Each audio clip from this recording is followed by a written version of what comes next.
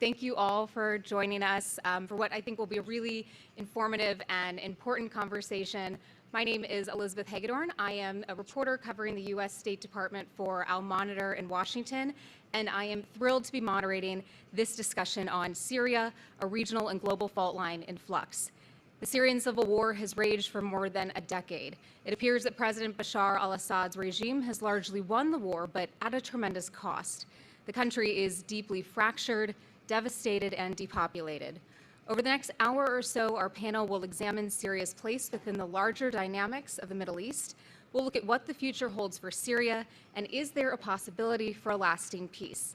I am thrilled to be joined by this panel of experts, both in person and virtually. We'll start with our in-person panelist, Joshua Landis. He is the director of the University of Oklahoma's Center of Middle East Studies and the director of the university's Center for Iranian and Persian Gulf Studies. Joining us virtually is Jerome Dravan. He is a senior analyst for jihad and modern conflict at the International Crisis Group. Also, we have with us Ambassador Itamar Rabinovich. He is a former Israeli ambassador to the United States and currently a distinguished fellow at the Brookings Institution. And finally, we have George Beebe. He is the director of grand strategy at the Quincy Institute for Responsible Statecraft. Thank you all for joining us. A quick few notes for the audience. You know the drill from yesterday, but we'll do questions at the end. We'll save about 15 or 20 or so minutes, so be thinking of those. And to our panelists, feel free to jump in at any point by raising your hand or piping in if you want to follow up on what another panelist has said. So with that, we'll get into the discussion of other states' interests in Syria. But first, Joshua, why don't you set the scene for us? Is the civil war in Syria winding down? The civil war it's not over, but it's largely over, and Syria is chopped up into three major zones. Let me begin a little bit by painting a picture of the security architecture in the region. And let me look at it from several different points of view, because of course security means something different for everybody. The people, U.S. interests / Israel, and then Iran and Russian interests in security. The people, I was talking to a friend in Damascus just 2 days ago, and he said, we're living in the Stone Age. In order to get a chicken breast, for example, he said, I have to go to the butcher between a certain hours when he chops up the animal because there's no refrigerator.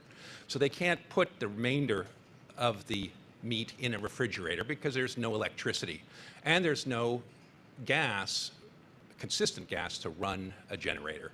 So people are having to go, and they can't buy a whole chicken because it's become too expensive. A government salary, which used to be about $300–400, is now about $30–40 because of the collapse of the Syrian pound due to the bankruptcy in Lebanon and the civil war and so forth.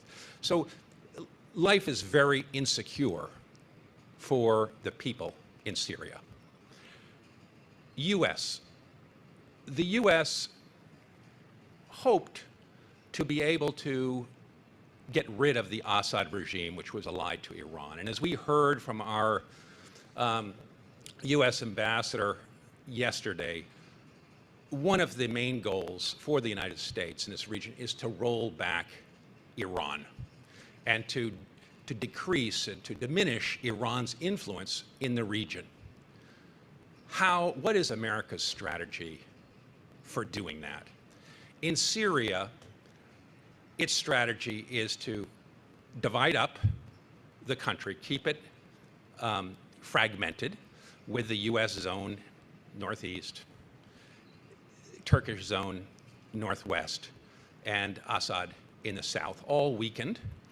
And of course, keep the main road from Damascus to Baghdad. At Tunf, there's 200 American soldiers that cut the road so there can be no trade, which was a major trade route before. Now there's no communication on that.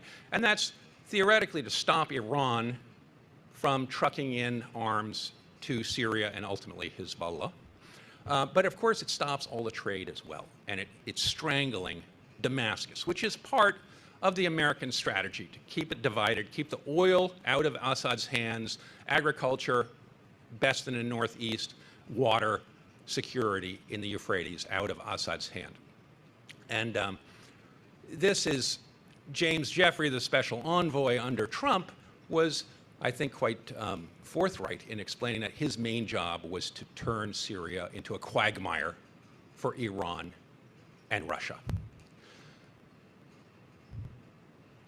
How is that? The dilemma for the United States, of course, is that in order to strangle the Assad regime and to achieve its policy goals, which is 2254 in theory, the UN resolution 2254, which states that there should be free elections overseen by the UN that will bring the opposition into a power-sharing government, which means getting rid of Assad. And that is the stated goal of the, I don't think anybody believes it's going to happen anytime soon, but the object of US policy that began in 2011 was that Assad must go. And it's still holding to that. And that's why all this pressure with sanctions and strangulation. The idea is that Assad could be forced out. Now, the problem with that policy is that it's unlikely to happen. It looks like Assad has won. There is no opposition in Syria today that could possibly defeat the Syrian army. And that was the result of this 10, 11-year civil war. But Syria, of course, as we heard in the beginning, is very diminished. What is Iran's security position? Iran, of course, has made tremendous advances in its overall security architecture in the region, both because Iraq is now firmly in the hands of the Shiite population that looks favorably towards Iran. Syria, of course, is still dominated by the Alawites, who are not Shiite, but they're heterodox Shiites, I guess, allied with Iran, and Hezbollah is dominant in Lebanon. So for the first time in modern history, Lebanon, Syria, Iraq, Iran are all allies. They like each other. In the past, Saddam and Assad were at loggerheads. Iran and Iraq hated each other, and there was no traffic east to west. Today, there could be. There could be oil pipelines running from Iran, gas pipelines, right through the deserts of Iraq, Syria, to the Mediterranean that could feed Europe with energy and compete with Russia. This would be the ideal for Assad, for Iraq, for Lebanon, for all of the regional powers.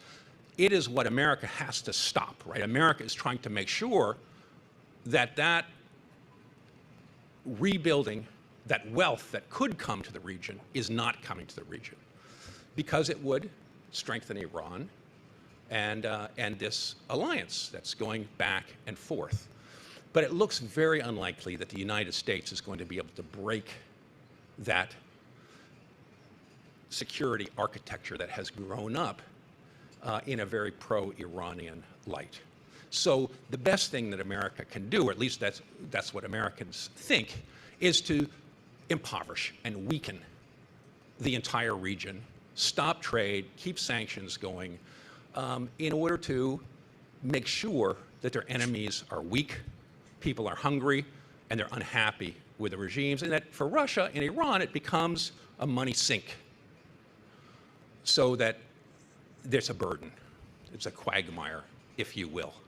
And that, that leads this dilemma for the United States. And I think for the Gulf and for many Arab countries, they're beginning to look at this as, this is a failed policy.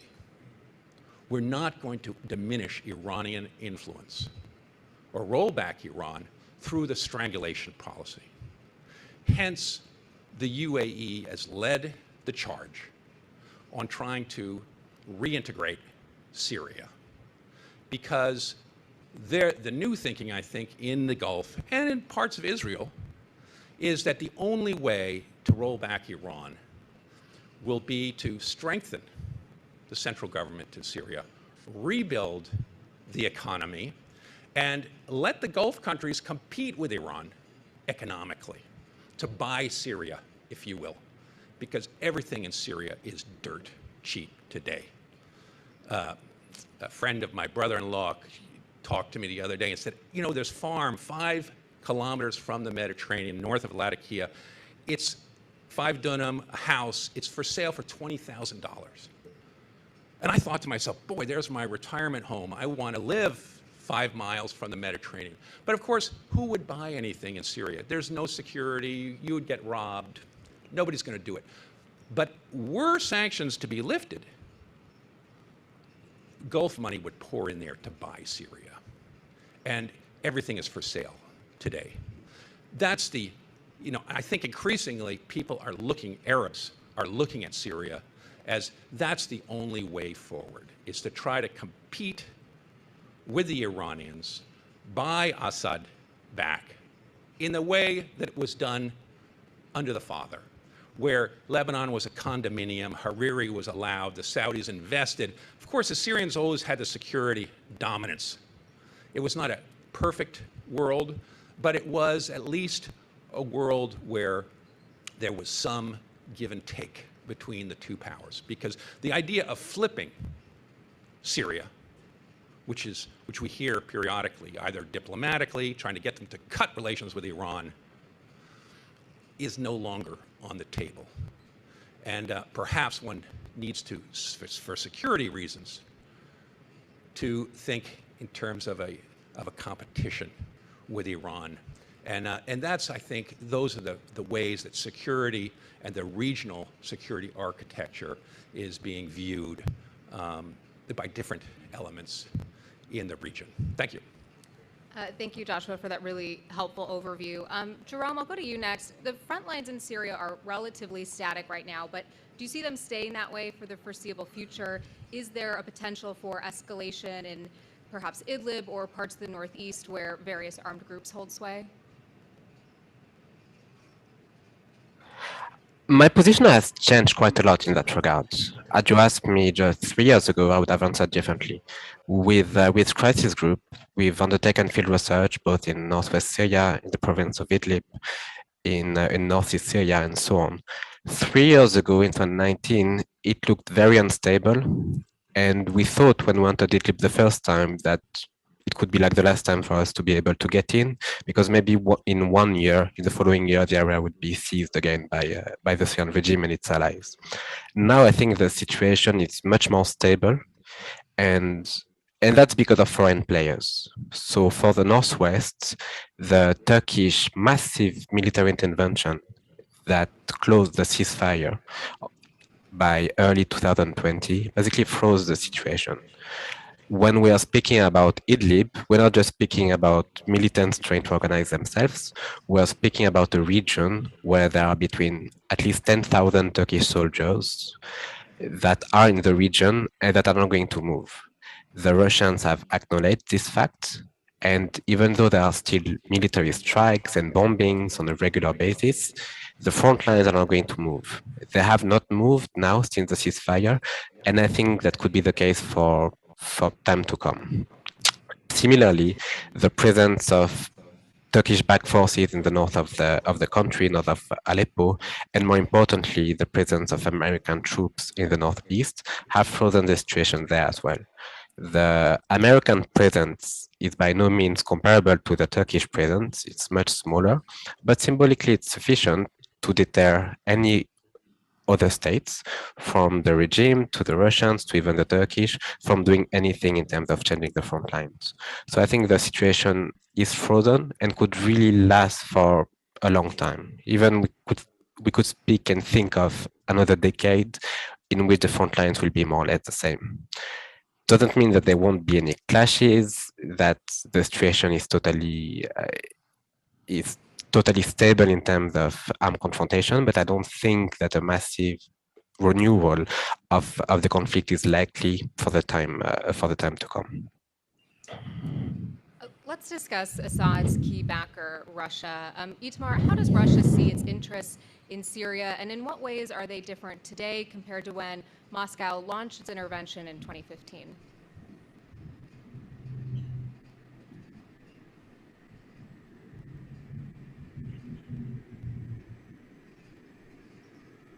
Itamar?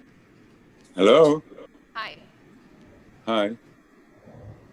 Was this question addressed to me? Yes, it was. Can you discuss Russia's interests in Syria? Yeah. Well, Russia's interest in Syria is to keep the regime in place, to thwart any efforts to topple the regime, to keep its own bases, both naval and air and aerial, to deepen Russian influence by controlling parts of the military directly or through militias. The militias and some units of the military are either pro-Iranian or pro-Russian.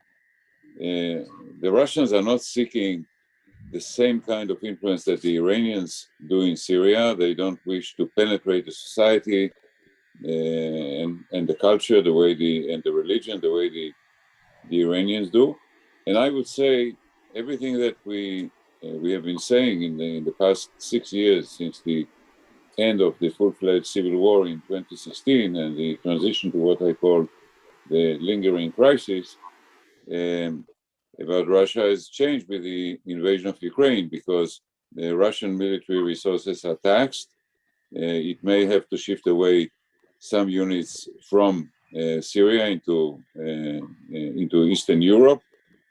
So we have to keep monitoring the evolution of the Russian war effort in Ukraine and see to what extent it is affecting Russian presence and policy in Syria. I should add that part of the picture is that Russia recruits mercenaries in Syria, what used to be parts of the Free Syrian Army, the main military opposition group, has become a resource for mercenaries for use by Turkey and by Russia. And I will not get into that now. We may do it later, but there are elements in the Russian intervention in Syria that are in a way foreshadowing some of what we have been seeing in Ukraine, but that is not a direct response to your question. George, I was wondering if you could expand on what Russia's been able to achieve through its intervention in Syria, and also how its experience there has informed its war in Ukraine. Yeah. Okay. So what we saw roughly from 2008 until the present 2022, the beginning of the war in Ukraine, was a series of Russian successes: the invasion of Georgia, the intervention in Syria, and the annexation of the Crimea in 2014. And there's been a great degree of, I'd say, even admiration for Putin's ability, as commentators put it just a few years ago, ability to build a very sophisticated Russian military with the capacity to conduct hybrid wars, to combine military operations with political and other components of contemporary warfare. He's received a lot of credit for that. As it turned out, since the beginning of the invasion to Ukraine, reality has not met these expectations. So the intervention in Syria at the time was a feather in Putin's cap. It was seen as a stark contrast to America. Obama failed to act. Putin took advantage and acted. And let me also remind us of the fact that at some point Russia dispatched a missile, long-range missile, all the way from the Caspian against a rebel target in Syria, not necessarily for military purposes, but in order to demonstrate the capacities that Russia had in kinetic warfare. And Middle Eastern states were impressed, and Russia took advantage of the prestige it gained by the successful intervention in Syria by improving its relationship with and standing in several Arab countries. All of this obviously it could undergo a change now. Just a couple of comments on this. I think the Russians initially proved quite successful in achieving their denial objectives in Syria. They wanted to prevent the overthrow of Assad for all kinds of reasons. They were successful in making sure that didn't happen. Their military intervention really changed the momentum inside Syria in that war.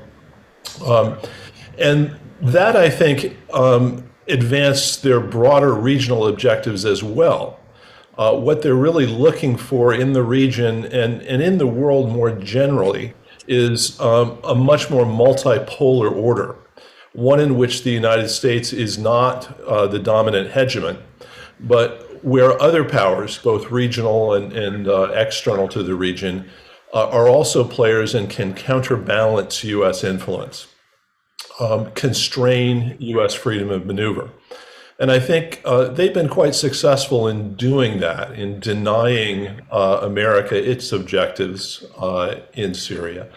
What they have not been able to do is to rebuild Syria, to allow Assad to consolidate his rule, to convince the West to lift economic sanctions. So they can effectively deny certain objectives to the United States there, but they can't bring peace, they can't bring prosperity, they can't bring reconstruction. I'd also note that the war in Syria, the war in Ukraine has, I think, significantly damaged Russia. It certainly has much less military capacity to continue to pursue its intervention in Syria while the war in Ukraine is going on. But also, there's been a significant amount of damage to Russia's prestige and to the perceptions of its power and capability. And in international relations, perceptions of power, perceptions of effectiveness are important. After the 2015 intervention in Syria, I think there was an increase in perceptions of Russian capability and power regionally and in the world. That's gone. And I think that's bound to have repercussions for Russia moving forward in Syria and the Middle East more broadly. Joshua, I'll go back to you. You very helpfully laid out what many see as a failed U.S. policy in Syria that's confounded now 3 presidents. I guess my question to you is, are there any good options left for the U.S. in Syria? Is there room for the U.S. to play a more productive role, and should it? Well, of course, the dilemma for the U.S. is by keeping Syria partitioned and stopping trade and trying to turn Syria into a quagmire for Russia, as it has to a certain degree successfully done, what is that going to gain the United States?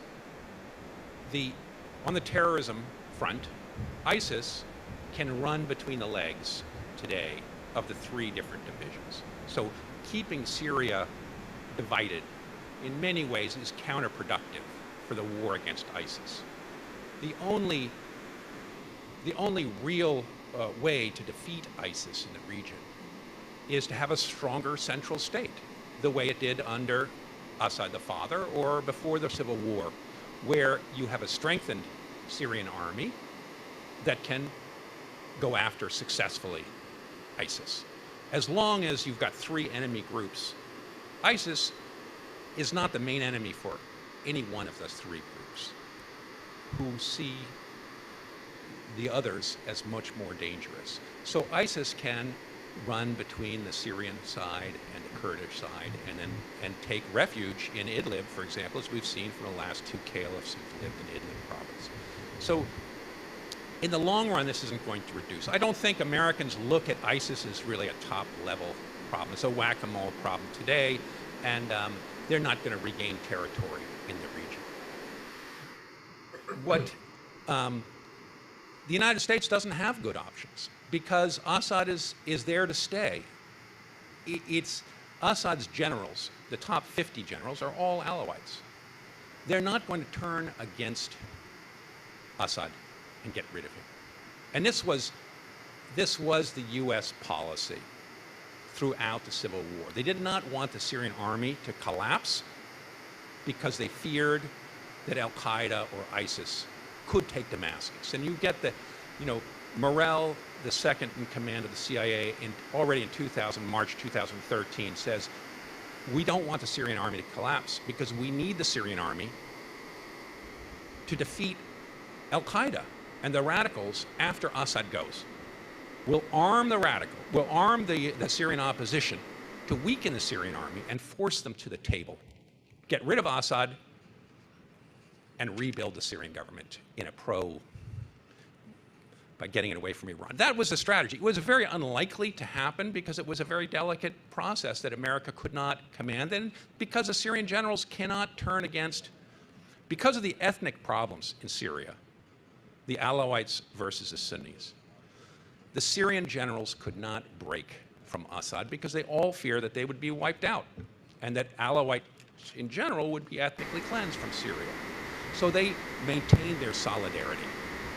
And that was the problem with America's regime change policy from the beginning. It couldn't separate the Syrian army from President Assad and the Assad family, as it happened in Egypt and other places. So in that sense, I think the United States has few good options. The humanitarian issue, in a sense, is a trade-off. Keep Syria and the region weak and poor, but that means more refugees, more terrorism, and many of the U.S. goals are going to be weakened by that policy. Of course, it does weaken Russia and Iran, and today, because of Ukraine, as we've been hearing from our other guests, because of Ukraine, the United States can't really make concessions in Syria today because it would be helping Russia. So I don't see a very positive movement. And even the efforts by the UAE and some Gulf countries and Egypt to bring Syria back into the Arab League have been thwarted, I think, in part because of the Ukraine war and because the pressure from Western governments on Saudi Arabia and other areas to line up against Russia. And so Syria is stuck in between these two blocks, the Iran-Russia bloc, the Israel-US on a regional scale, but the US pressure against Russia.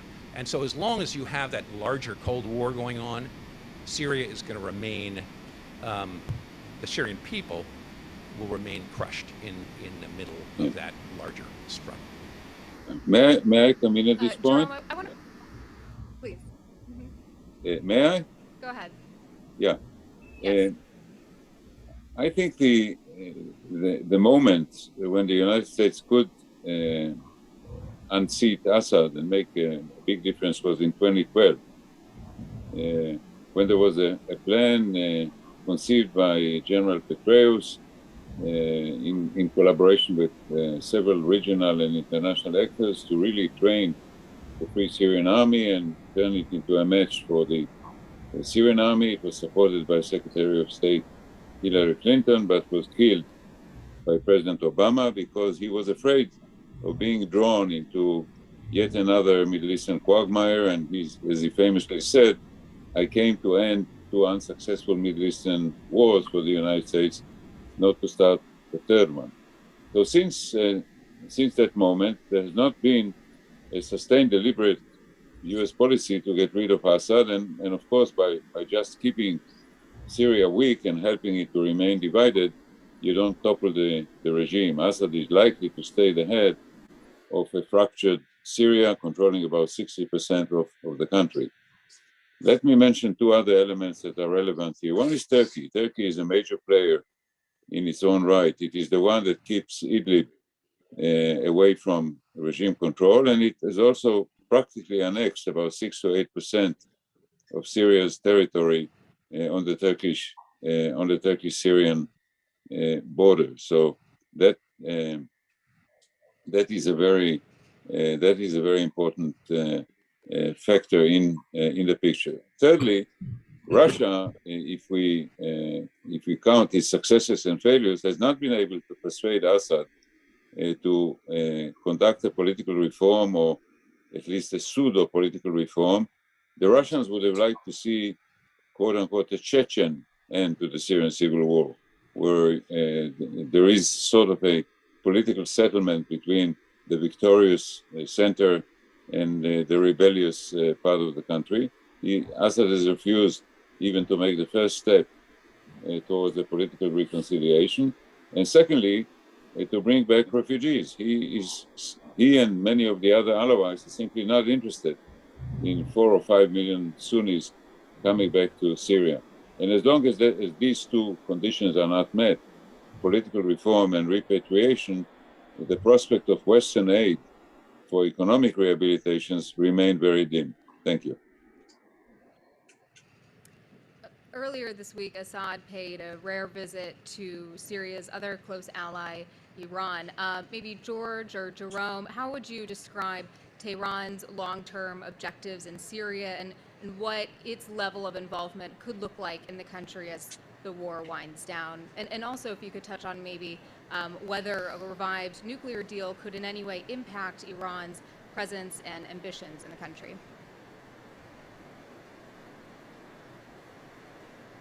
George or Jerome, or really anyone who wants to take that. I'll defer to Jerome on that. Okay, I was waiting for. Okay, so the role of Iran is quite clear. Iran is ultimately the reason why the regime is still here at the moment. And actually, to answer your question, you know, both answering your question and answering a point that was raised by Joshua before, I don't really understand this argument that was raised about a potential use or reliance on Gulf countries to widen the gap between the Syrian regime and Iran. I don't think that's really realistic. Ultimately, we speak of two countries that have been allied for 40 years, more than 40 years. Iran has been the only country that has stood by the regime, the only country to actively support it, to send troops there, and so on. And I don't think the regime is just going to turn its back even for a few billion. I don't think that's really realistic. From the standpoint of Iran and the regime, Iran has supported the regime. It's the reason why the regime is still here. Even before the conflict, Syria has been the only consistent Arab ally of Iran, and now Iran wants just to capitalize on that for economic reasons and to reassert its influence over Syria through economic investments, through political influence, and so on. And if we think of the nuclear treaty, even till now, even though some people have tried to include more elements, including ballistic missiles and so on, the nuclear treaty ultimately will be only about the nuclear issue. And I don't think that the topic of Iranian influence in Syria can realistically be brought to the table of the negotiations. So that's not really going to change. And another point, to build upon what Itamar has just said, I understand the point of Joshua about economic sanctions and the impact on the population and so on. But what I don't really understand is what is the future prospects of the country in that view for the other areas. We speak about a country that's not just divided between different actors. Yeah, that's true, but it's not just that. Ultimately, we have millions of individuals who don't live under the regime, who have escaped the regime, who have actively opposed being under the regime, and who has fought it. What will happen to this population if we just say the regime has won and should take over the country? What will happen to them? We speak of millions of inhabitants that are going to either escape or be killed in Syria. It's not without consequences, and that will have influence further in Turkey, in Europe, and so on. It's not just, I think, an issue of short-term economic sanctions. It's really about these populations that are now trying to organize themselves outside of the Syrian state. And any type of reconciliation or solution has to include this dimension. Thank you. Can I jump in? Sure. And there are two major questions here. One is the human rights question that was raised in the end, and the other was the flipping Syrian regime question in the beginning. And I agree, Jerome, that the U.S. is not going to flip Syria. I think that's adequate. That's what we learned in this 10 years of civil war. If you can't defeat the Assad regime, you're not going to flip Syria. Syria is going to remain an ally of Iran. The only question is, can you get some light? Today, Assad is totally dependent on Iran. His recent trip to Tehran just a few days ago underlined this. Because the weakening of Russia, he had to go to Iran because it's the only option for him. When I say competing, the Gulf countries who want to compete with Iran, they don't have very good prospects. As MBS has said, you know, why would we want to invest back in Lebanon and Syria? Because we got screwed the first time, which is true. On the other hand, what option do they have? The only option is to go back to the sort of condominium that Assad, the father, created in the region, which was to play Iran off against the Gulf and to be sitting in the middle. And he allowed Hariri to rule Lebanon. He allowed Saudis to have some influence in Damascus by building malls in the Futtaim company and buying hunks of Syria. He allowed all the mosques to be built by Syrians coming back from the Gulf with money that created a problem for him and greater Salafism in the country, because he was balancing these two, Iran versus Saudi Arabia. Today, we've got a completely skewed Syria that is completely dependent on Iran. The best America can possibly do is not to overturn Iranian influence. It failed, but is to get some light to allow Assad to play the two sides against each other and to hope for the best, that ultimately Gulf money is going to make an impact. Secondly, on the issue of the human rights. Obviously, Assad is a brutal regime. Human rights are in a terrible situation. But what is going to happen to the 25% of Syria that the US owns today? The Kurdish region is not going to get independence. America is going to abandon the Kurds, I would suggest, within 10 years. Biden cannot do it because he already gave up Afghanistan and it dinged him very badly. But the next president, or the president after him, is going to leave because the Northeast cannot stand on its own 2 feet. It doesn't have an air force. It was the most underdeveloped part of Syria. And as soon as the Americans, whichever American president it's going to be, says, we've got to leave here like Afghanistan, Assad's going to take over. Maybe Turkey will take some of it, but there'll be a race to who conquers it. And all of those people that we've made dependent on America today, the Kurdish leadership, are going to get thrown into prison, killed, tortured. I don't know what's going to happen to them. It's going to be a human rights disaster. But America is going to abandon them. There's no question about that. Idlib, maybe Turkey will incorporate it. Maybe those people will be protected by some kind of condominium with Turkey, with Turkish protection forever. It'll be sort of a Gaza Strip where Turkey doesn't want those 3 million people. Assad doesn't really want them. And Turkey can't give them back to Assad. Then it will become a ward of the international community like Haiti or Gaza, or that's a possibility, because Turkey, unlikely to really incorporate them and allow them to become Turkish citizens the way they did with Hatay, which could be a possibility. But the Turkish opposition says, no, we don't want that. We're going to give them back to Assad. So they live in an uncertain situation. But the Kurds, I think, are never going to go back, are never going to get independence. And America is going to abandon them, just the way it did in Afghanistan, eventually. So that the human rights situation is better for America to find a way to ease that return of the Northeast back to Assad in a controlled way. Don't let the Afghanistan uncontrolled conquest of that region between Turkey and Assad, because Turkey would treat the Kurds and the people of that region worse than Assad would that's the danger, it seems to me. Thank you. Quick comment on this. Can I just jump in with one comment?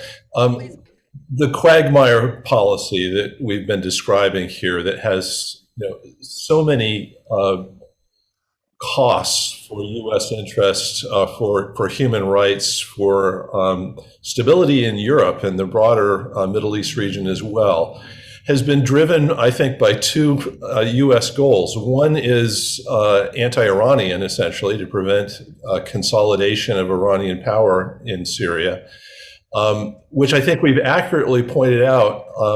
We can't drive Iran out of Syria. We're going to have to find a way of counterbalancing that influence. And obviously, the Gulf states are interested in pursuing that. But the other one was anti-Russian, trying to bleed the Russians in Syria, causing them to expend a lot of blood and treasure there to weaken Russia in the region and in the world.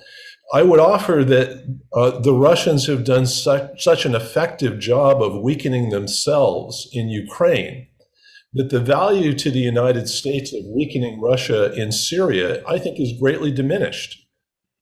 And as a result, the cost benefits to the United States of ensuring that Syria remains a quagmire, I think, have tilted very much away from that quagmire approach. And we ought to be looking at an opportunity here to move in a different direction that might reduce instability in Syria, find a way of moving gradually toward some kind of reconstruction, alleviating this humanitarian disaster that is there over time. We no longer need to bleed the Russians in Syria. They're doing it to themselves in Ukraine quite well. In the past year, we've seen a warming of ties between Syria and the United Arab Emirates, some outreach from Jordan and others, maybe Itamar or Jerome. How are regional states looking at Syria right now, and why are we seeing this warming of ties after more than a decade of shunning Assad? I think they came to the conclusion, a correct one, that Assad is here to stay. I mean, the civil war ended in 2016. It's been 6 years. There's no opposition to speak of in Syria. There is not an external power that seeks to unseat him, so is he here to stay? And when they see the Iranian influence, they would like to believe, I think, naively or incorrectly, that by quoting Assad, inviting him, maybe making some investments in Syria, they would diminish Iran's influence. I don't quite think that this policy is going to work, but this is the policy they are pursuing. George, maybe do you want to pick up on that? What's driving this push for normalization, and could a warming of ties with the United Arab Emirates and other Sunni Gulf countries, could that in any way distance Syria from Iran? I think that was a point that was raised earlier. Well, I don't think it will distance Syria from Iran, but it could introduce other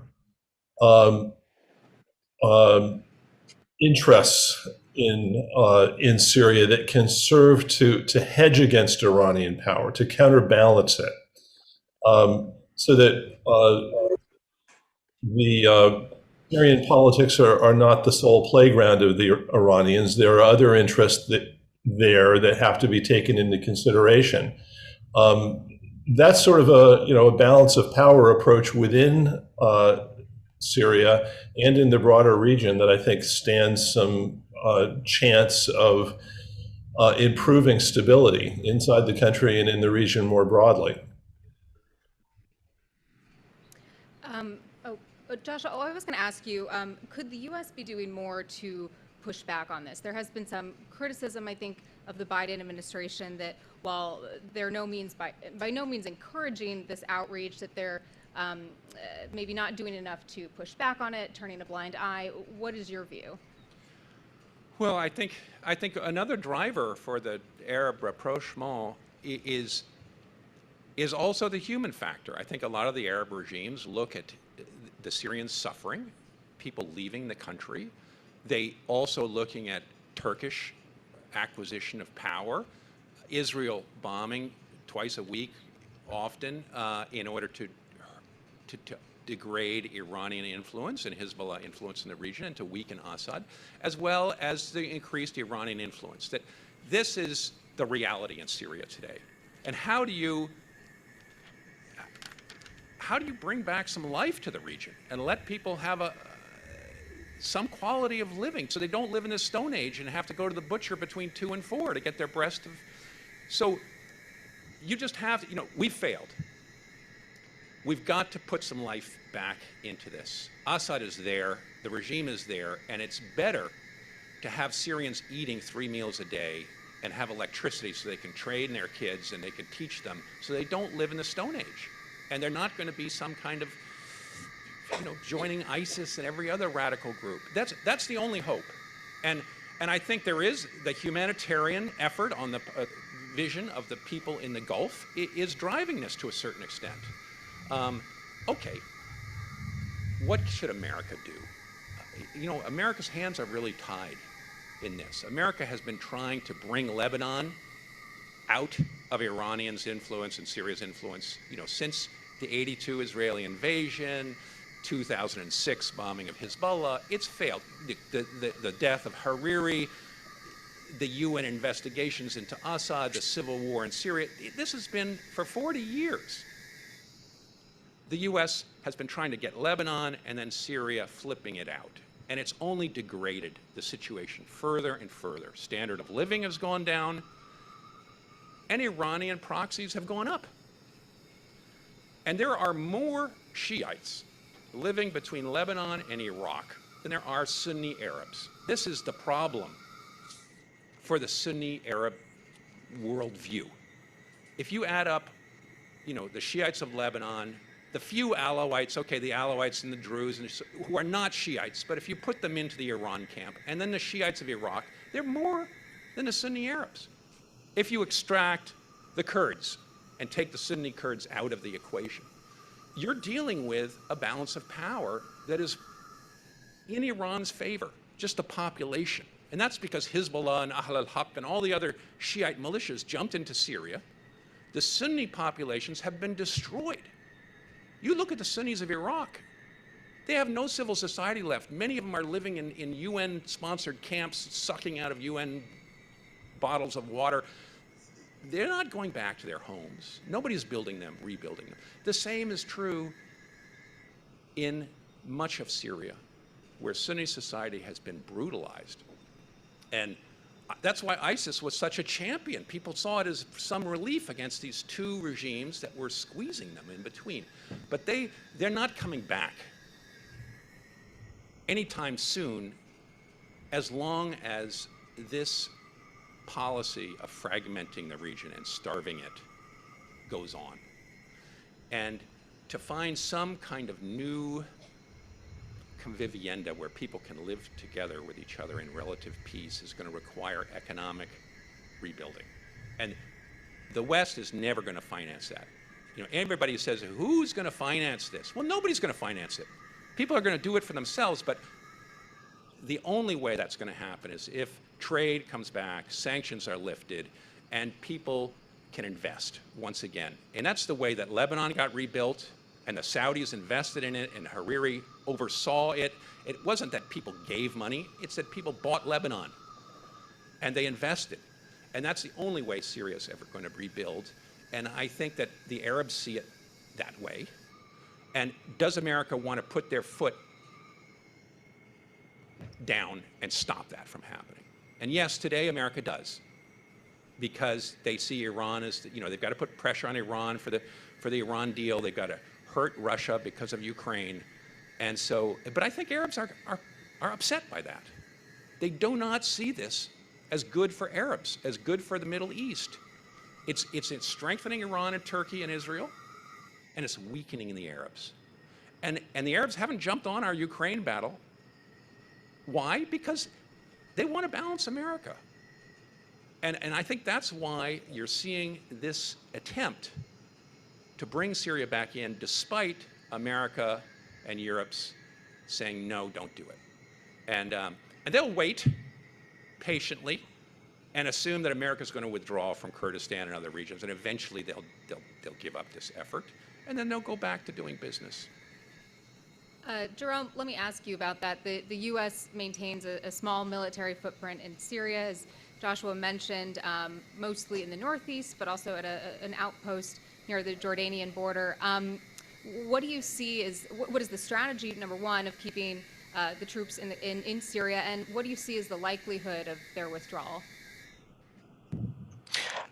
I don't actually see a withdrawal anytime soon, because the reality that the presence of American troops is more symbolic than really massive, the way the Turkish presence in Idlib is.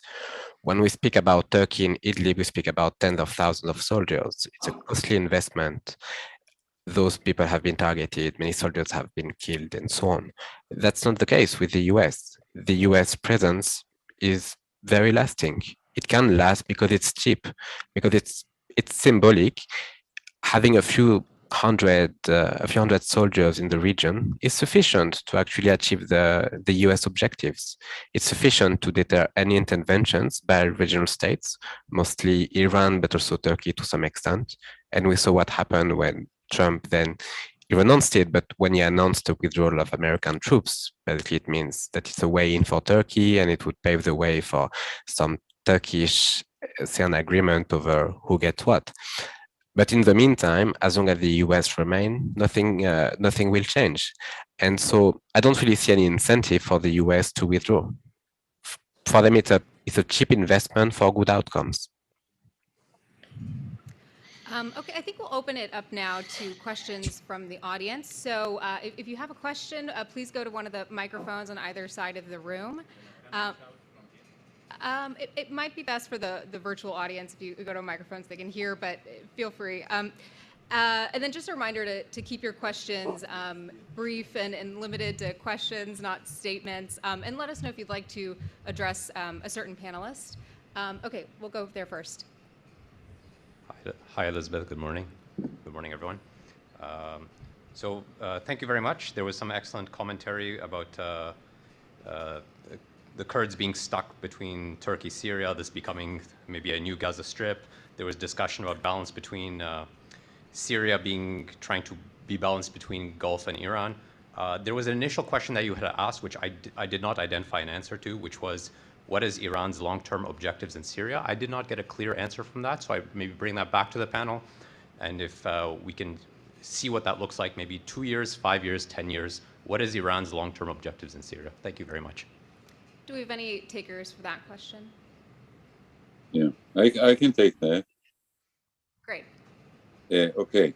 I think you have to fit it into the larger question of what is Iran's regional policy. Iran wants to be a regional hegemon.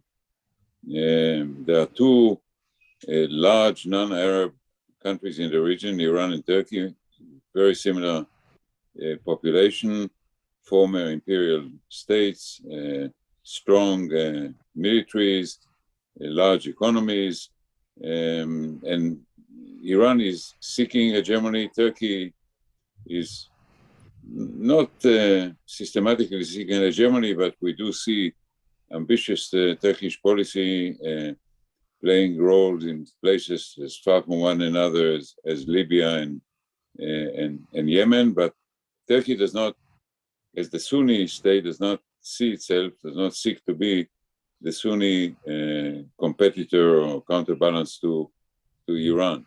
Now, Iran obviously does not want to rule over Iraq, Syria, and Lebanon. That would be too much to swallow, but it does want to have a supreme influence or hegemony over these countries. Iraq is a neighbor. It has a Shiite majority. It's a relatively easier prospect. Syria, we discussed at length, and in Lebanon, through Hezbollah, they have hegemony in the country. It also provides Iran with what we call the land bridge to the Mediterranean. Iran, I think, was never happy in being considered a country on the eastern rim of the region. It always has sought influence close to the Mediterranean, and obviously in its conflict with Israel, it is seeking to surround Israel with the countries subservient to Iran. So long range, Iran wants to have supreme influence in Syria, not just through military influence, but also by penetrating the society, something that not many Syrian Sunnis like, but as Professor Landis mentioned before, the Sunnis are underpowered now, not in a position to promote the interest of their community. Thank you. Okay, we have a question on that side of the room. Hello, everybody. I have a hypothetical question to my friend, the American, and to Itmar. Would Israel and America accept any future Sunni leader coming to rule Syria? That is my question number one. Question number two, for those 3 million Kurds, if America has the card and has the choice, would it send it to the Syrians or would it send it to the Turks?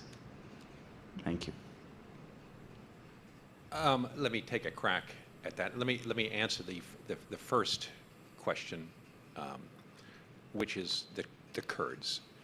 Would America prefer that Turkey be the predominant power north of the Euphrates or Syria?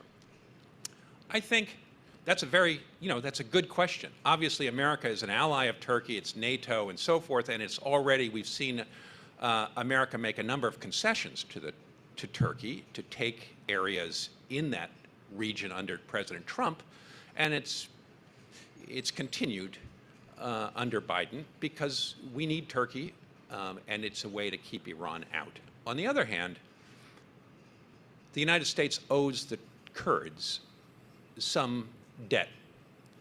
And ultimately, returning to the Adna Agreement of 1998, which was hammered out between Assad and Turkey after Öcalan was driven out, and the Turks put pressure on Syria and the Americans to get rid of Öcalan, the head of the PKK.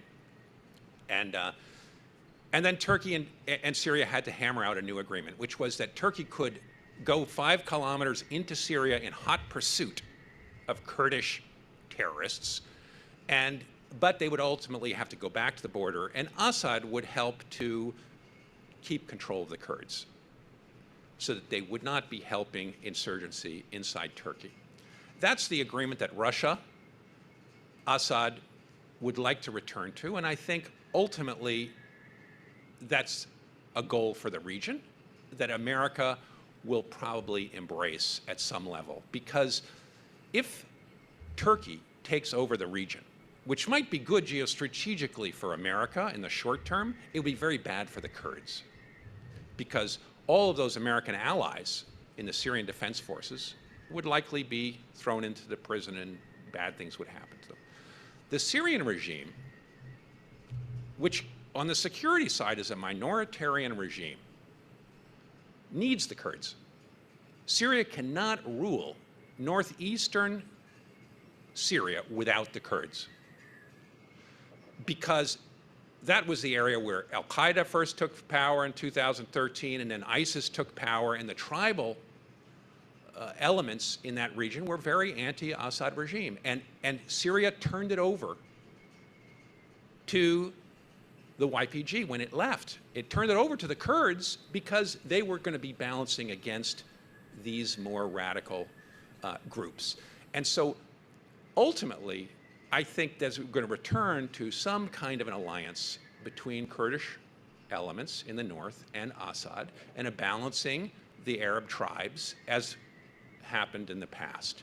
and that is in the best interest of the United States. I think people like Brett McGurk are already thinking in these terms of how to ease the way so that it isn't complete chaos, that there is a deal between the Kurds. The Kurds are not going to get what they want, which is an independent military presence in the northeast, the way the Kurds of northern Iraq have managed to do that. That's what Assad does not want, and that's what the Kurds will not get, I don't think, because they're too weak. And because Turkey doesn't like them. Turkey likes the Kurds of northern Iraq and helps them and supports them, but it will not do that with the YPG. So the best thing for the United States, I think, is to ease that transition so there isn't a lot of bloodshed, and the people who have been dependent on the United States ultimately don't get massacred. And that's what I see probably is the best outcome. And America's, I think, working towards that to a certain degree. Yes, massacre, or from Assad. I mean, Assad, if it's just a mad rush, if America withdraws like Afghanistan and they have to compete against Turkey, they're both going to rush in there, and whoever is resisting them is going to get killed. And whoever's been, working with the Americans, with the enemy, are going to be viewed as traitors, and they're going to be put into prison, and bad things are going to happen to them. And so that's, would America accept a Sunni leader? In just 2 seconds. I think America would like a Sunni leader to return, as well as many Syrians would like that. After all, Syria is 70% Sunni Arab. But the problem is that the relations between the different communities in Syria are so bad today that they're so frightened of each other that for the Alawites and the minorities to step down, they're fearful that they will be driven out of the country or treated like the Yazidis were. And that's kept for any kind of, that's been the Syrian problem, unfortunately. And how do you improve those relations so that you can eventually, I don't know. That's the bigger question I cannot answer for you today. Thank you. Does our virtual panel, I'm sorry, Itamar, do you want to weigh in on that question? A short answer. Yeah. Of course, Israel would accept a Sunni ruler in Syria if it so happens. Israel will not do anything about it. Israel chose not to interfere in the Syrian civil war at the height of the war, fundamentally because Israel had its trauma in 1982 in Lebanon when it meddled in the politics of a neighboring Arab country and paid dearly for it. And when the civil war broke out in Syria, Israel chose not to interfere, not to meddle in the Syrian civil war. But if it so happens, I don't think very likely, that a Sunni leader will emerge in Syria, Israel would accept and maybe even welcome it. Do we have any more questions from the audience? Hi, Caitlin Morris from Global Affairs Canada. When we talk about the territorial defeat of Daesh, some would point to the detention camps and prisons in northeast Syria, where the SDF cannot access entire sections because it's entirely controlled by the Daesh-affiliated prisoners and detainees. And with Mr. Landis's assertion that the U.S. will abandon the Northeast in the next 10 years, what should the U.S. and the West be doing to prepare for that inevitability in regards to the camps and prisons? And do you think that there's a risk that Daesh could reconstitute in a meaningful way in that area? Thank you. Who would like to take this? Maybe Jerome, Joshua and Jerome might be good too. Yeah, go ahead. Shall I start? Okay, so there are different dimensions. We have done research on IS throughout Syria. Basically, IS is present in different regions, but for different objectives. So you can differentiate mostly like 4 regions. First, you have Idlib, then the northern areas under Turkish control or Turkish armed group supported by Turkey, then the east, and then the Badia, which is more or less the desert controlled by the regime. And so IS in each of these areas does something which is different. On the more Turkish areas in the north and in Idlib, it tries to mostly hide some high-level leaders because it benefits from the situation, either the plurality of groups under Turkish controlled areas, or trying to hide very high-level leaders, but that are isolated, like in Idlib with the past two leaders. For the East and the Badia, it's a bit more complicated. IS is trying to restructure itself from the Badia, so from regime-controlled desert areas. So it's trying to reconstitute a leadership, trying to recruit, trying to mobilize people, and it has to some extent. In the East, what IS is trying to do is to survive. So it expands its networks. It conducts limited armed attacks against SDF forces in order to weaken their governance.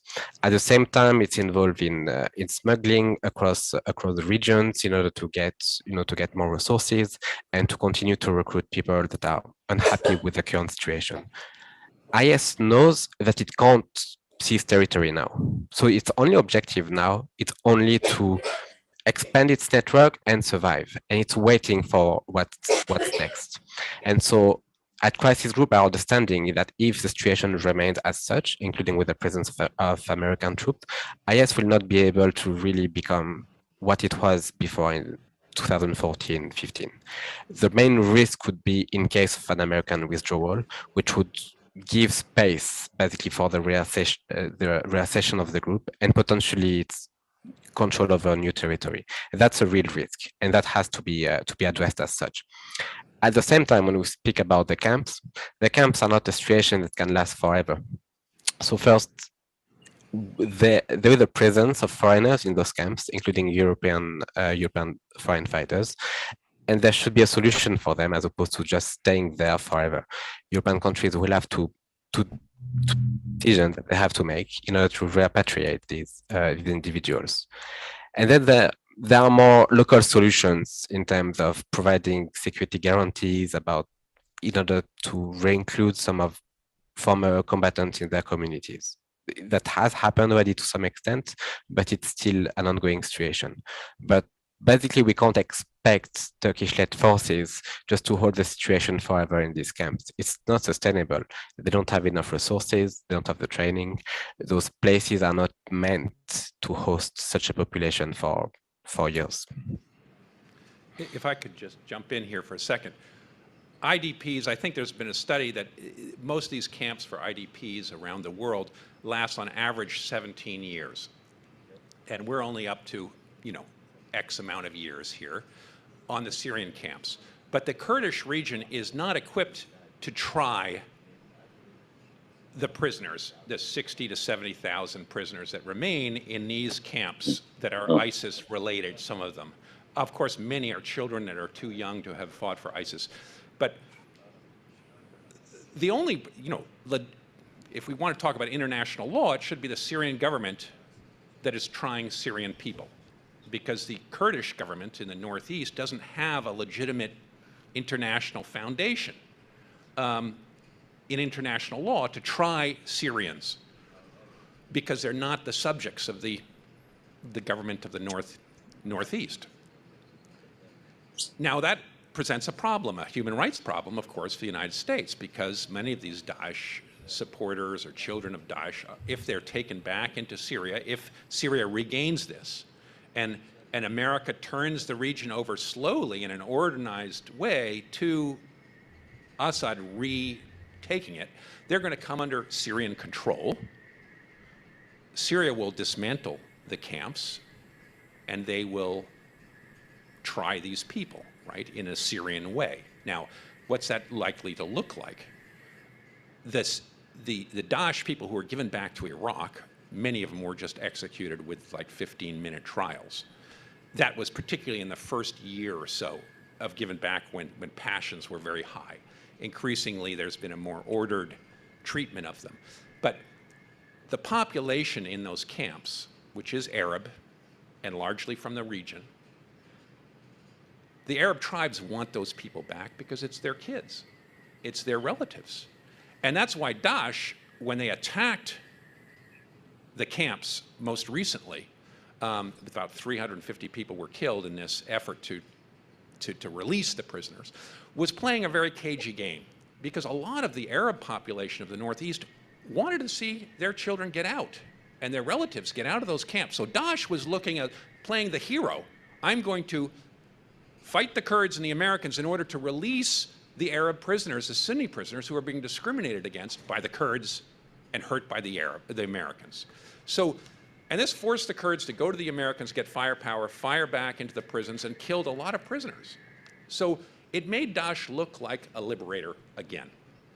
And that's the problem, and it turned the Arab local population against the Kurds more than it already was. And this is a growing problem in the region. So I think that if you want to control how this happens, I think the Syrian government is ultimately going to take control of those camps in the next, if it goes over, if America leaves in 10 years, it's going to be the Syrian government that gets charge of those camps. And it's going to deal with them. A lot of them, it will make deals with the Arab tribes and do reconciliation. You can get your relatives back, but you have to behave yourself. You have to be good to the government, kiss the hand of Assad. And some of them, of course, are going to get executed for internal security reasons. But the government will make those decisions on how it deals with, and the Syrian government is always treated with the Northeast, the tribal regions, in a sort of tribal law way of making deals with each of the tribal leaders on questions of murder or other high crimes. And that's what it will do, I think, once again, in the Northeast. We probably have time for one more short question, if anyone has one. Go ahead.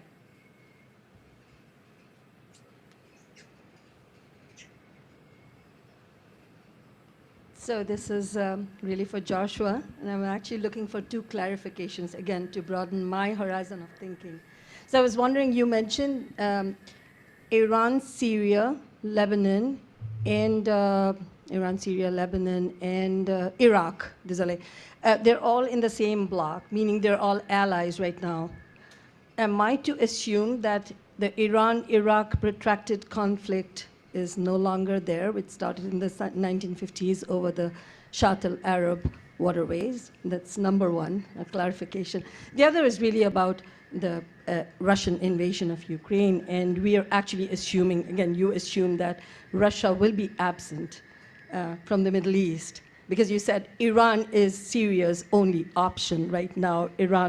Syria is heavily dependent on Iran. I'm just wondering if Russia will be totally absent, and if that's the case, then why are we expecting Russia to be even part of the JCPOA? That's it, just two clarifications. Okay, I'll be very short because I know other people will have a lot to contribute to this. First of all, the Iran, this alliance stretching from Lebanon to Iran, in part, I think Iran's interests, which didn't get brought out, I think, earlier, Iran's interests are to deter Israel. Today, front, of Iranian interests is not how do we keep on developing our nuclear option without getting bombed. And the best way for Iran to do that is to deter Israel from bombing by getting as many missiles as they can in the hands of Hezbollah and hopefully building up a second front near the Golan. And that's what Israel is really frightened of and why it's bombing in Syria. And that's the game that's being played. For Iran, they see this as defending the homeland. And this is our first line of defense against a hostile Israel-US possible bombing effort. So that's a deterrent factor. Of course, there is this idea of spreading influence and hegemony, which Itamar has spoken about, but it's also, today, the deterrent factor is really very high on their radar. Russia's not absent. Russia's still there. They're running the Air Force. Russia's not going to relinquish Syria. It has a very big investment in Syria. It's drawing down. Assad had been playing the Russian card with Ukraine. It's got to go back to Iran a little bit more and shore up those Iranian relations, because it's allowed Russia to predominate a little bit, and Iran has become annoyed. So it's got that balancing act it has to play, and that's why Assad, I think, was there, seeking Iran favor. And so in that sense, I don't think Russia is going to be absent. That's Obviously, there are tensions remain between Iran and Iraq and all of these countries. But for the first time, there could be an opening with an economic future. And that's what I think many, pro-Iranian types are hoping to see, that east-west corridor, as well as a south-north corridor and pipelines going from Saudi Arabia. That's the distant future of what could be good for the people of the region. Thank you. Thank you. I am really sorry to do this because I would love to bring in the panel for more discussion on that, but we are on a tight schedule. So thank you to Josh for being here in person, to Itamar, George, and Jerome for joining us virtually, and to all of you for your great questions. Thank you so much. It's been a great discussion. The next session starts at 10:30, so make sure to be back here before then. It's a conversation with the Ambassador of Iraq to Canada, Wadee Al-Batti, and yes, thank you so much. Please give our panelists a round of applause. Thank you, Elizabeth.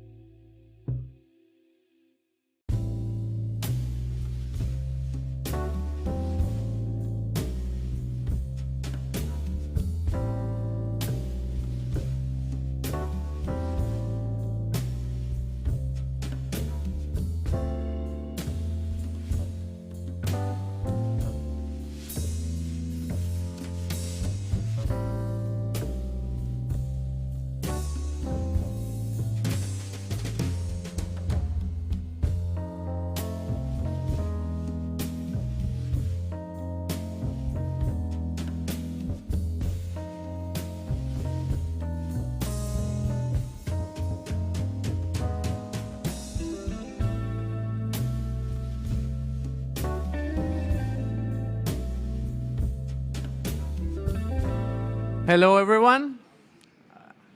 I welcome you to sit on your table. I hope you have so far enjoyed the sessions that we've hosted both yesterday and today. The great news is that we have still a number of very interesting panel discussions and keynote speeches to cover today. So to our in-person audience and also our those watching us online, I urge you to stay and engage with us throughout the day. I'd like to report that we had around 450 people watching us online yesterday, and I believe this is going to be the case today. My name is Uras Al-Batti. I am the Executive Vice President of the Institute for Peace and Diplomacy. It's my great honor to introduce His Excellency Wadee Al-Batti, Ambassador of the Republic of Iraq to Canada. Ambassador Al-Batti was appointed as Ambassador of the Republic of Iraq in Canada since 2019. Prior to joining the embassy in Canada, His Excellency served as the head of the Department of Human Rights in the Ministry of Foreign Affairs in Baghdad. He also served in a number of Iraqi diplomatic missions abroad, such as ambassador in Korea between 2015 to 2018, ambassador in Spain between 2013 to 2015, and ambassador in Philippines between 2010 to 2013. Ambassador Al-Batti has kindly accepted our invitation to deliver a keynote speech and engage in a one-on-one conversation with me afterward. Everyone, please join me in welcoming Ambassador Al-Batti to the podium.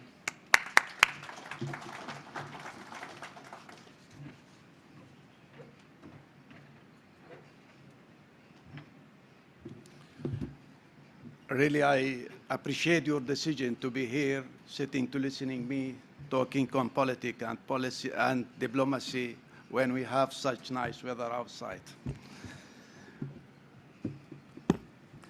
And also my greetings to everyone who is watching us online. Excellencies, ladies and gentlemen, good morning. I thank you for your presence at this event, and it's my pleasure to join you all today.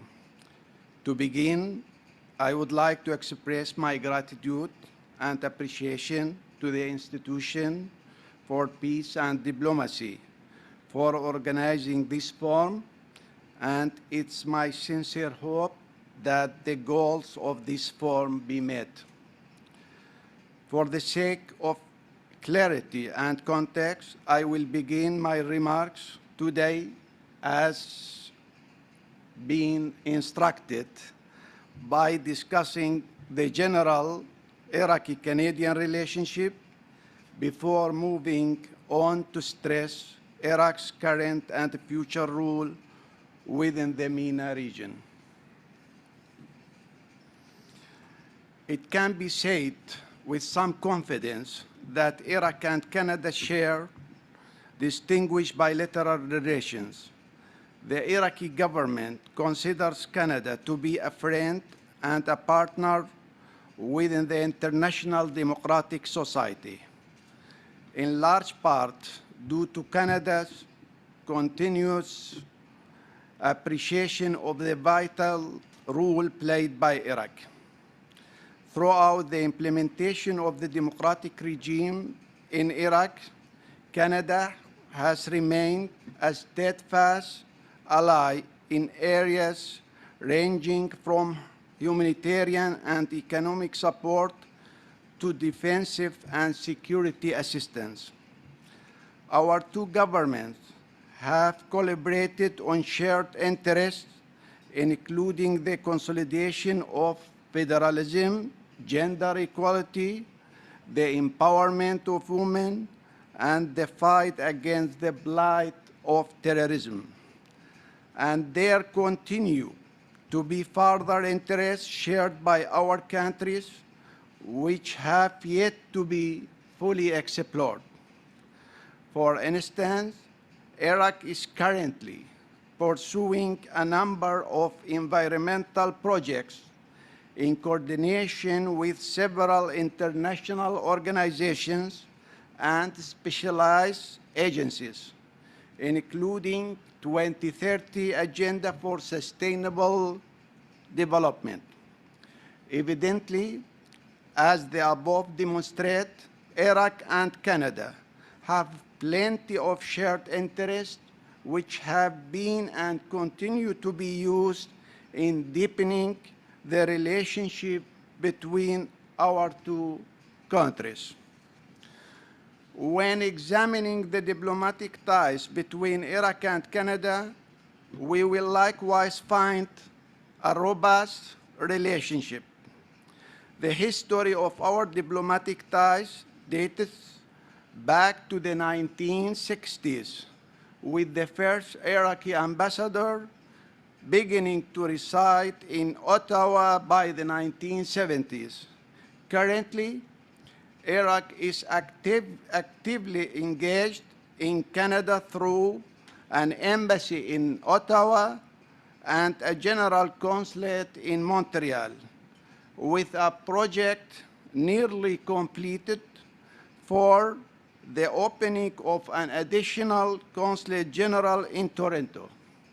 Likewise, on the Canadian side, Iraq is home to a Canadian embassy in Baghdad, an affiliate office in Erbil, two commercial offices in Baghdad and Erbil, and military attaché in Baghdad.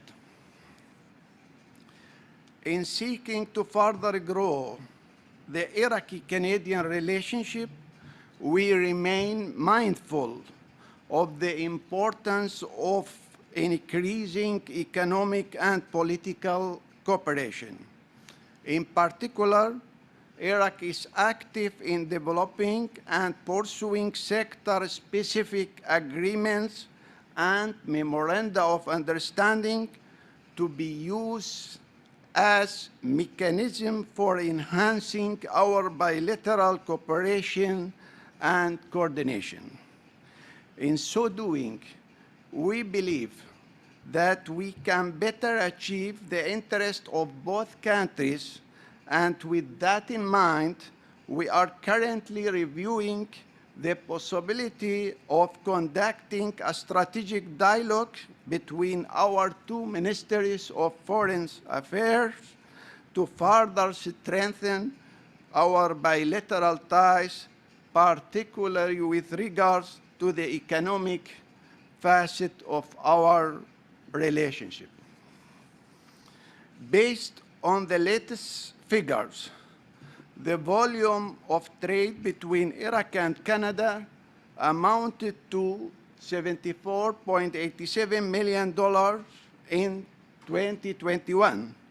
Notably, this figure is expected to grow in 2022, given that the Iraqi Ministry of Transport and Iraqi Airways have already, in the first couple months of 2022, purchased two Airbus A220-300 aircraft manufactured in Montreal and estimated to be valued at total 99 million Canadian dollars. However, it's the view of the Iraqi government that our present volume of trade with Canada is yet to be fully reflect the nature of deep bilateral and political ties. As such, we believe that there remains a lot of work to be done in further developing our two countries' economic and commercial relations. There are plenty of great opportunities for Canadian companies in Iraq, and it has long been our position that these opportunities and the general image of Iraq have been incorrectly and unfairly portrayed by the media.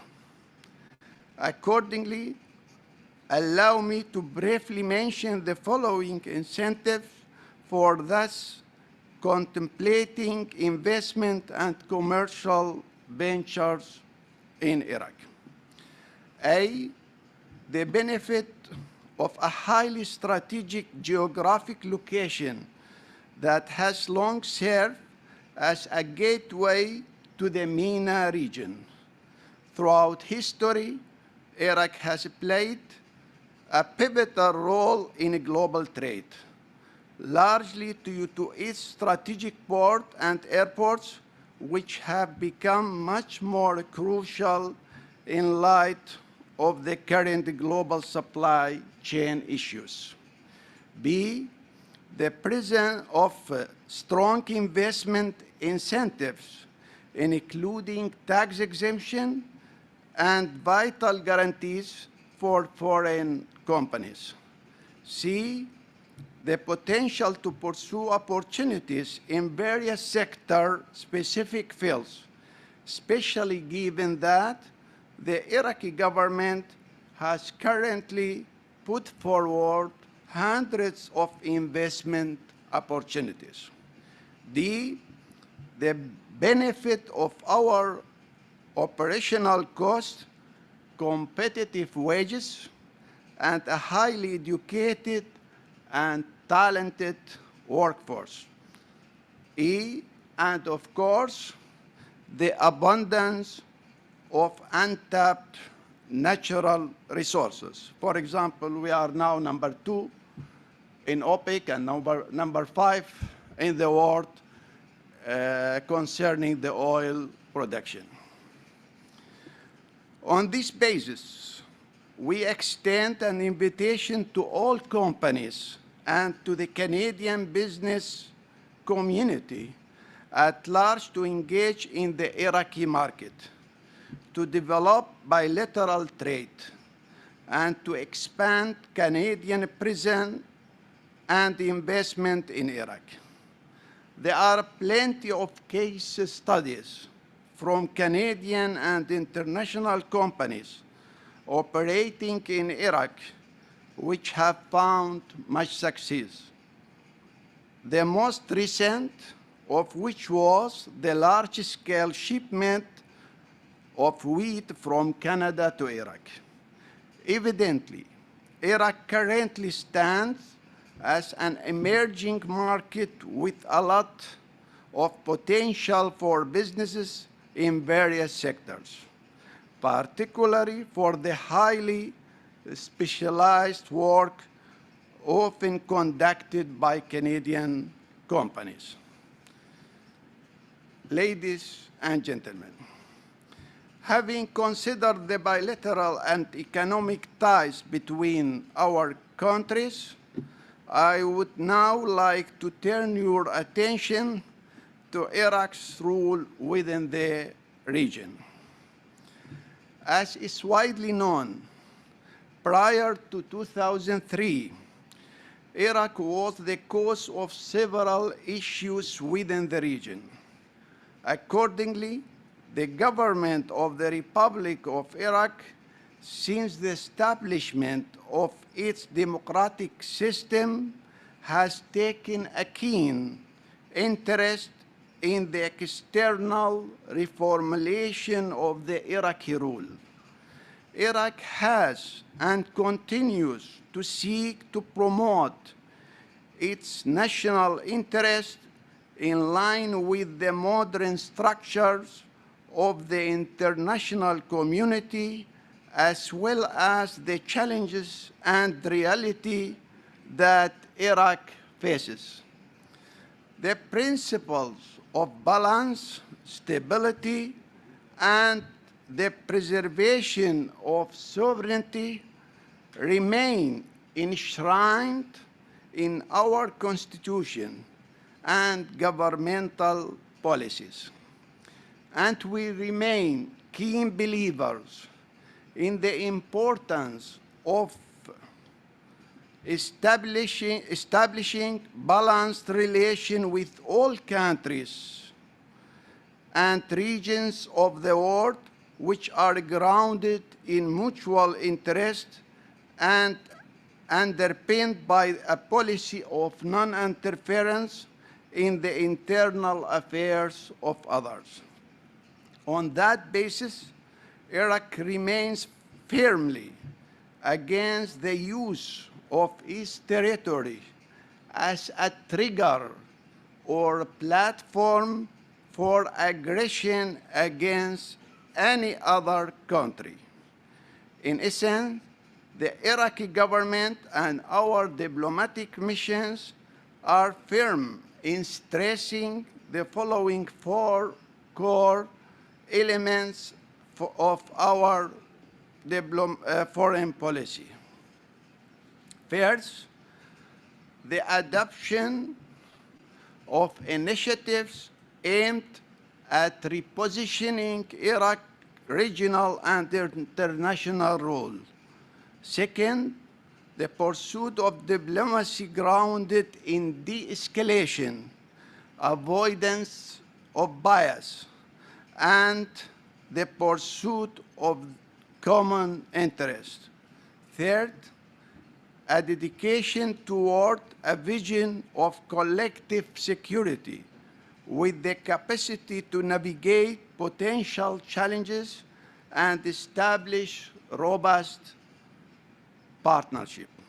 Fourth, the establishment of Baghdad as a meeting point for dialogue at the bilateral and multilateral levels, and the transition to proactive diplomacy aimed at promoting understanding conducive to the stability of the region. For instance, in the recent past, Iraq has hosted the Baghdad Cooperation and Partnership Conference, the tripartite summit between Iraq, Egypt, and Jordan, and the bilateral dialogues whereby Iraq assumed the role of flexible mediator between Saudi Arabia and Iran, Egypt and Turkey, Oman and Iran, and between the United States Arab Emirates, Qatar, and Saudi Arabia. In assuming this position as a mediator between several countries in the region, Iraq is not seeking to receive praise, nor we are carrying out such initiatives merely from the stance of generousness. Rather, we are of the firm belief that the pursuit of mediation and peace will ultimately benefit the Iraqi national interest. The events leading up to and following 2003 have clearly demonstrated that stability and security within Iraq can only be achieved by the creation of the stability and security within the wider region. As such, while some foreign actors may have been intent on making the new democratic Iraq a playground for conflict and aggression, the government of Iraq has been and continues to implement policies which seek to facilitate both internal and external security. In this vein, I would like to briefly conclude by highlighting Iraq's adherence and belief in the policy of neighborliness. This policy is central to our aspirations of becoming a beacon for dialogue and peace, but it's not and ought not to be construed as a weakness on the part of Iraq, nor as an excuse to violate Iraq's sovereignty by conducting unilateral attacks on Iraqi territory. With this in mind, the position of the government of Iraq has been clear and decisive in condemning the latest Turkish and Iranian attacks. Both these countries have carried out aggressive and unjustified acts which can only be described as violating the rules of international law and the basic principle of UN Charter, while simultaneously undermining the spirit and purpose of good neighborliness. Iraq is of the belief that all countries ought to act peacefully and ought to focus on facilitating prosperous lives for their citizens, rather than engaging in provocative and aggressive foreign actions. Of course, this can only be achieved when nations fully respect the rules of sovereignty and values of good neighborliness.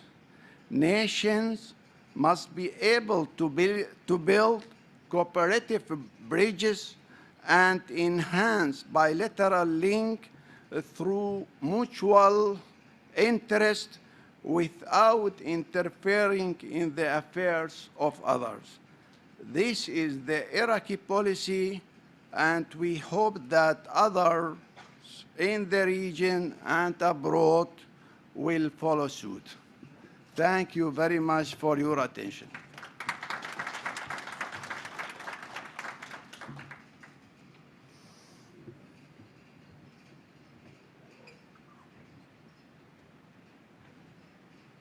I think I deserve some water.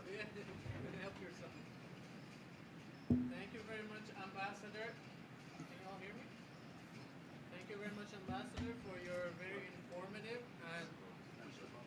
Oh, I should push. Okay, now you can hear me. Okay, I was just thanking you for your very informative and comprehensive speech. You definitely covered a lot of ground that needs further discussion and elaboration, which I'm hoping to get into more details in this one-on-one conversation. First and foremost, I'd like to focus on the important role that Iraq has been playing in the past year or so in terms of mediating both between Tehran and Washington, but also between Tehran and Riyadh. We know that after years of deadlock and hostilities between Saudi Arabia and Iran, there have been successful rounds of talks, productive, facilitated and mediated by Iraq, which you also touched upon in your speech. I wanted to ask you, why do you think that is important for Iraq from a strategic point of view to play the role of a mediator here? And what are the implications if these talks succeed or fail for Iraq? Thank you. Well, listen, to be honest, we as Iraq, we didn't sleep in the evening, wake up in the morning, and found that we have much free time, nothing to engage in, and we would like to spend this time to resolve the conflict between Saudi and Iran. No. Resolving the conflict between Riyadh and Tehran, we believe, is urgent need for Iraq. Why? I can explain. We know that any conflict has reasons, and in this regard, Iraq is not party of the causes of this conflict. Any conflict has agenda, and Iraq didn't see any of its interest in feeding or fueling this conflict.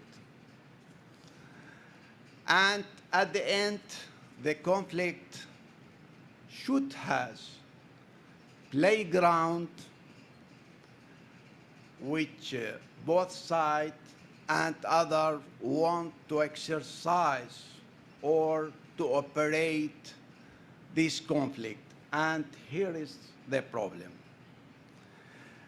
We believe that, as I mentioned in my speech, that any side of the conflict or both sides or other intend to seek playground out of their territory. And here, maybe the environment in Iraq, I mean religious diversity, a new democracy, the fragile situation because of terrorism, all these factors maybe could encourage the parties of the conflict or others to take Iraq as a playground for this conflict. And here, I think we are going to lose. In addition of that, we want to get everyone in the region to reach the point, and we are working on this, to reach the point that in order to let everyone happy in the region, so we should have stability and security in the region. Without that, no one can achieve anything. For example, we want in Iraq to rebuild, reconstruct Iraq after decades of dictatorship. Security and stability in the region affected on this goal positively. Even for Iran to overcome their challenges, also they should need security and stability. For Turkey to overcome any economic difficulties, they need it. For Saudi, for the Gulf state, for Jordan. So we are in need, all, to focus on this issue. And at the end, we believe that the region is enough for all of us. Opportunities we have in the region are very huge. And I think, as I mentioned, by cooperation, by dialogue, by resolving all conflicts, by de-escalation of the tensions, we can reach our goals. Yes. Thank you. And let me answer the second part of your question, that is why Iraq, or what has Iraq for advantage to play such role? I'm sure you know that Iraq is enjoying distinguished relation with both sides. With Saudi, they are our brother, and with Iran, they are our neighbor and brothers. And both sides know very well that we are sincere mediators. We are trusted mediators. We don't have any agenda to reach within this rule. We want just to de-escalate the tension. So this is what we have for advantage in order to play this role.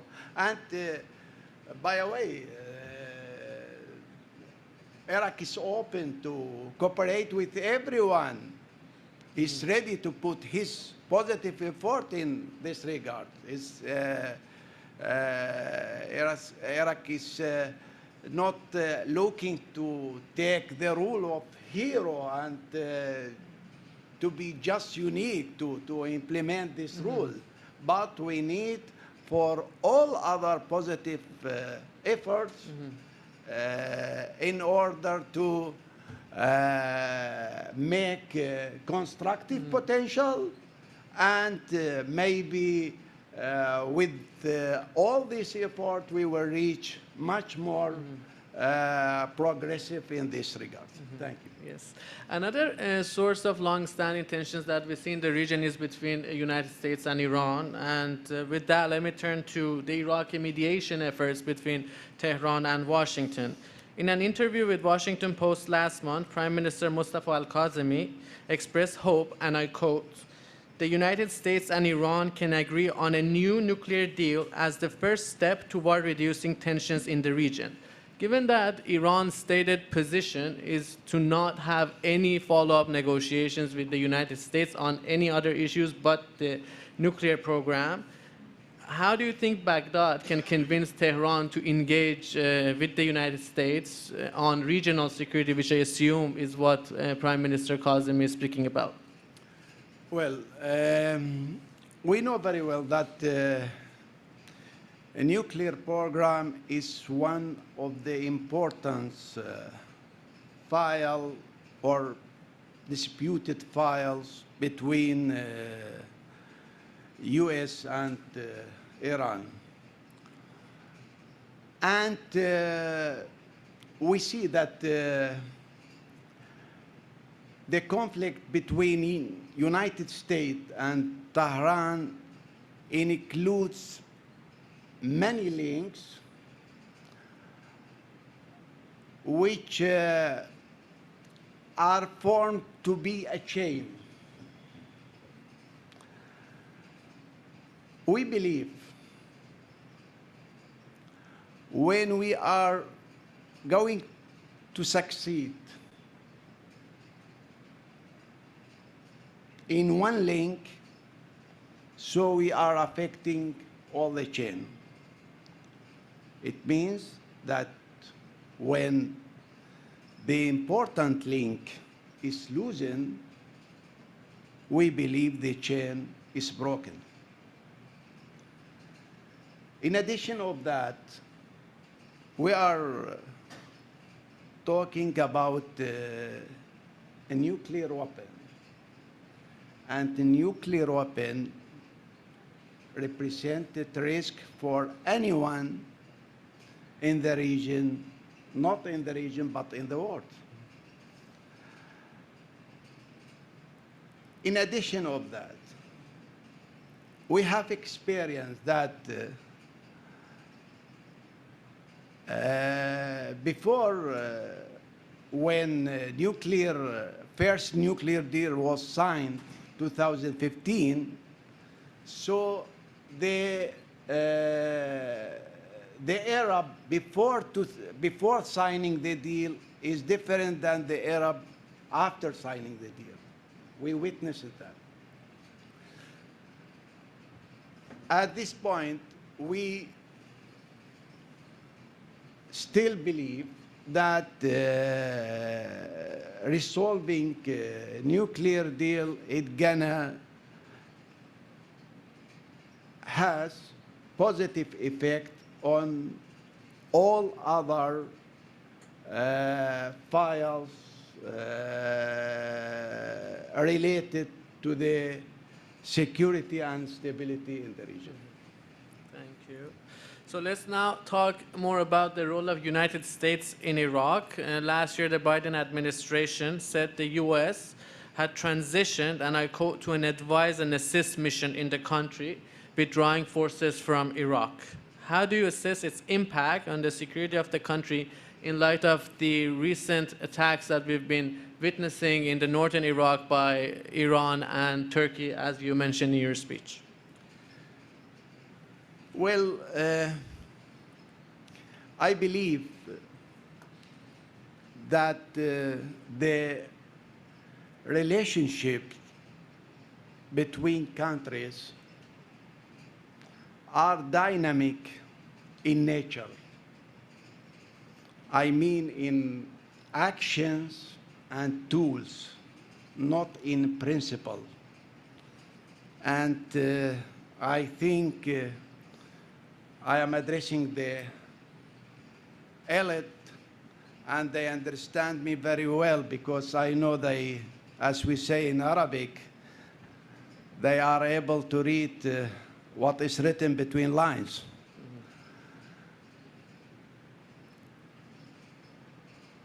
On this basis, any relationship needs to be updated.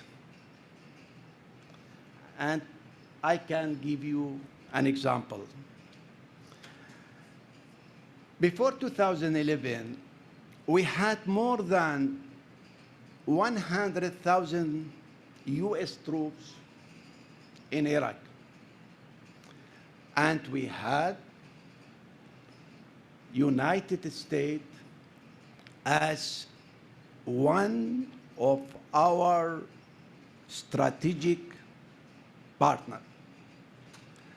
After 2011, after the withdrawal of the troops, United States stayed as our strategic partner.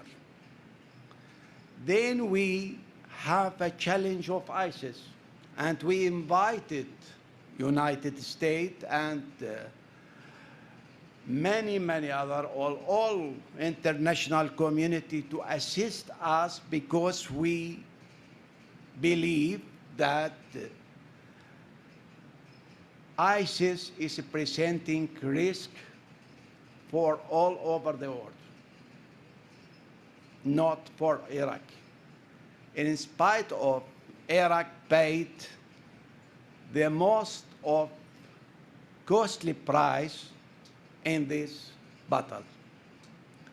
And the United States headed the international coalition and helped us, and we together, we could be able to defeat these gangs of terrorism.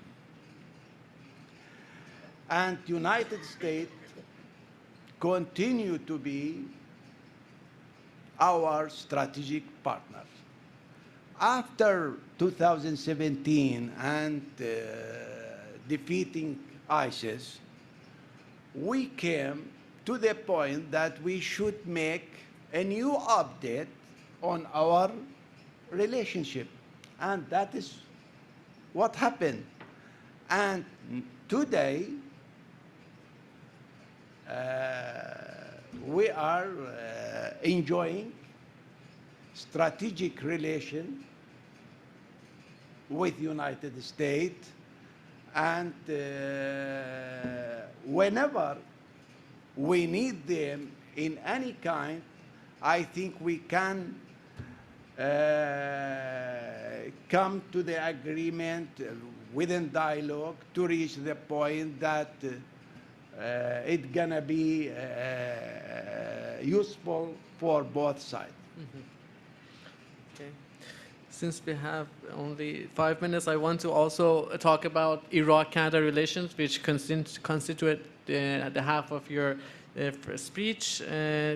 We know that Anita Anand, Minister of National Defense, recently announced the extension of Operation Impact for another year, which means the continuation of Canadian non-combat forces in Iraq. Overall, what's your assessment of this extension, and how important do you think it is for Iraq to host international forces like NATO in the country with the defeat of ISIS? I think your question, dear Yunus, to be more correct, it should be that Iraq and Canada agreed to extend the operation of impact because the extension came by the acceptance or approval of Iraqi side.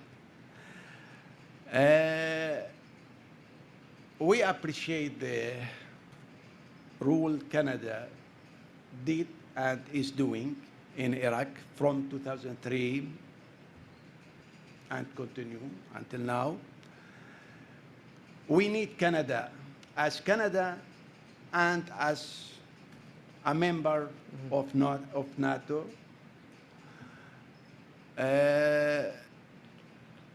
At the end, you know that Canadian troops are non-combat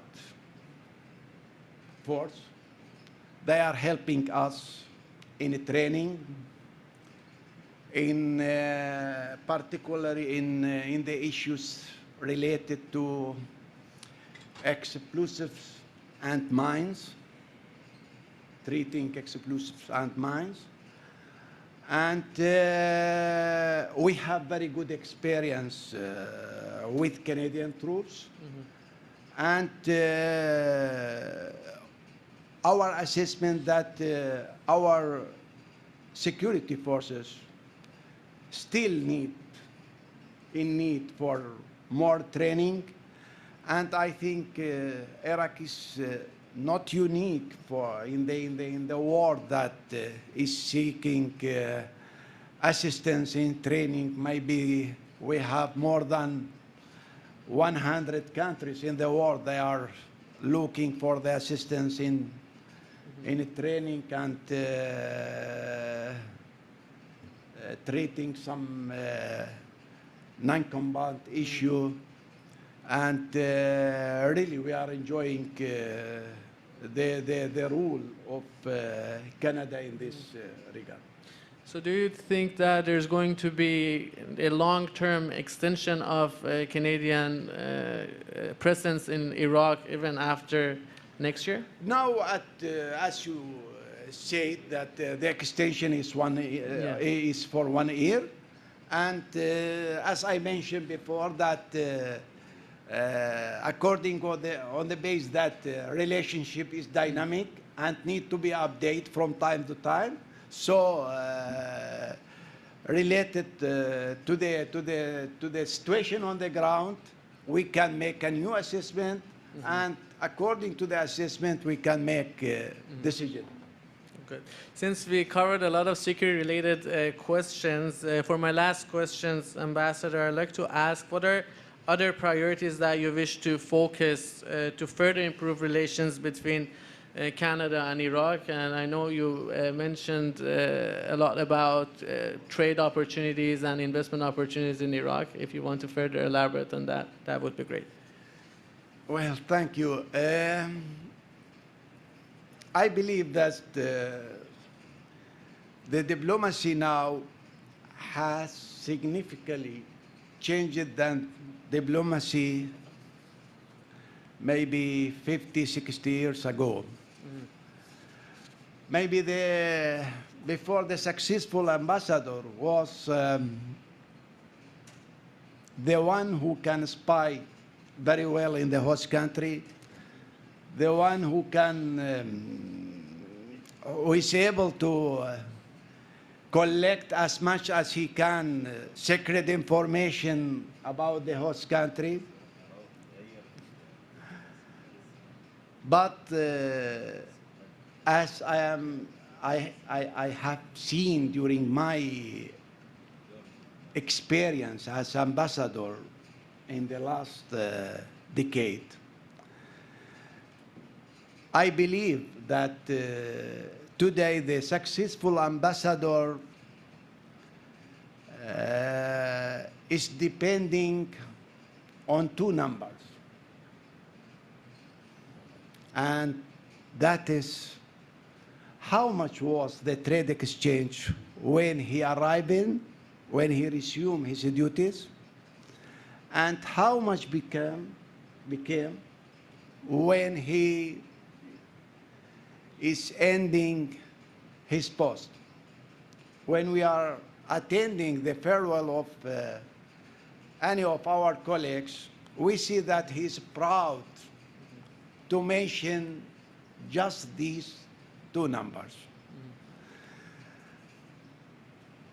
This fact led me to say that today the priority is for economy and trade relation.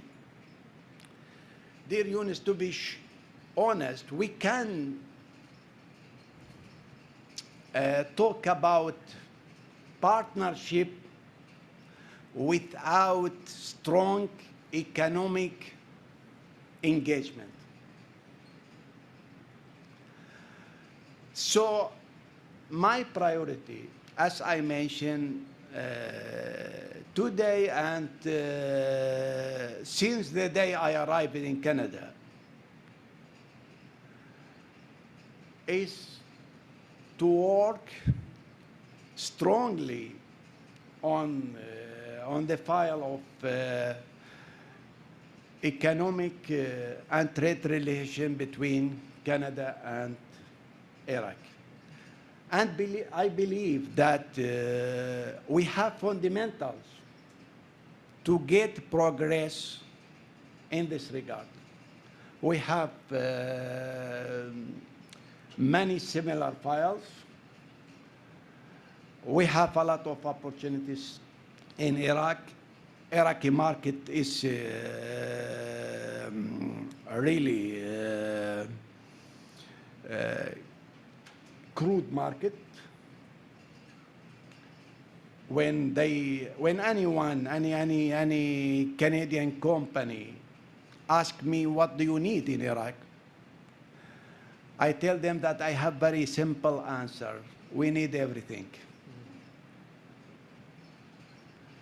Because when you talk about more than many thousand schools, more than many million housing units, many hundred hospitals, many, and so on. So we have, as I used to say, mall of opportunities.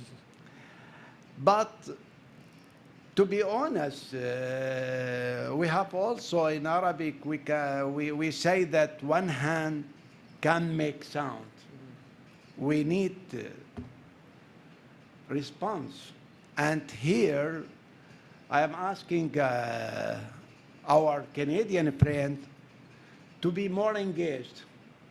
In Iraq, as example in the region, when I am talking in Iraq, so I am talking about the region in general, and what we have in Iraq, maybe we have in the region in general, to be more engaged. And I am sure that this engagement will lead to get advantage for both sides, not for us, just for us, but also for our Canadian friend.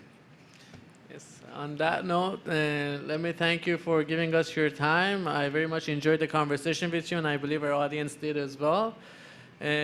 Just for your audience, let's take a 5-minute break, and please come back to the room as we have a special message from Ambassador Stefan Clement from the European Union on the state of the Iran nuclear talks, which will be followed after by our panel on the Iran nuclear deal. Thank you, Ambassador. Thank you very much.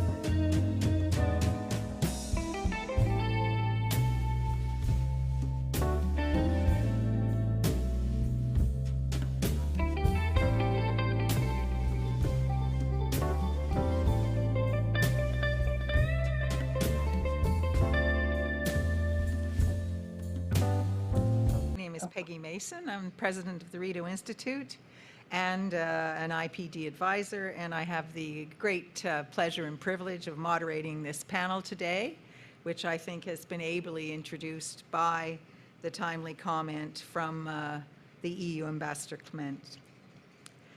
We have a fabulous panel to discuss and hopefully interact, two in person, two virtual, on the state of play and the prospects for going forward with respect to the Iran nuclear deal. I'll quickly introduce, on my left, Ali Vaez, the Senior Advisor to the President and Project Director for Iran for the International Crisis Group. Anybody who reads the weekly blog post from the Rideau Institute knows that the International Crisis Group often figures there, very positively, I might add. And to my right, in person, Eric Brewer, Senior Director, Nuclear Threat Initiative, and former Director for Counterproliferation for the U.S. National Security Council. And on screen, we have Suzanne DiMaggio, Senior Fellow at the Carnegie Endowment for International Peace.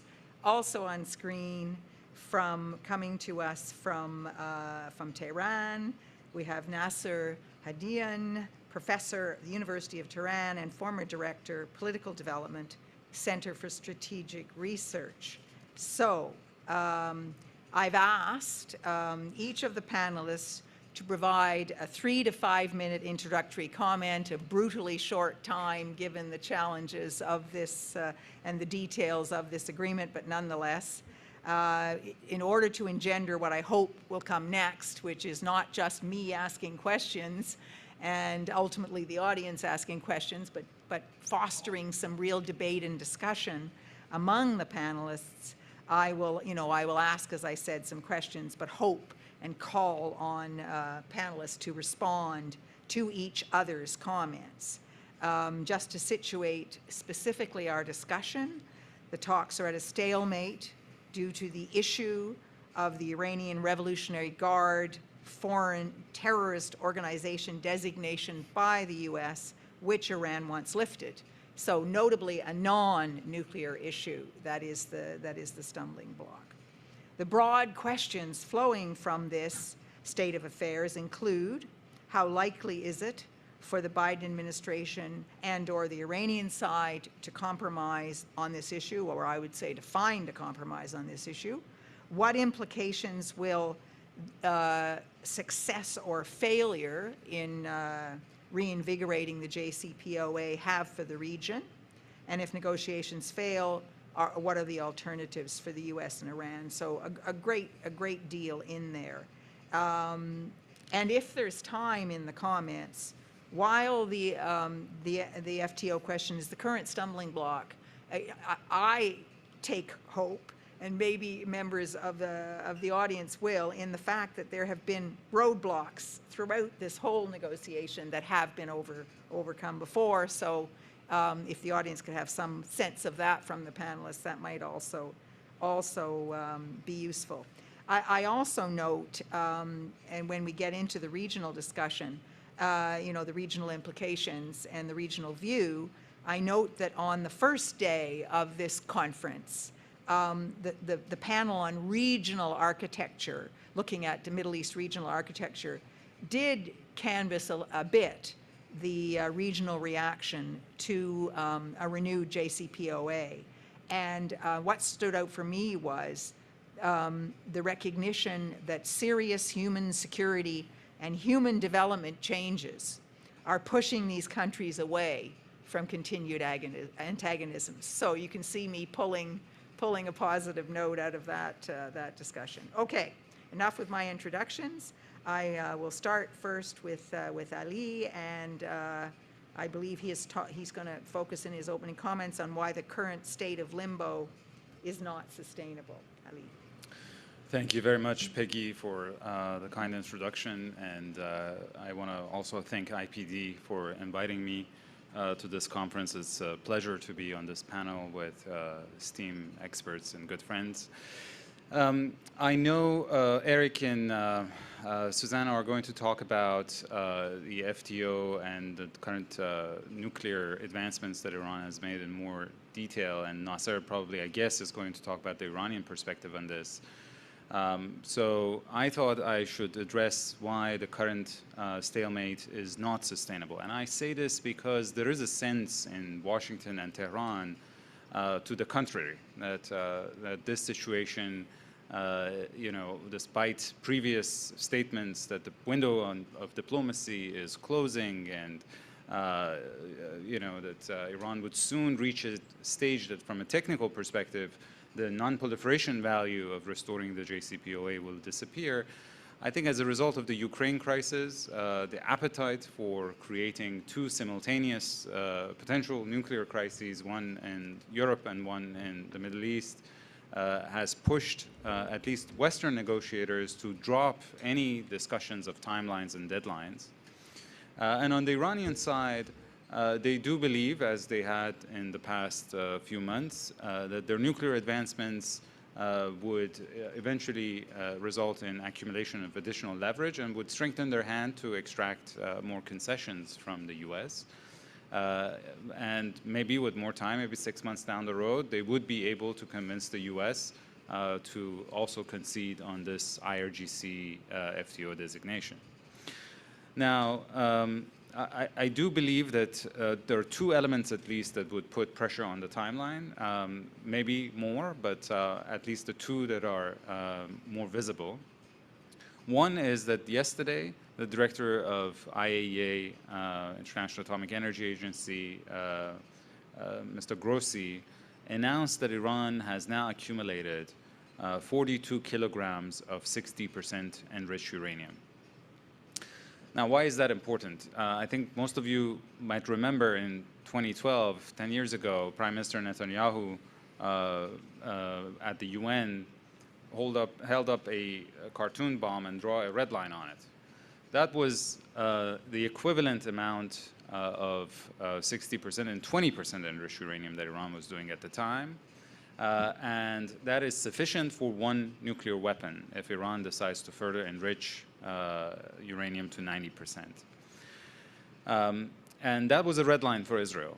Now Iran has the same amount in 60%, which is even closer to weapons grade. And so, although Israel is not ringing the alarm bells now, I think eventually, and especially if the prospects of restoration of the JCPOA completely fade away, you will hear those alarm bells very loudly, and it will put pressure on the Biden administration to take military action. And of course, all of that means that Iran would officially be, in the run-up to the midterm elections in the US in November, a virtual nuclear weapon state. And that is something that will be used by Republicans and critics of the administration to criticize President Biden for. The second development, again in the next few weeks, would be that there's an IAEA Board of Governors meeting, first week of June, and there was a roadmap that Iran and the IAEA had negotiated on a separate issue, not related to the JCPOA directly, but of course everything is interlinked, about traces of nuclear material that the IAEA had been able to find in 3 locations in Iran. These probably predate 2003 when Iran's nuclear program was revealed. But the agency, its basic mandate is to account for every single gram of uranium in any country that is a member of the Non-Proliferation Treaty. And so there is a need for Iran to clarify where this material came from and where they have ended up, and Iran has not done so. It was expected that if the JCPOA is restored, that those safeguards-related issues would also be resolved. And now that the JCPOA talks are in limbo, most likely those issues would not be resolved, and so the Director General has to draw a conclusion in the next board meeting that Iran has not cooperated. And I know that the Europeans and the US are very frustrated by a very long period of time that Iran has been dragging its feet to try to clarify this issue, which means that there might be a censure resolution against Iran at the board meeting. And Iran has in the past threatened that it would respond to a censure resolution by further escalating its nuclear program or ratcheting down the transparency measures. And that, again, in and of itself, could create another crisis, push the Biden administration to impose more sanctions, then push the Iranians to further escalate, and we will be in a vicious cycle that we have seen in the past, which I used to call the race of sanctions against centrifuges. So that's why I don't think we have the luxury of time, and this situation is sustainable.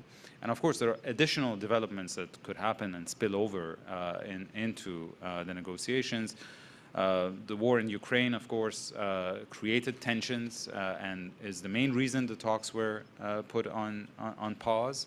And I still think there is appetite to get around the table with Russia if Iran and the US can resolve their problems and finalize the deal. But who knows if that appetite is going to be there a month from now or 2 months from now. And again, there are other elements as well, but I'll leave it at that, and I look forward to the discussion. Thank you.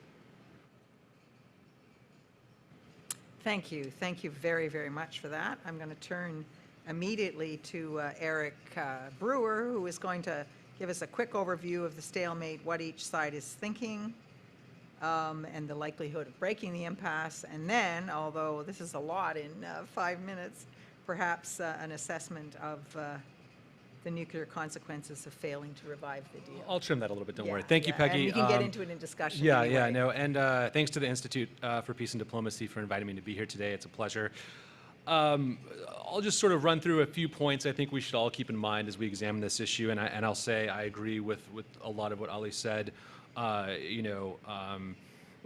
quick point of clarification to the IRGC FTO removal story that you introduced, Peggy. I do want to point out that in response to that Iranian request, reportedly the Biden administration has suggested several things that Iran could do in response for that removal, ranging from things like stop targeting U.S. officials to agree to follow on talks on regional issues. And Iran, again, reportedly has rejected all of those. So that's kind of the other reason I think we're at the standstill. But no, I agree with Ali that I think, at this point, each side sort of thinks that it can wait the other side out. I fear, though, that one of them or both of them will be wrong, and that by the time they realize it, it's going to be too late to take action to save the JCPOA. And so the bottom line is that as the longer this drags on, the harder saving the deal becomes.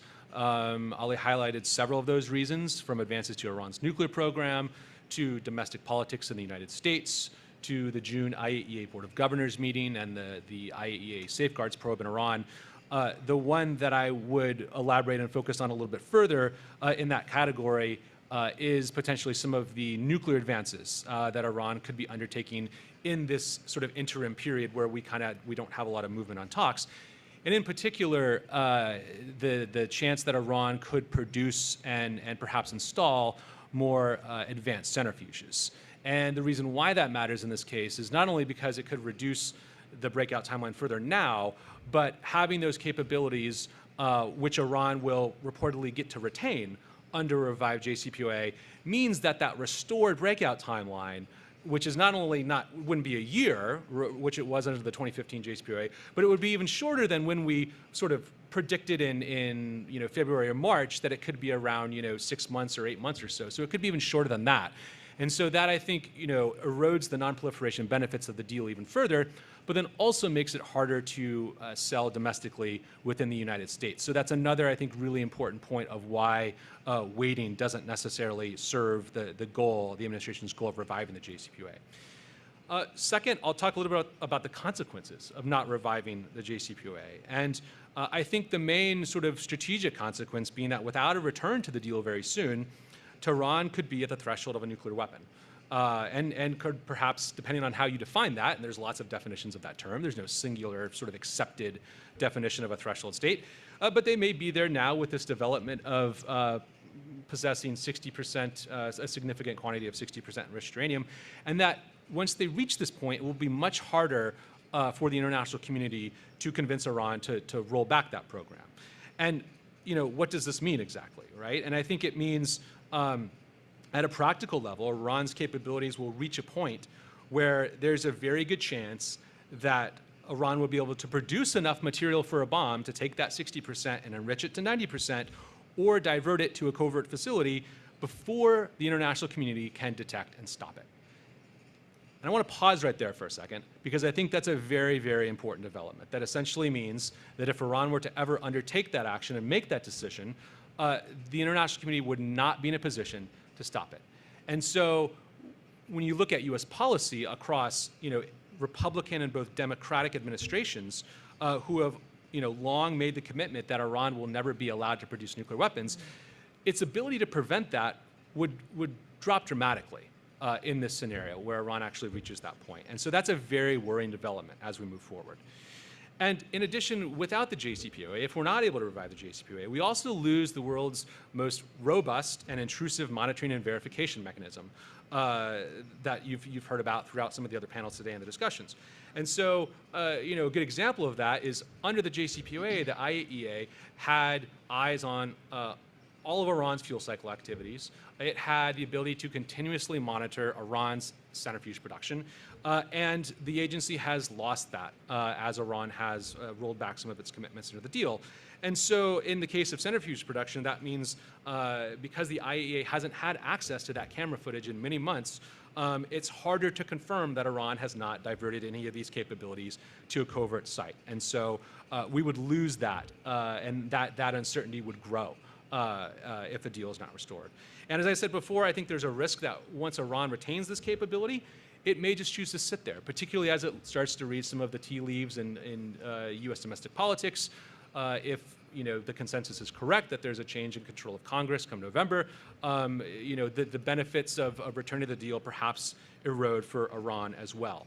And the final point I will make on this is that even if Iran never chooses to actually produce a nuclear weapon, and there's, you've had US intelligence officials go on the record as saying there's no indication that Iran's made that choice, even that high degree of nuclear latency could pose immense safeguard challenges and also potentially motivate other countries in the region to pursue similar hedging strategies as well and potentially develop enrichment reprocessing. And I'll probably go ahead and stop there, and we'll talk a little bit more later, I think, about perhaps what the United States and the international community should do moving forward. But thank you. Thank you. Thank you very much. And I'm going to move right on to our first virtual panelist, Suzanne DiMaggio, who's going to touch on missed opportunities that brought us to the current state of deadlock, and then to the prospects for overcoming it. Suzanne, over to you. Thank you so much, Peggy. And I want to thank IDP for hosting this gathering. It's great to see everyone, and I'm happy to be part of it. So I think, as Peggy mentioned at the get-go, it's been more than a year since the Vienna talks began, and the US and Iran have hit an impasse over a non-nuclear issue, the removal of the IRGC from the US list of FTOs, the Foreign Terrorist Organizations list. The current state of deadlock overshadows the significant progress that has been made in Vienna under very difficult circumstances.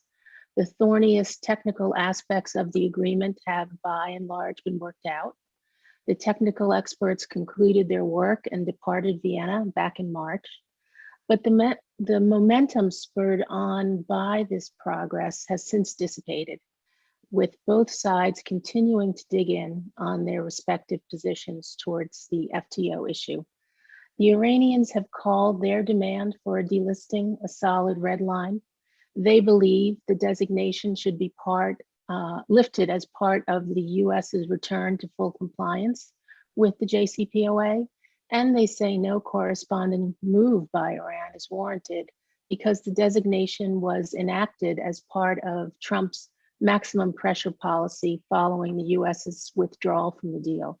The underlying argument is that all Trump-era sanctions and designations must go, as they were designed to coerce Iran, even though Iran remained in full compliance with its commitments up to 1 year after the US withdrew. The US has linked the de-designation to a reciprocal non-nuclear move by the Iranians. As Secretary of State Tony Blinken recently told the US Senate, quote, "The only way I could see it being lifted is if Iran takes necessary steps to justify the lifting of that designation," end quote.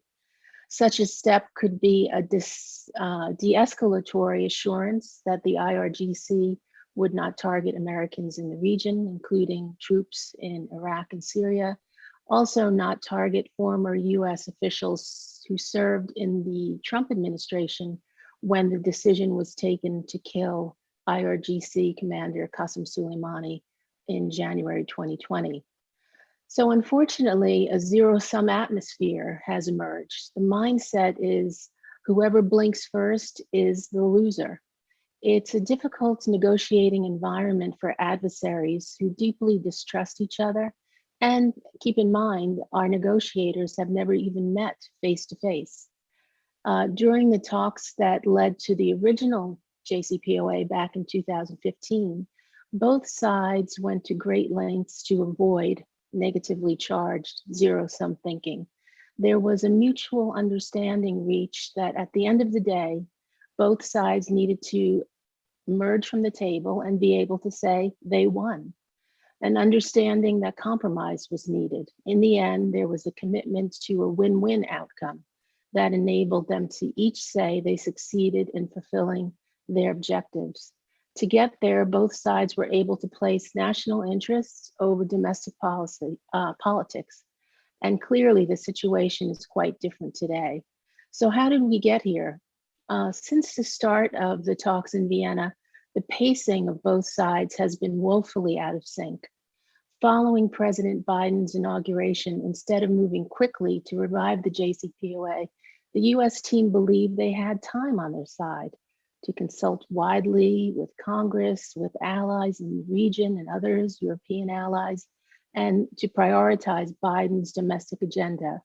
Meanwhile, the Iranian team at the time under President Rouhani was urging swift action, warning that time was running out given their presidential elections in June.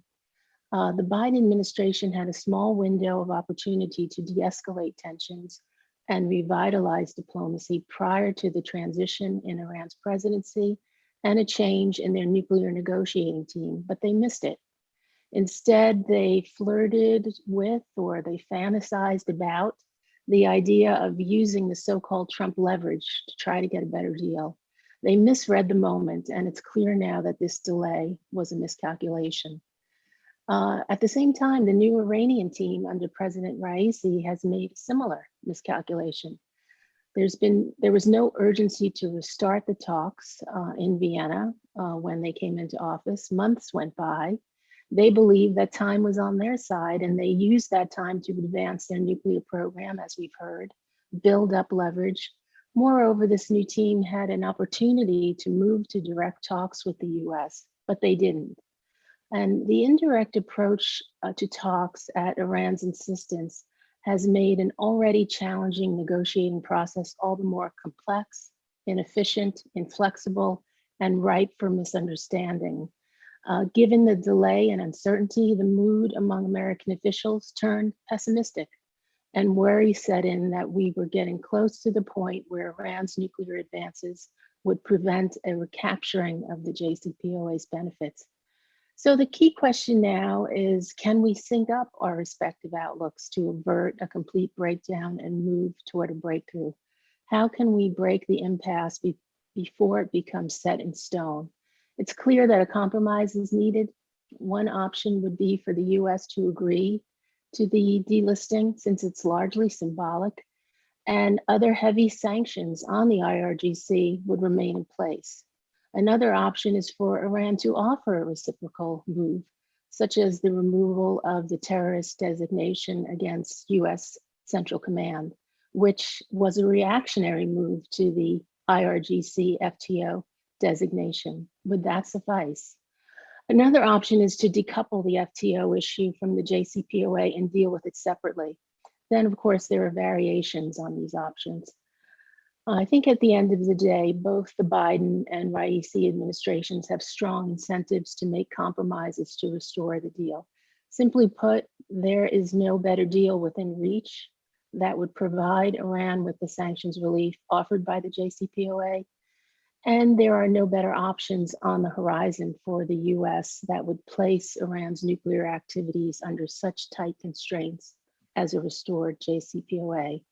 Just to conclude, my own view is that if a compromise cannot be reached in the coming days, the Biden administration should quickly move to lift the designation as part of the US's return to full compliance with the deal. There's simply too much at stake to risk a complete derailment. And keep in mind that the Trump administration enacted the designation to undercut and undermine any attempt for a future Democratic administration to return to the JCPOA. And the Biden team, unfortunately, has fallen into this trap. Does the Biden team want to be known as the administration that allowed Iran to advance to nuclear threshold status on their watch when there was a clear path to prevent it? Of course not. The priority now should be to re-implement constraints on Iran's nuclear activities, revive the IAEA's access to Iran's facilities, and avert a nuclear crisis and a potential conflict. Thanks. Thank you very much. We've had some sobering assessments here, but we have been offered a possible path forward.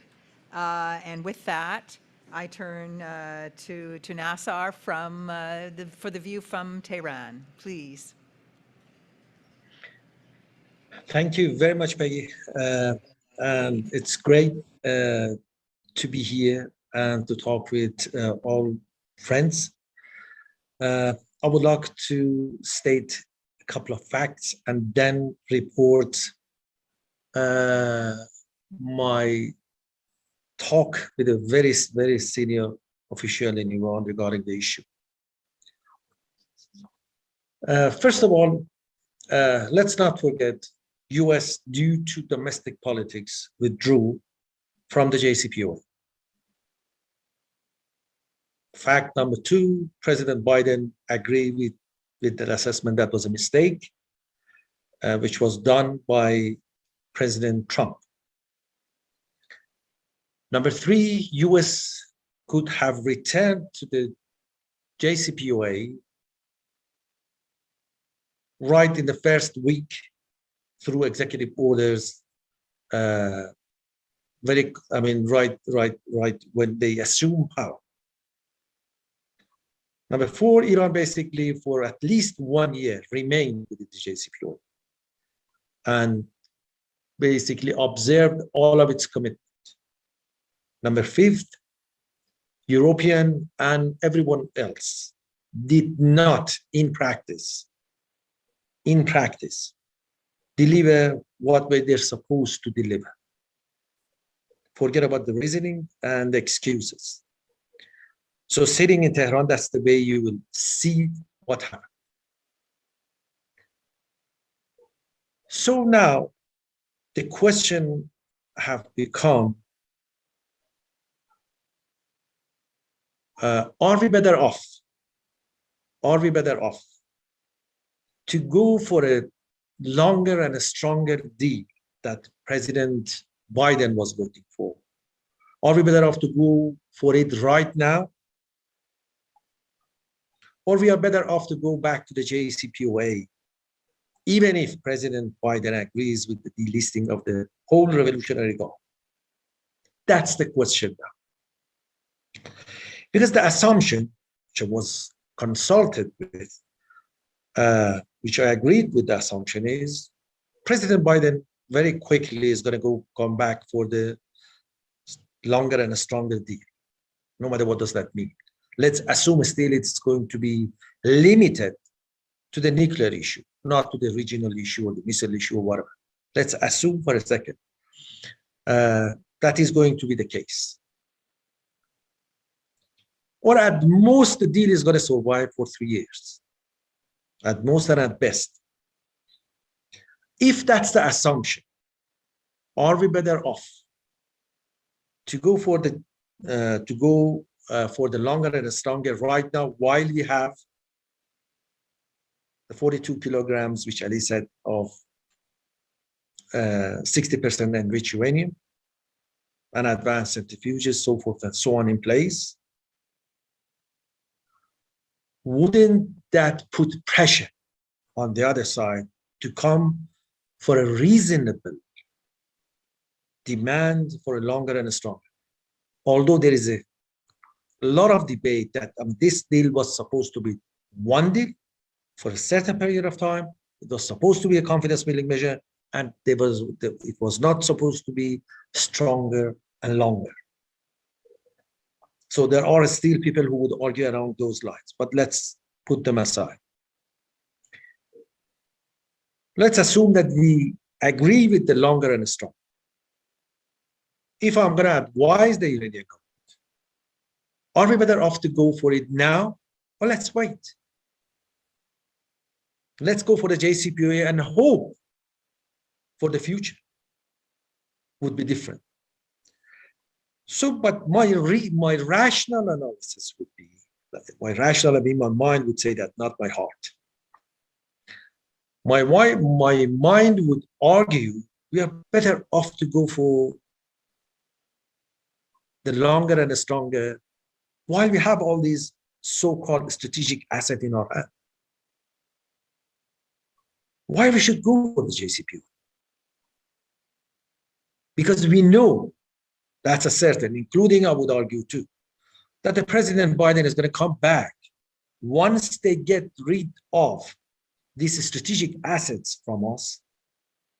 Once we don't have it in our hand, they're going to come back, and they are in a stronger position to argue for a stronger and longer deal. So why we should leave our leverages, if you want to call it leverages, and then negotiate? Why not negotiate now? So that's the main question now. That's the question we are debating inside people. Personally, as I said, that's my mind, but my heart would be different. My heart would say that we are better off to go for the JCPOA. I think, as an ever optimistic individual, I think some things may come out which would help us all to improve the relationship. So that's why I would argue for going back to the JCPOA now, because I'm afraid if you don't have that one, there are two scenarios, which I don't go to them. One scenario is escalation, which I've already laid that out in detail in Iran, and I'm sure Ali knows that. And also there is alternative scenario, which, you know, somehow we are going to have the current status, which I don't think it's possible, but there are people who would argue if we put our diplomatic efforts on keeping things the way they are, then there is a possibility. But anyway, that's an entirely different question. I would love to address it, but I would wait until later. But I would like to report a discussion I had with a very senior official about the JCPOA. As Ali knows, that I was supporting, you know, we had a proposal that the commitment should be mutual, Susan, that Iran would promise not to assassinate any American official, or in other words, what they call in Iran the revenge, provided Americans would do the same thing. So that would be easier for the Americans to do it, because there are a number of executive orders which would prevent them to do it. Okay, so the commitment should be mutual for the delisting. So I was arguing for that inside Iran. I was debating and talking with that senior official. There was one point which I would like to report to you. Lal Azhar is a main street in Tehran, a very famous street in Tehran. I told the senior official, if Secretary Pompeo or Brian Hook are walking in Lal Azhar Avenue, would you hit them? He knocked the chair very harshly. He said, yes, I will. I told him, I swear to God, you will not. You know that you will not do it. Why you are not going to put the country or dispose the country to such a huge risk only because of the revenge? I fully agree that it should not have happened. He was a very popular general in war. He was an official. It should have not happened, but it happened. He took revenge, and that should be enough. That should be enough, and we should not subject the country to such a high risk. So then why not agreeing with the proposal? The commitment should be mutual, and there would be a delisting. But thanks God, when I was leaving the room, he told me, talk to Shamkhani. So I would stop right here. Thank you. Shamkhani is the National Security Advisor. Now, basically, that's his decision. No one else. That's his decision to agree with the JC, to go back to the JCPOA or not. Thank you very much. And I've happily, because we want to get into some good discussion here, I've had agitation from both sides, so I'm going to respond. And of course, I call on all, also Suzanne, if she wants to respond, or all of you to respond to each other. But nonetheless, I'll turn to Ali for his response to some of the opening comments, and then I'll turn to Eric. Thank you very much. So, with all due respect to Nasser's mind, I think it's his heart that is in the right place. And the reason is, let's play this out. Let's imagine how the scenario that Nasser described is going to work. Let's imagine Iran says, okay, JCPOA is done. We want a better for better, more for more kind of agreement.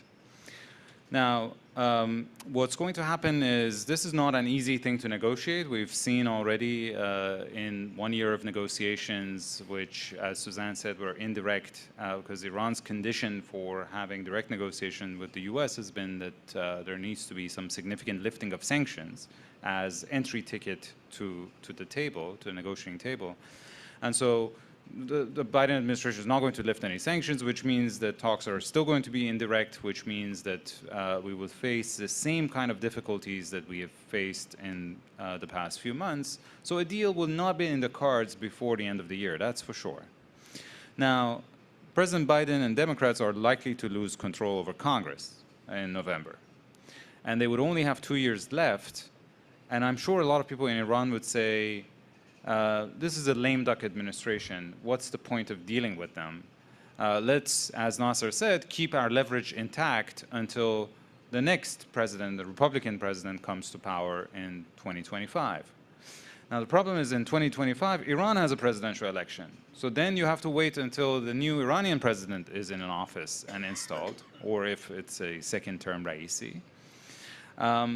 And by that point, the JCPOA is absolutely dead, and you have to negotiate a deal from scratch, which again, the experience, and I don't want to put all the blame on the new Iranian administration, even with the old Iranian administration who were talking directly with the Americans in English, it took 2.5 years to negotiate a deal. So it's not now or 6 months from now, it's now or 6 years from now. And 6 years from now means Iran would have to live under stifling sanctions for another 6 years. And Iran's nuclear program will make advancements that would make a deal that would create sufficient distance between Iran's civilian and potential military capabilities nearly impossible. So that's why I don't think what Nasser is suggesting is a realistic option that is in the interest of any of the two main countries, Iran and the US, or the region writ large. And last point, although, again, it's a completely reasonable proposition that Iran and the US would make mutual commitments not to target each other's officials. In fact, in the US, there's laws against that. You know, this is an offer that the US has already put on the table, and the Iranians have rejected. So now if Iran wants to go back on its rejection, it again gets into the zero-sum dynamic that Suzanne talked about. I think, and the decoupling issue, I think, the decoupling proposal, which is, to my understanding, what Enrique Mora, the EU negotiator, has taken with him to Tehran, is also not going to work for another reason that, again, Nasser referred to, which is that if Iran agrees to cordon off the issue of FTO until after the deal is restored, most of its leverage is already gone. So it would not be able to extract that concession afterwards. I think the only middle ground that makes perfect sense to both sides is a partial delisting of the IRGC. It is only the IRGC's goods force that operates outside of Iran's borders and engage in the kind of activities that the US considers as terrorism, right? The rest of the IRGC operates inside of Iran's borders, and its activities that the US sees as problematic, meaning its ballistic missiles program and its violations of human rights, are targeted by other sanctions that would remain in place even if the JCPOA is restored. So the Biden administration can say domestically, we kept the sanctions where it really mattered, on the goods force. And the Iranians can say, we delisted the IRGC and the economic branches of the IRGC that play a role in the country's economy. And the goods force, yes, it's sanctioned, but the goods force was first sanctioned by the Bush administration as a specially designated global terrorist in 2007. And look where they are 15 years later, much more influential and powerful in the region. So who cares? I think that's the kind of win-win scenario that could potentially work. I don't know what's the appetite for it in Iran, but I think it's something that is sellable in Washington.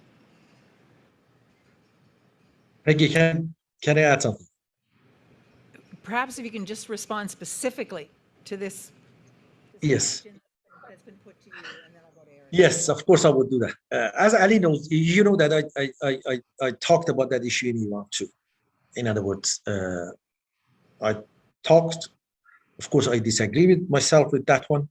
Unlike the first proposal, which I supported, the mutual commitment, whether I fully disagree, although it is mostly symbolic, still the whole Quds, even the Quds force is an official part of the RR.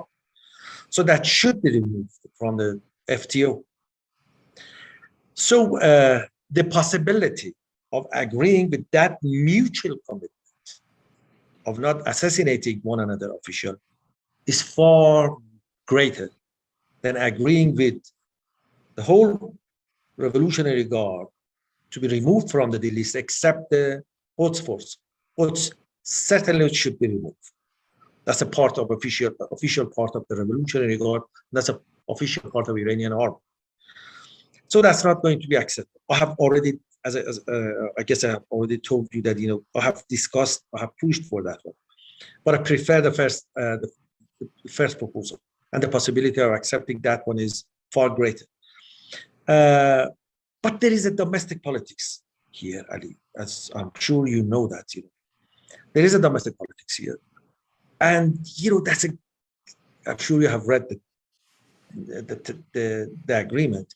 It's a great deal for America, and they have to respond to not only their own constituency, but they have to respond to the reformists and the previous team. Why they did not let to have the deal a year ago? It was a better deal. Delisting the Revolutionary Guard effect was not an issue. So they know that. They have to respond to their critique. Even the hardliners are going to be questioning them that why you called Zarif and his team and reformists traitors, why you said they have committed treason, but you have a deal which is worse than what they could have. So they are worried, and in fact, again, to report. No one wants to take the responsibility for the deal. So that's why this is Shamkhani's decision now. Even Bagheri Kani, who has negotiated the deal, he's now only in the foreign ministry and doesn't want to take the responsibility for any one of these major decisions which we discussed now. He doesn't want to take the responsibility. No one wants to take the responsibility for this deal. So that's why it has become so difficult. And they know it's going to be so embarrassing in the future once it is revealed what is in in the deal, that it has made it extremely difficult to agree with it. So that's why I say that let's not say or use the word failure if we don't have the JCPOA, because it is becoming increasingly difficult in Washington too, because of the election. It has become extremely difficult here too. Although both you and me are arguing for the JCPOA because of our heart, or in your case, because of your mind, but you know, it's becoming almost on daily basis more difficult to convince people that, okay, let's have, because they know that it's not going to be trade and investment. It's going to be only trade. If the revolutionary, even if the Revolutionary Guard is delisted. So the people would say, right now we have learned how to live with the sanctions in place. Not that clock is running faster for our nuclear advancement than for impact of the clock of sanctions. So why we should go for it? So these are the top of questions you have to deal with it. You have to provide a convincing answer to major players inside Iran. So they have to deal with this range of issues. And they know that they have to pay a cost if they agree with it. Thank you. Thank you very much. I'll turn to Eric. Yeah, just a couple follow-on comments on this idea of building a sort of a longer, stronger agreement, which, you know, I would love to see. I mean, I think, you know, hypothetically, it's a great idea, but much like Ali, I just don't see how you get from where we are now to there because of the time that would be involved in negotiating that agreement and the things that would happen in the interim, again, in domestic politics, but also presuming continued expansion of Iran's program. So I think what you would need to do to buy time for that, right, is you'd have to have some type of freeze for freeze type of arrangement where the most worrying aspects of Iran's program pause in exchange for some type of sanctions relief, right? We've all, you know, these ideas have been thrown around now for a long time. We kind of know the general contours of them. So I think you would need that type of an interim agreement to hit pause and buy that time for a longer, stronger. My skepticism of any of those approaches at this point is because they've all been put on the table already, right? I mean, they've been the ideas that were discussed from the very outset of talks. They've been, you know, ideas that have been raised at various points in negotiation, and you know, the parties haven't landed on them. And I know Iran has had some resistance to some of these ideas. You know, when we sort of when we talk about, you know, building on the deal or what might come after the JCPOA, I mean, maybe it doesn't look anything like the JCPOA, right? Maybe it doesn't look anything like that format. Perhaps it's, you know, a regional arrangement in some regards, right, where there's commitments to not produce weapons-grade uranium or to not engage in reprocessing activities or build reprocessing capabilities. Commitment to the additional protocol and other types of transparency mechanisms in the JCPOA. Maybe that's a more, you know, certainly challenging to get there, but perhaps that's a more sustainable, viable pathway than the one we're on now.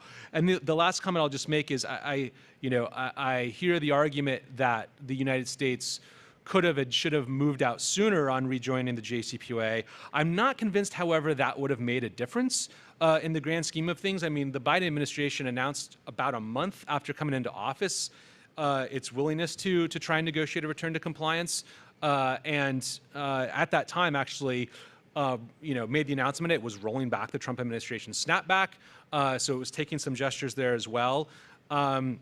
And then there was a whole, then Iran resisted those negotiations and trying to decide on what the format would look like, what would be the topic until April. So I'm not sure that was really, you know, A, I think the United States did make a pretty quick decision.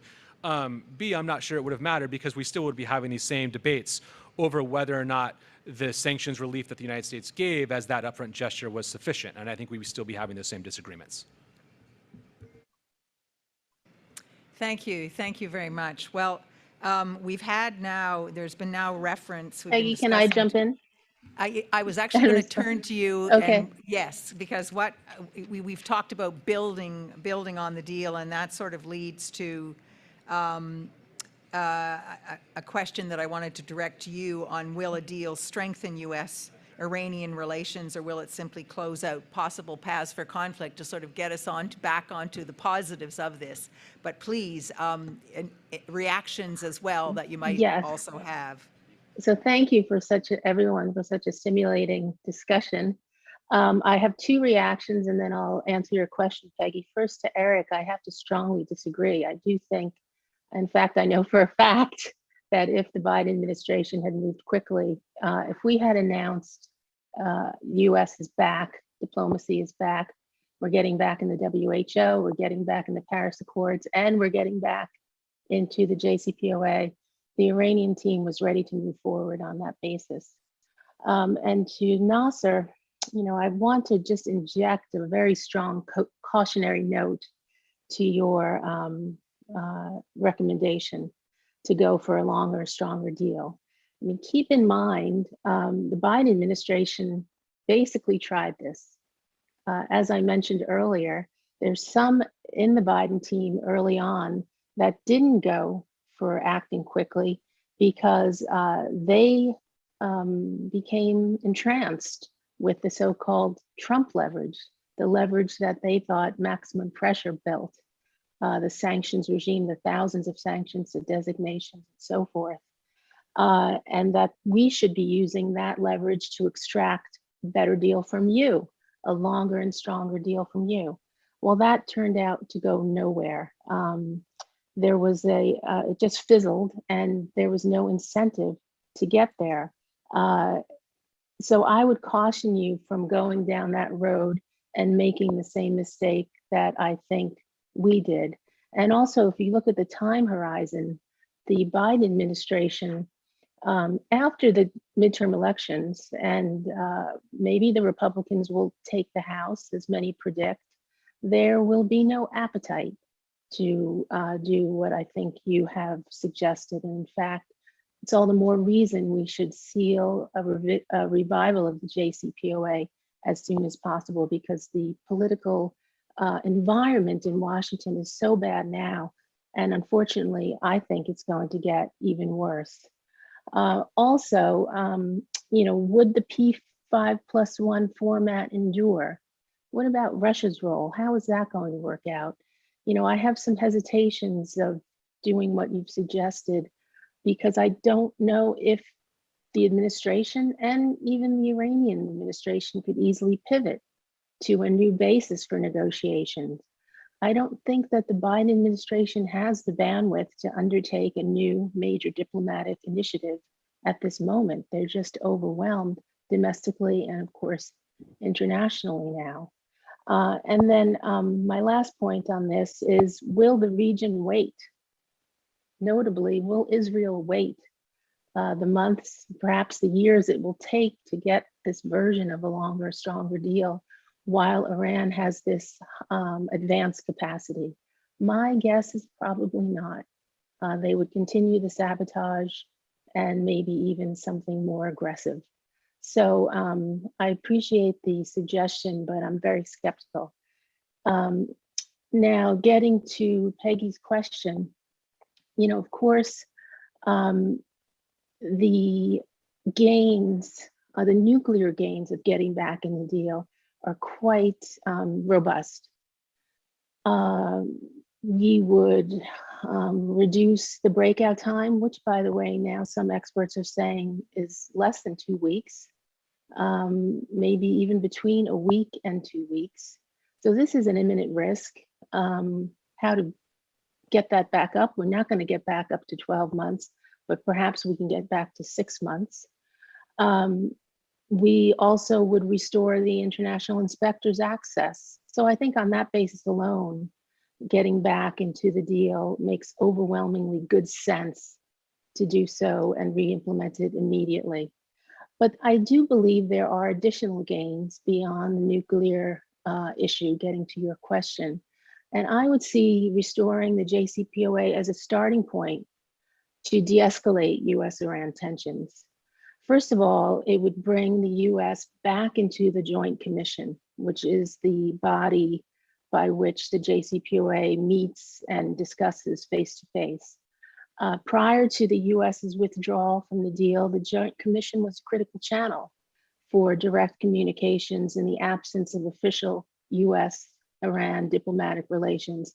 This channel served at times as an effective early warning mechanism, a de-escalation mechanism, a crisis prevention and management channel.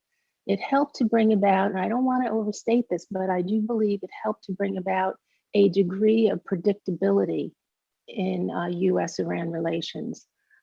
So I see that as a major plus. Secretary Blinken has recently said he still believes reviving the nuclear deal is in the interests of the US. I think the administration would like to view it as a foundation for future talks, to test the waters for building on it, pursuing a longer and stronger agreement, but also getting to resolving some regional tensions.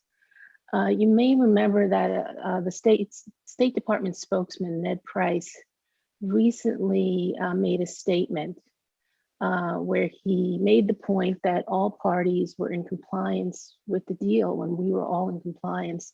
There were no significant attacks on US service members, US diplomatic facilities in Iraq, and so forth. But in the aftermath of leaving the JCPOA, the FTO designation, and the killing of Soleimani, the number of these attacks by Iran-backed groups increased 400%. This increased tension included an increasing ballistic missile activity, strikes on US regional assets, cyber attacks, maritime clashes, and so forth. So I see getting back in the deal as an opportunity to lower the temperature and try to address some of these issues. And I think we have to face reality. The killing of Soleimani during the Trump administration the fallout from that is not dissipating. In fact, I think it's only getting more ingrained. I think the Iranians are becoming more aggrieved. How do we manage that? That is a long road, and it would require some very skilled and sensitive diplomacy. And I believe we need to get back in the deal to have that starting point, to finally begin a process to manage the fallout from the killing of Soleimani by the US during the Trump administration. That's a big set of tasks ahead that I hope we can undertake. And then finally, just to take a big picture approach to the question, I think by that I mean the US, needs to find a balance in an increasingly chaotic world. And by that I mean approaches anchored in diplomacy. And that is, how do we persuade others to do what's in our interest? This is precisely what the JCPOA did. We should expand on that basis, not as a reward to Iran, but as a way to decrease tensions and advance vital American interests. How do we build consensus in an increasingly complex world? I think we need a more realistic view of American power and how we wield it. We don't have the ability or the power to wish away our problems or impose our will absolutely. And in this regard, I see the JCPOA as an experiment that was cut off too soon, and we need to see it through, and this is an opportunity to do so. We expend enormous energy, political capital on building leverage on the US case in the form of sanctions, designations against adversaries. But when the time comes to use that leverage to advance our key interests, we hesitate, we dither. We're consumed with worry that we'll appear weak for making a concession. This mindset runs very deep in Washington, and it has paralyzed diplomatic efforts to reach agreements with a lot of countries, but also to stick to a sensible deal like the Iran nuclear deal. Thank you very much for that. There's a lot in that. I don't see a desire to respond immediately on this. I wonder. Oh, certainly. Please. Thank you very much. I would like to make the case in this panel, not in Iran. Of course, I'm doing exactly the opposite inside Iran. The case for the longer and stronger deal. As Eric said, what does that mean, basically? And I fully agree with Ali, and Susan particularly, that it's almost I don't want to say impossible, but that would be very difficult to agree with the new JCPOA or whatever you want to call it. But the point is, Susan, no one is under any illusion anymore that even President Biden would come back for the longer and stronger deal. If not within the first year, but certainly before his term is over. So this is the question. Are we better off to negotiate for a different deal while we have these things, so-called strategic assets in our hand, and the clock is ticking faster? The urgency for US and the others are much higher now, unlike a year ago, unlike when the President Trump, just look at why President Trump could that easily withdraw from the JCPOA. What was the reason? He did not face two important issues. Number one, he did not face the war or the bomb. Thus, it was cost-free for America to violate its commitment, to violate its obligation. It was cost-free. America did not pay any cost for that. Even President Biden did not pay any cost for that. And agreeing with you, this is in parentheses. Susan, Eric, it's you may not remember exactly well, but I had a talk at Iran Project with Bill lawyers. It was 2 months after the President Biden assumed power, that go back as quickly as possible.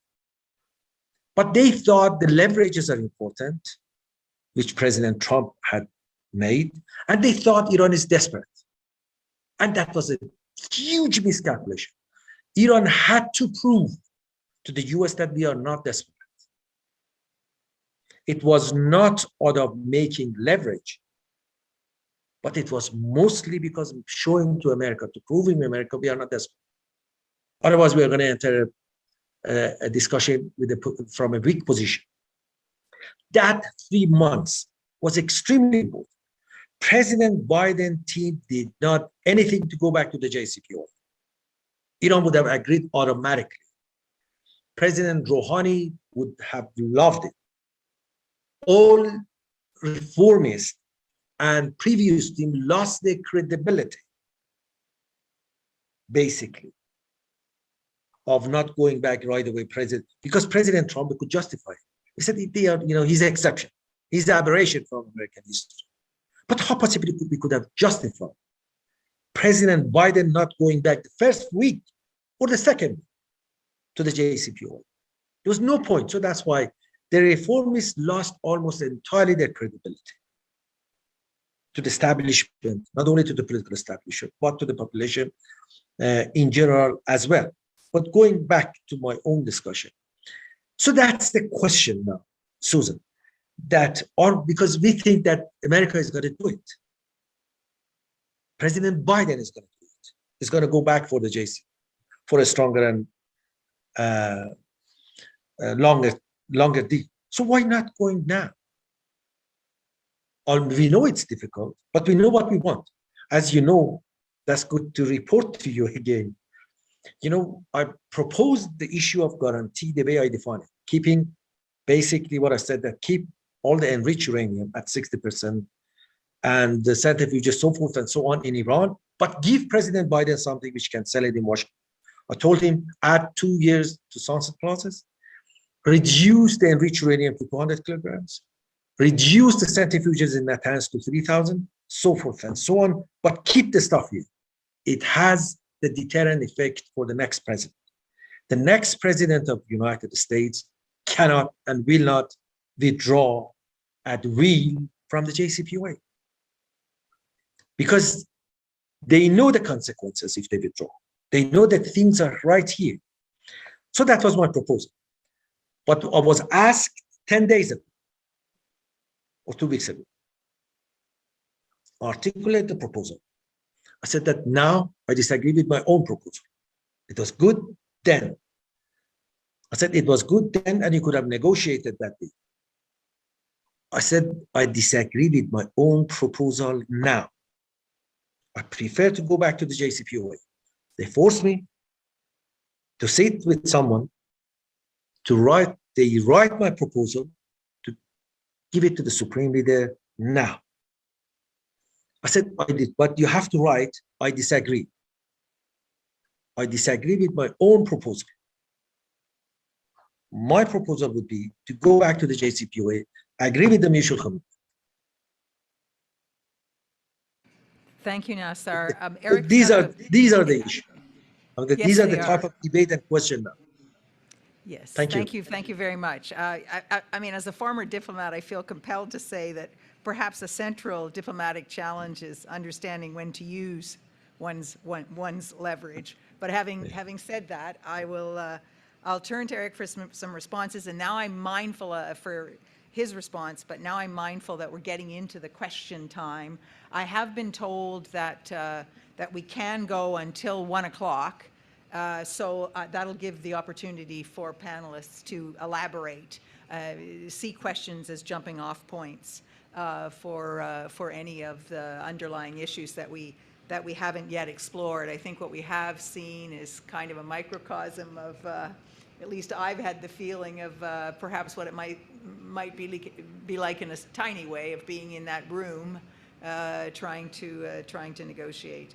So, Eric, with that comment, I'll turn to you. No, Nasser, I mean, your comment about the United States didn't pay any cost for withdrawal from JCPOA. I mean, on the one hand, I kind of see what you're saying, but on the other, I would disagree. I mean, I think we paid a tremendous cost in a couple of different ways. The most obvious is that obviously, as a result of the U.S. withdrawal, Iran's program has now reached places that, many thought it wouldn't get to, right? I mean, I think if you travel back in time and hand somebody the news report that Iran now has a significant quantity of 60%, I think they would be surprised, right? Just 4 or 5 years ago. So I think the U.S. paid a cost in creating a challenge that it otherwise wouldn't have had to face, right? In terms of the U.S. goal of keeping Iran's program contained and preventing a nuclear Iran, and perhaps, as we've all sort of talked about today, perhaps we've lost that opportunity. And the second way that I think is actually very underappreciated in the way that it's underappreciated the damage that was done as a result of that withdrawal is the damage to the U.S. ability to negotiate, reach, and maintain future non-proliferation agreements with Iran or with North Korea or with other countries. And so, your comments about the strategy of holding on to material, obviously part of the rationale for Iran holding on to the advanced centrifuges is precisely that, to try and deter a future president from leaving because Iran will be able to more quickly resume its program. And so I think because of the way the United States proceeded on the JCPOA with the withdrawal, I think it's kind of exposed some of the challenges of to the world how U.S. domestic politics can affect its adherence to agreements in perhaps ways that it didn't before, and also expose, I think, some of the challenges when it comes to disparities in power between the ability to quickly reimpose sanctions versus the ability to ramp up a nuclear program. And so I think all of those, I think we need to think, and when I say we, I think the United States needs to think through about the knock-on effects of the JCPOA and how the U.S. has managed that for other agreements, and figure out how we operate in that environment moving forward, because I think it's going to be a challenge. Thank you very much. And as someone who worked as a disarmament ambassador to the UN, I welcome those comments about having to look at the larger lessons for the non-proliferation regime writ large. Now we've had some folks in the audience who've been faithfully waiting. I would ask you to identify yourself, and you can direct your question generally or to a specific panelist if you wish, and then however you direct it, the others will still have the opportunity to comment if they want. Okay, so please, sir. My name is Saeed. I'm an Iranian researcher in international law from University of Montreal. Second, I would like to express that I don't represent any side. I don't represent the Iranian government, opposition, the European or American side. And whatever I say is from like the perspective of international law and the violation of like the international law. So just don't get me wrong that I support anybody. The third, since yesterday we are talking about like the politics and the peace and diplomacy in the Middle East. But I feel our discussion is in lack of international law base. And what we say is just from perspective of like the politics, not from perspective of the law. How to protect the interests of like the both sides in the Middle East. As I said yesterday, maybe you guys was there, we cannot put ourselves in the position of the judge and the legislator to define the law, ratify the law, and then make the judgment and implement the law. Because as Eric is the former director of like the US national security, he knows that if you have like the security law, first it should ratify by the parliament, then come to the government, and the government can implement. But what we see in the Middle East, that every party, like the US, Europe, Iran, Iraq, or Turkey, they put themselves as a position of the legislator. They say, okay, I think this person is like the terrorist. Okay, let's kill him. They are doing that. And then the Iran is, the other side is responding to the action. And then as the ambassador addressed in the previous panel, it's like the aggressive behavior of the country. So how the people, how the country, they can be like the aggressive in attacking to the country or to violate the international law is in the response of the violation that happened by the other country in the region. So this is the main question. Who and where we have to find like the order to protect the interest of any country. So for the agreement, the JCPOA between like the Iran and US, I think right now is too late to discuss about the deal because if we talk last month before the... Excuse me, Okay, yeah, just maybe like in 2 minutes I will go for my question. No, we can't have 2 more minutes. Sorry, it's Okay. question time. Okay, I will ask the question. So my question is from Mr. Eric. What is the basis for the international law to protect the agreement? And I fully agree with my colleague, Mr. Ali and Mr. Nasser, that we cannot continue the negotiation forever. Today, the Biden administrative, they say, okay, this is good, but what is the next president? If the next president says, okay, this is not good, let's have like another agreement. So what is the legal basis for the both party to stay in the same agreement? Thank you. Thank you very much. Yes, there's been a suggestion that we get the second question in before we go to that one. And so let's turn. Yeah, and yes, I was a little remiss in not, specifying that, try and keep your. I don't mind a short introductory comment to situate. I know that's a dangerous thing for me to say, but a succinct introductory point and then the question. Thank you, sir. My name is Josh, and I'll try to be as brief as possible. I don't understand what's the point of pursuing the JCPOA. It's a fait accompli. The Iranians are developing, and they're going to have the nuclear material to develop a bomb. Why not exert maximum pressure on Iran, keep the sanctions in place, give Iraq, Syria, breathing room, the Houthis, take the support away from the Houthis, and deal with Iran's willingness and assertion to destroy Israel. Essentially, they give them all the compliments in the world by saying what's exactly on their mind. Their aim is the destruction of the Zionist entity. So why make life easy for them? And more importantly, and this is the last aspect, is allow the internal dissension against the regime in Iran.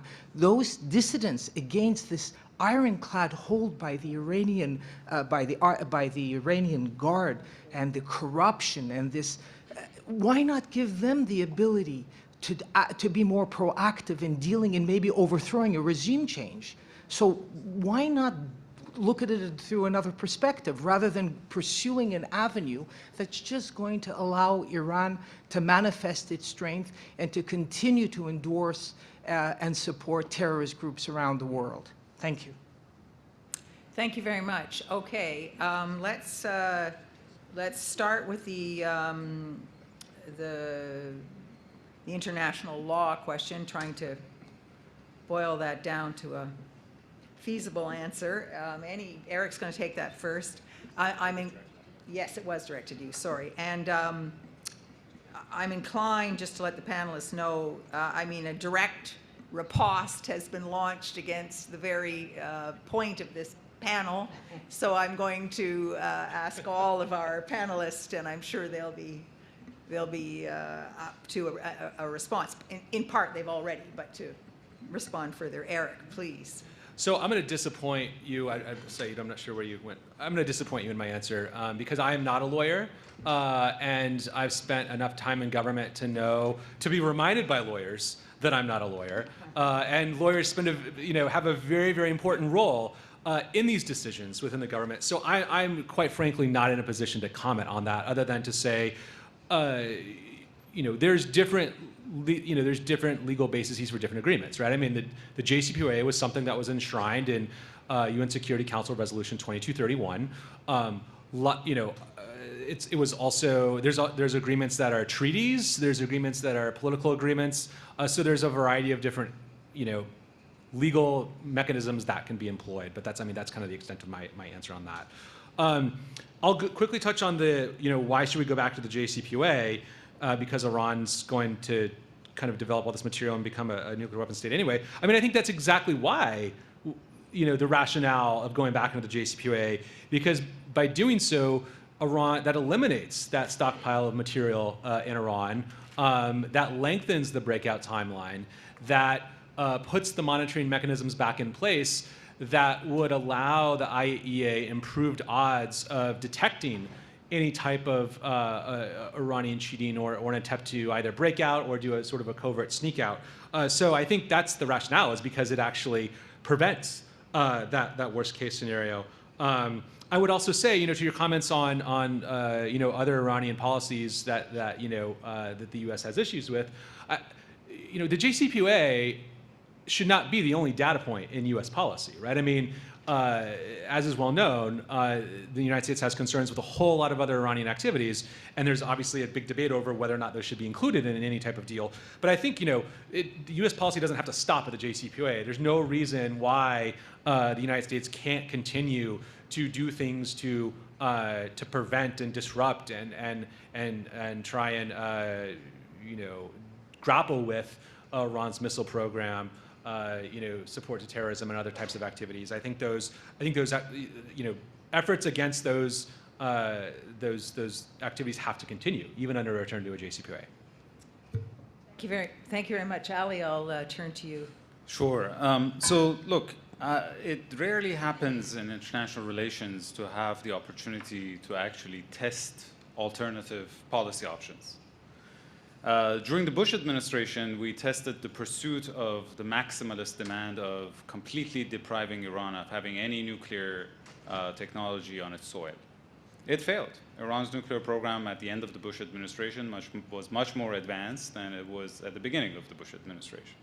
Even in Obama's first term, the US was still pursuing zero enrichment, and we saw the result. In the Trump administration, we pursued exactly the policy of choice that you described. Maximum pressure, aimed at regime change. And where did that get us? Iran came close to the verge of nuclear weapons. It became more aggressive in the region. It became more repressive at home. The only thing that has worked in the past 40 years in our different experiments with Iran is diplomacy, right? Now, the problem with diplomacy is that, by definition, if you want to have a deal, not only both sides have to compromise, but it has to be win-win, right? Otherwise, it's dictation is basically pushing the other side to capitulate, which is not diplomacy. And I do believe that the majority of policymakers in Washington and some in the region, their problem is not really with uranium enrichment, it is with Iranian enrichment. And there is no deal, and you're basically, in that scenario, you're basically arguing for no deal whatsoever. Because, again, you're arguing that one side should not benefit from the deal, and that's just not possible. There's also plenty of experience with regime change in this region, led by the United States. It has ended in grief in every single case. So at some point, we have to start learning from experience. Very much. Suzanne, did you want to jump in on this, or? Yes, I'll comment. I'll respond to both questions very briefly. I'm not sure I completely understood the first question, but I'll give it a go. I myself am not an international lawyer either, but I just want to maybe add a lamentation to what was said. And the fact is that when we withdrew from the JCPOA, we reneged on a sound, functioning non-proliferation agreement with Iran. And even though that JCPOA was endorsed by a UN Security Council resolution, the remaining parties could not or would not do much to ensure that Iran received the benefits for continuing to comply with the deal for up to a year. How we recover from such a miscalculation, I really don't have a quick answer for that. It was an unforced error, but we should seriously assess how this will hamper our ability to conduct future diplomacy, especially with adversaries. I also work closely on North Korea. The toughest cases, clearly it will have an impact, but even other cases as well. Now, this other question, I think Ali just responded perfectly to it. We have seen a before and after. We've seen what the world is like with a nuclear deal with Iran, and now we have seen it without a deal. And what have we seen? It has brought Iran closer to weapons grade enrichment, closer to nuclear threshold status. It has led to less access by international inspectors and a more hostile regional environment. So on that basis alone, we can deem maximum pressure as a failed policy, full stop. So I think what the questioner was suggesting is double down on this failed policy, double down on this approach. It also led to discord with our closest allies and partners, keep in mind, in Europe.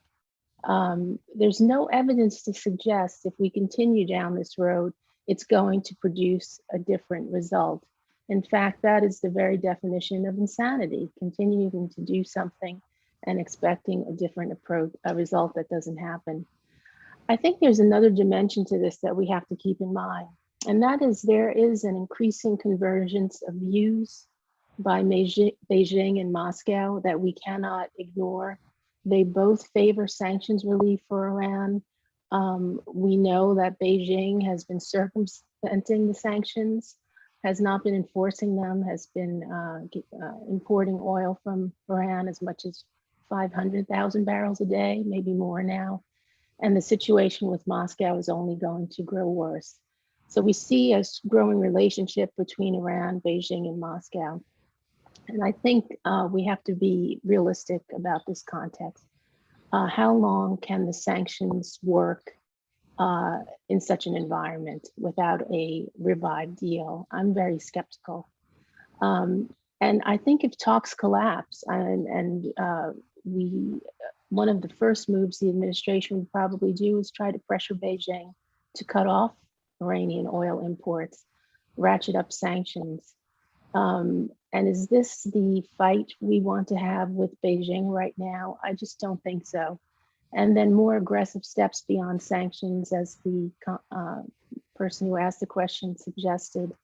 I would assume this would include further sabotage of Iran's nuclear program by Israel. And there we run the risk of resulting in a miscalculation or an escalation that we cannot manage or control. I think it's far too risky, particularly in the current environment. And then look at the internal dimensions within Iran.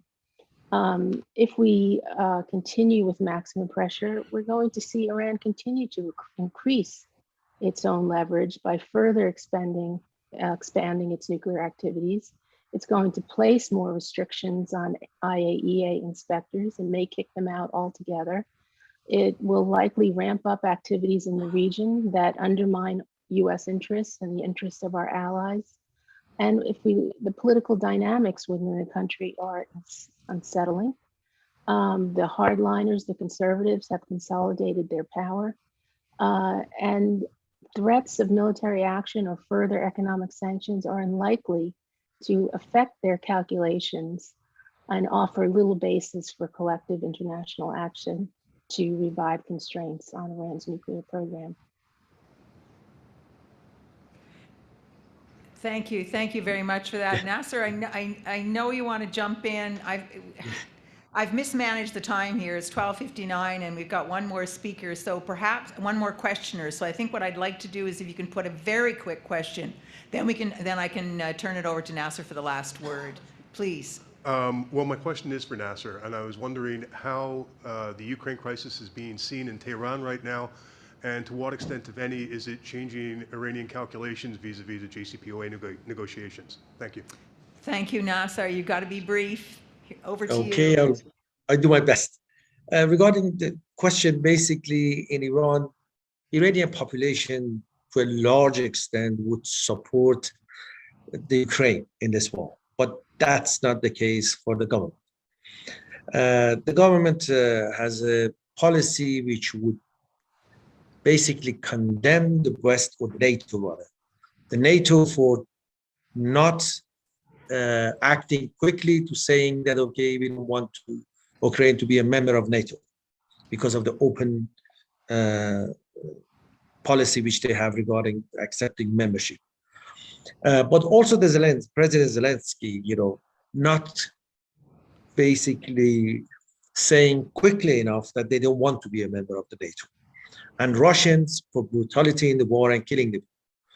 So the Iranian government basically have condemned the war, have condemned the NATO, reluctantly, implicitly supporting the Russia. So that's the government position. Although, as I said, the general population basically would support the Ukraine in the war. But there is no time for me to basically to lay out the scenario, which I think is very important. But just one sentence, very positive one, I hope.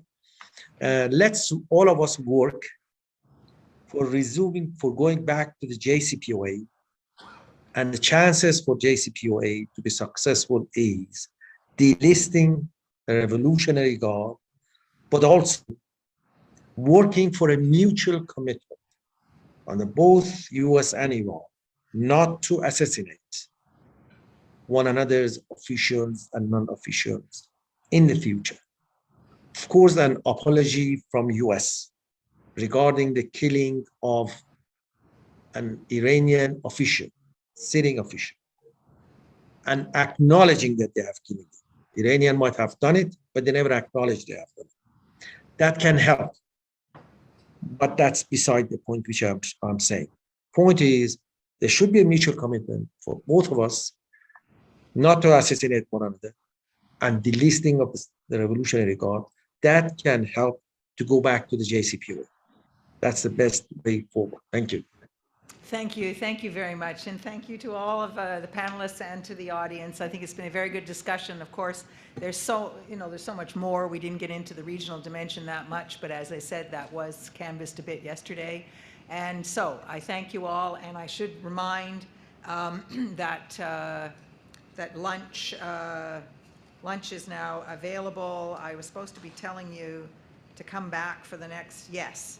The Turkish ambassador is going to give us a keynote to Canada, is going to give a keynote address which starts at 1:45 p.m. So with that, I will adjourn this panel so we can all get to lunch.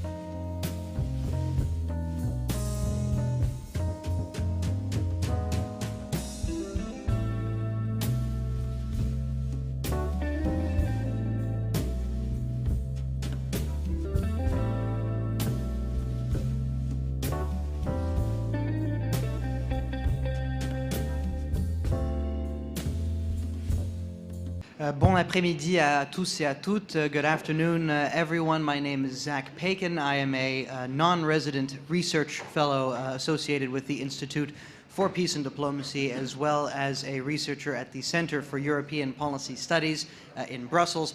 It is a great pleasure for me to welcome you on behalf of IPD to this afternoon session of the Middle East Strategy Forum of 2022, our second annual event. And my pleasure today as well to welcome an additional keynote address, this time from the Ambassador of the Turkish Republic to Canada. Mr. Kerim Uras, the ambassador from Turkey to Canada, holds a master's degree from the University of Ankara. He joined the Turkish Foreign Service in 1985. From 2016 to 2018, he was the Chief Foreign Policy Advisor to Prime Minister Binali Yildirim and was previously assigned to the Turkish embassies both in Tel Aviv and in Athens. He now serves as Turkey's ambassador to Canada, as I mentioned, and it is a great pleasure to welcome you today to the stage. Thank you.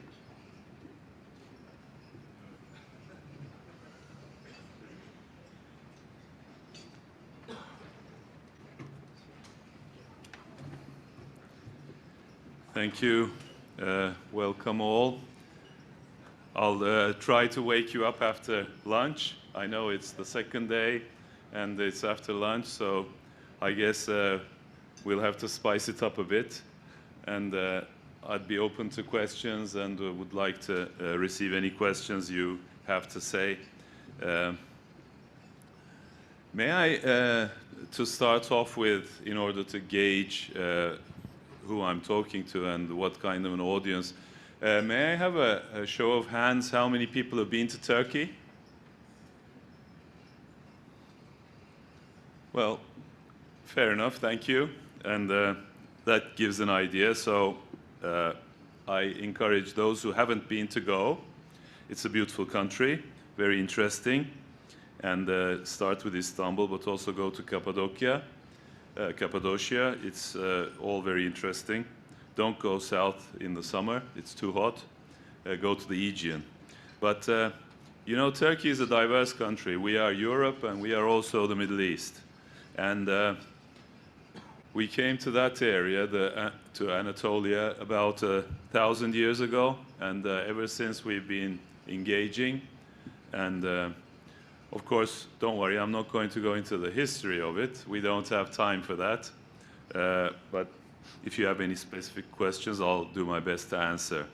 The best I can attempt to do in our limited time is perhaps only to give you a perspective how things appear from Turkey and what we are doing these days. And maybe I'll cut it shortish, so I'll give you a chance to ask questions, then we can make it more interactive. You know that when the Turks came to Anatolia, and actually the national myth is that it started in 1071 when we beat the Byzantine army. The Seljuks came in, but I did my master's on Iraq's ethnic structure and the Iraqi Turkoman. So I know that actually another wave of Turks had already come to Iraq a couple of centuries at least ago. So we were already present in the region and involved in Middle Eastern politics. And those of you who are interested in Turkey or Turkey's engagement in the Middle East would know that they came as soldiers in Iraq. And once they played an important role in supporting the dynasties there, then they increased their involvement and took over a lot of palace matters. So that influence brought a lot of also administrative influence. But we tend to think of the current Turkish entrance into the Middle East as 1071, and we'll do a millennia. They are preparing for the millennia festivities in a few years. At that time, the Turkish, what gave them the edge was the fact that they were lightly armored and they could use a bow and arrow or a spear very effectively while riding a horse. They were very good horse riders, which I mean, we are not that good today, but still the tradition continues. And if you go to the traditional areas, you'll see people playing games like throwing the spear and catching it in the air. Well, that's sort of Turkish polo, which has its roots in those days. But jumping fast forward to today, again, I think we have the edge, and that is, it comes in the form of drones these days. I'm sure you must be following it in the press and in the context of not only Ukraine, Russia, they are playing an important role. And not only there, but also like in places like Syria, Libya, Iraq, we have an ongoing operation. Maybe the Iraqi ambassador who was here before me might have complained a bit, I guess. I mean, they are not very happy. Of course, who would be happy having involvement by outside forces in their own country? I understand, but we have also to combat terrorism, so we think it's justified. Anyhow, in that theater too, drones are being used, but also in other theaters in Africa, like in Ethiopia, Libya, as I said. So these give us the edge today. Turkey, one of our aims is to constantly upgrade our technological capacity wherever and whenever we can, and also our institutional capacity. So I'll talk a bit about that. Now, with this coming into the region, how do we see the world from Ankara? Maybe I could say a few words about that. It's a multipolar world with a lot of instability and insecurity, as we all know. We're going through volatile and uncertain times in international relations. Looking at Russia and China's changing influence in the world give us a good idea. Of course, when it comes to China, the Uyghurs are interesting for us, and we can understand the Uyghurs. I mean, I can speak to them in their own language because we are so related. It's a Turkic people. So the Turkish influence, I would say, goes from the Adriatic Sea to the Wall of China, and in the north to the Yakut Turks in Siberia, down to Central Asia and the Middle East. So it's a fairly widespread geography we're talking about. Global institutions in our day and age are inadequate and ineffective. There are profound challenges, and we see that they fail in responding to crises and fulfilling expectations. This is our view. I mean, when we look at it, at the world from Ankara, this is what we see. Globalization has not delivered, not lived up to expectations, and has not led to a fair distribution of welfare. We also see that economic and political centers are shifting. Climate change is a big challenge, and we see it as the most serious threat to humanity. Some of the major problems we talk about in the world today are in Turkey's immediate neighborhood. So this makes us try to be as vigilant as possible. If you visualize the map of our region, you will see that we are surrounded with many issues. The Balkans, the Aegean, Eastern Mediterranean, the Middle East, Syria, Iraq, Iran, then the Caucasus, then now Russia and Ukraine. So, I mean, when we look at it full circle, it's all different sets of problems. We also have more abstract threats or invisible threats like terrorism, which can pop up anytime, anywhere. So this is something we are also very vigilant about. What are Turkey's priorities? Well, first of all, talking about foreign policy, which I'm here to do today, is I would define our foreign policy as humanitarian and enterprising. And we have had our issues lately with especially coming to our region, the Middle East countries, But now we are patching up, and I would say perhaps one could even argue that we are going back to factory settings. So I think we will see more and more bridge building as things progress, and this is a good thing. So we have already built bridges with some countries we had issues with lately, and I expect this to continue. I read a lot of speculation, for example, in the Israeli news. Well, Turkey has now reached out. We are building bridges. President Herzog visited Turkey, but is that here to stay? Are they sincere, or is it just a temporary rapprochement? I think it's permanent. I think now we are readjusting. We work for sustainable peace and shared prosperity, and we aren't for the wait-and-see approach. We try to take an active role as much as possible. And we also actively pursue this, like the Antalya Diplomacy Forum most recently. It was the second such gathering, and we had good attendance and also important meetings, like it was the first time that the Ukraine and Russia ministers of foreign affairs met, so we provided them a forum. The Armenians also came. Armenian Minister of Foreign Affairs was there, and we are trying to patch up with Armenia and normalize relations. That was a welcome improvement and development. We give the Istanbul mediation we provide a forum for Istanbul mediation conferences, and Istanbul is an international center. We try to develop it. We try to enhance regional ties and ownerships and develop our bilateral relations, as I said.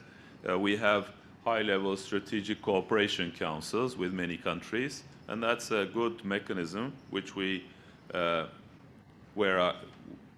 it's like virtually the two cabinets meeting and producing a lot of agreements. So this is a good mechanism we have invented lately in the last decade.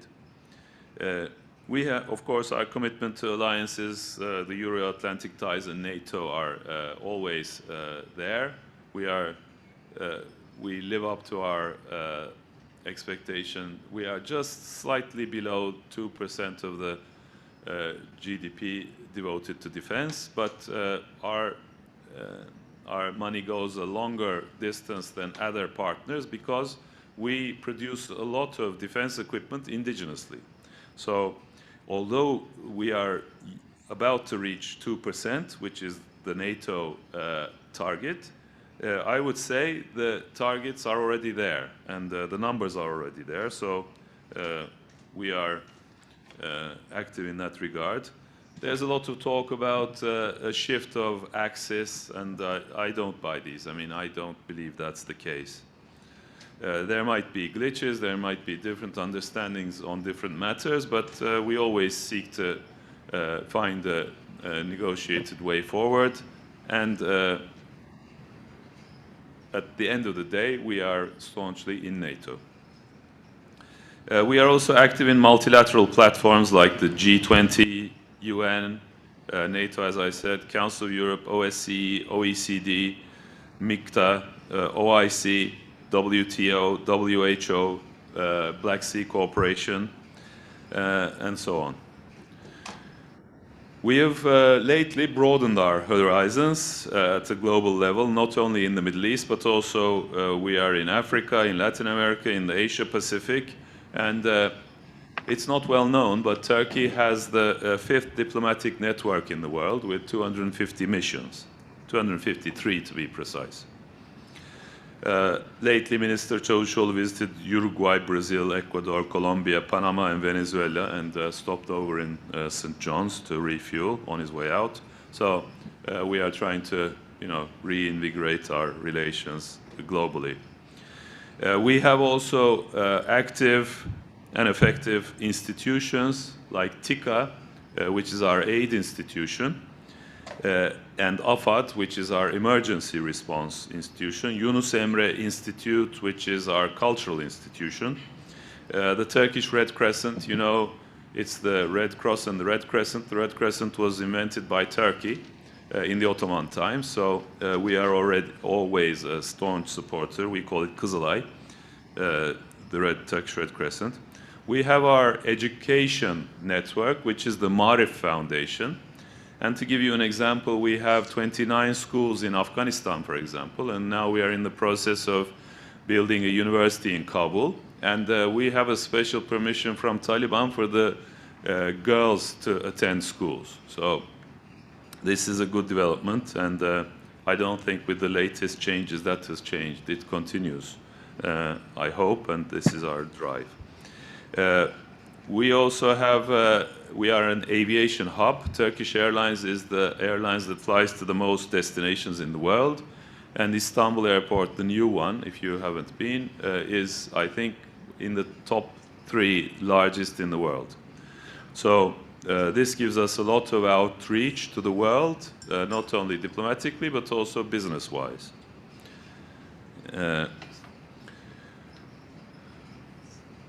We try to deepen international economic cooperation, increase commerce, investments, and effective multilateralism and the rules-based international system. We try to be a global humanitarian actor. I think we hold a world record in hosting refugees. The official figures are we are hosting 3.7 million Syrians today.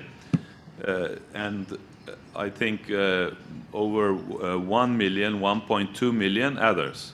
That would be like Afghanis, I don't know, other countries who are in difficulty. But lately this is very hotly debated because our economy is going through a troublesome period. Well, that is the case. People are asking, well, look, you can't feed your own people. Why are we feeding 5 million, 10 million refugees? I mean, this is a hotly debated issue, unfortunately. I mean, I'm not saying this in a xenophobic sense, but I'm just giving you a picture of what's going on in Turkey. So with an election coming in June 23, presidential election, I expect this to be one of the most hotly debated topics. And yesterday I was following Turkish news. The support for sending the refugees back to where they belong is above 80%. So I don't think any government can resist this pressure. But ours is for the time being, and our president was very vocal. He said if anyone is going to return, and we will try to encourage this, already 500,000 Syrians have returned voluntarily to their own homes. We build houses for them. But the president said that this will be voluntary, it will be orderly, it will be secure, and it will be in line with international law. So this is our official policy, and we are standing behind it. For more than a decade, we've spent, I think the figure is now approaching $50 billion on refugees, and they are most welcome. We have to give them a helping hand. They are brothers and sisters in a difficult day. Turkey is also very vigilant in fighting against terrorism in all its forms and without any discrimination. As I mentioned at the beginning, we have an ongoing operation in Iraq, northern Iraq at the moment. We are after the PKK and their infrastructure there because it's cost us 30,000 lives since 1984 when they started their campaign, and we are fed up of this. So we are before spring kicks in and their operations are re-energized, we want to take out their infrastructure in northern Iraq, and we are coordinating, of course, with the Iraqi government and also the Kurdistan regional government authorities while doing that. We are also effective in fighting Daesh, ISIS. Our minister was in Morocco yesterday for the Daesh, counter-Daesh cooperation. And he emphasized that while we are tackling Daesh, and we are very determined to do that, and we are, I think, maybe the only orderly army which has fought them directly. in the region, and that cost Daesh 4,500 militants. It's a big number, and we did a lot to deteriorate their capacity, not only in Syria but also in Iraq. But our minister emphasized that fighting Daesh with the YPG PYD, which is, in our view, badge engineering. Actually, they are the PKK in Syria. We don't think that's a good idea. We don't want the treatment to be worse than the illness itself or as bad as the illness itself. So we are against supporting the PYD, YPG. By the way, today there was a development, or yesterday, in Germany, the PKK applied to, in Berlin, to the Ministry of Interior to be taken off the terrorism list, but Germany said, there's no question about it, you are terrorists and you will stay on the list. So Germany is in a good position to know, because we have, 3 million Turkish citizens there, and also there are a lot of Kurds, so they know what's going on and they are following it as a state. So that gives us a good idea about what the PKK and their offsprings are. Today, the PKK again fired mortars into a police station, and 4 people are wounded. So Syria, their presence there is, we think, related to our operation in Iraq, and it's a negative development. So there's no question in our minds that they are closely related. Our general approach when it comes to security and counterterrorism is a 360-degree security. We say this also in NATO, and we say, yes, what's happening in Ukraine is terrible. We are pursuing a dual-track policy, trying to achieve peace, while at the same time being firm on the military front. Yes, let's focus on that, but we cannot forget about what's going on in the Middle East, for example, or the Eastern Mediterranean. So NATO has to adopt a 360-degree security understanding. This is what we support, and I think we are heard by our allies. A few words about why Turkey is important. Of course, the geostrategic location, Turkish Straits. We have a key role as the westernmost Asian and the easternmost European country. I mentioned NATO and the other institutions or international organizations. We have a strong tradition of constitutional democracy in a very volatile region, and that goes back 2 centuries at least. So it's well established. Of course, democracy nowhere is ideal. We all have to work on it, and if we have issues, we'll overcome them, but we are democratic. We have a secular system in a predominantly Muslim country. We have an active civil society and diverse views, vibrant press, vibrant TV, vibrant radio and social media. I think Turks are one of the record holders of Facebook. Either we are I don't know, we are in the top 3, so it's a young country. The median age is 30, 35, so they are very engaged in electronics. We have deep-rooted political, economic, and socio-cultural ties with a vast geography, the Middle East in the forefront. We have great investment opportunities and a very diversified economy. We are the most diversified economy in the region.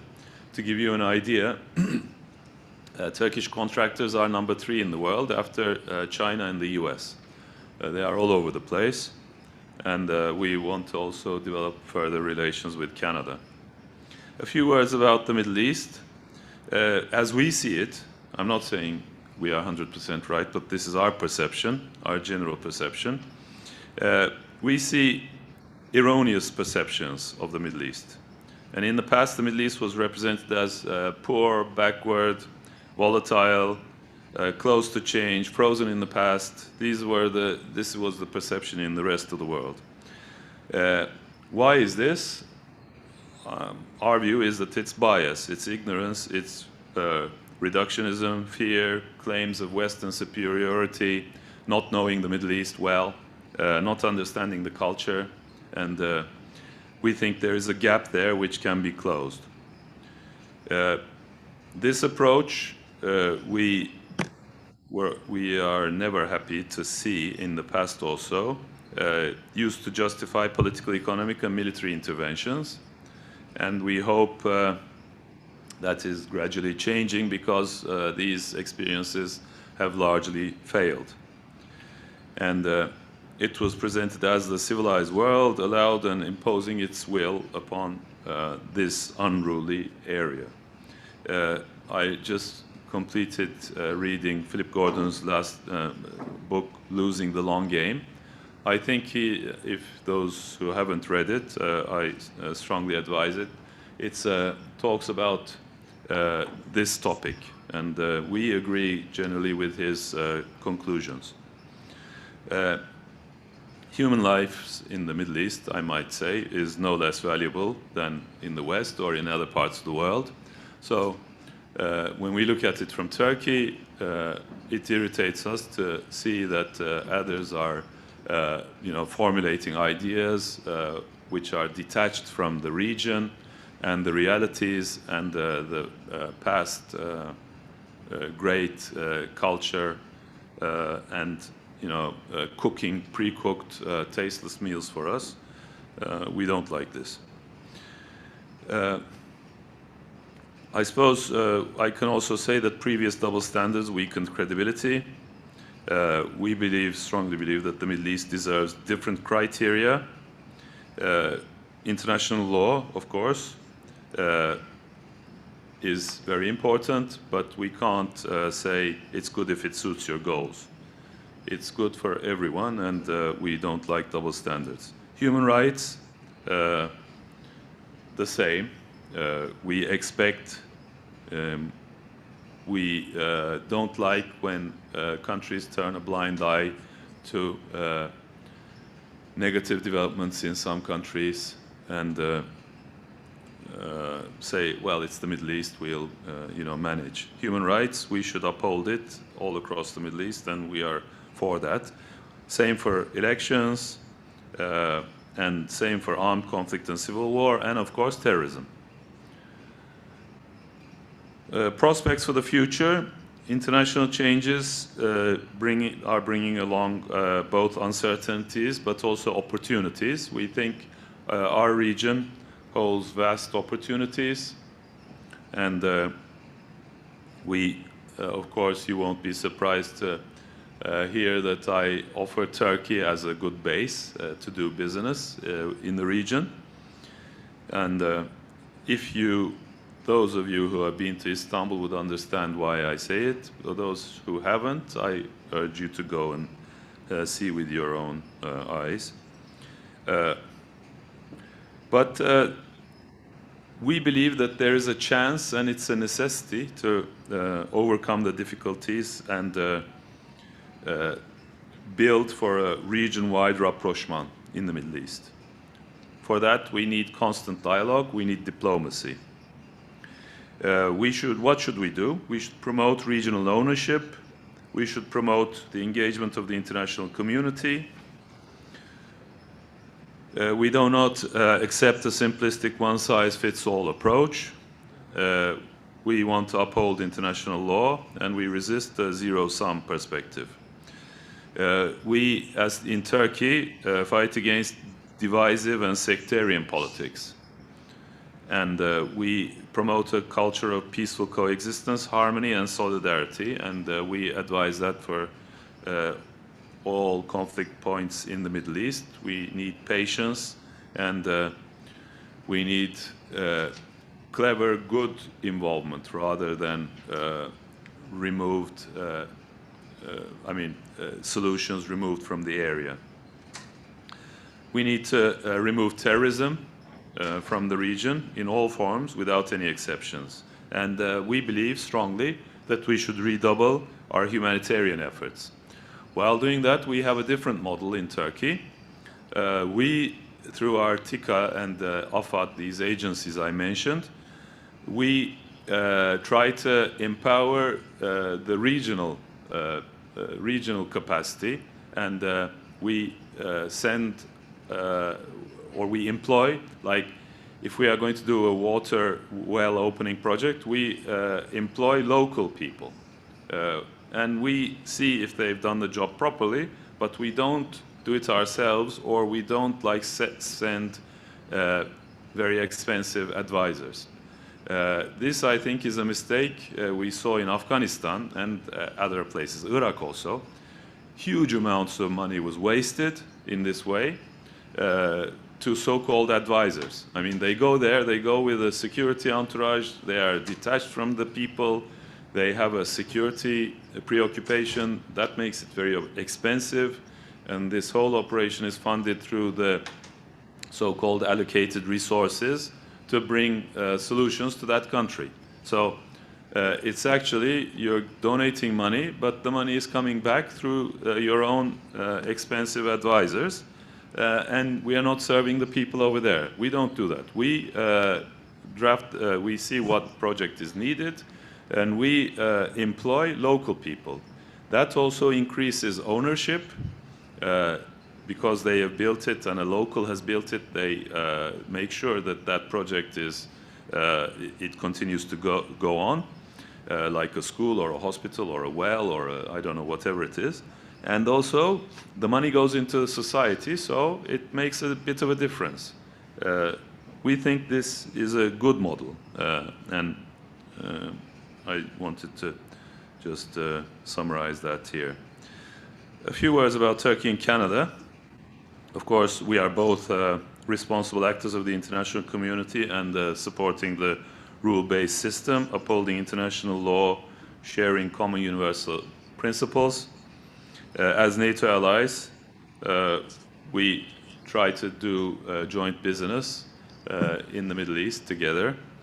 Actually, in Africa, maybe I mentioned it in another place. We do a very good project in Senegal. We have started a railroad, 500 kilometers in Senegal, together with Canada.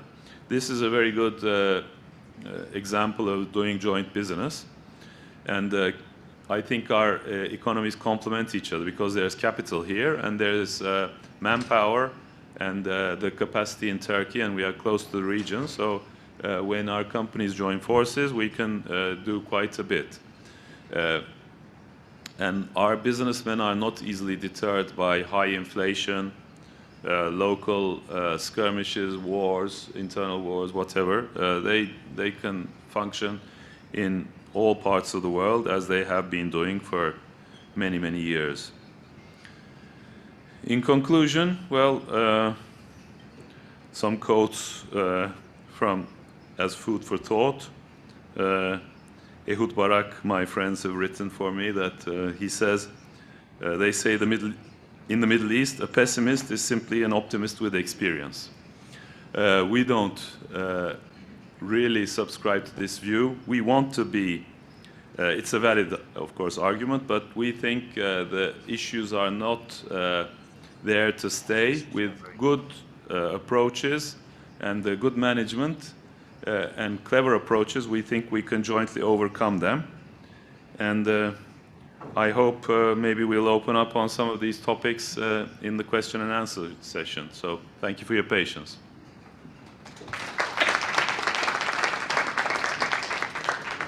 Okay.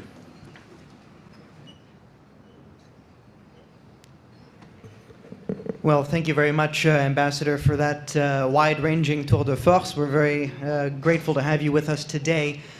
We are running a little bit low on time, so we're going to extend this session by just a few minutes past the bottom of the hour. So to those of you who are joining us online, just to let you know in advance that our next session, which will expand on the topic of Turkey's role in the Middle East in greater depth, may start just a few minutes later. than originally anticipated at 2:45 p.m. Eastern Time. Ambassador, I just wanted to open up with a question on Turkey's evolving foreign policy towards the wider Middle East.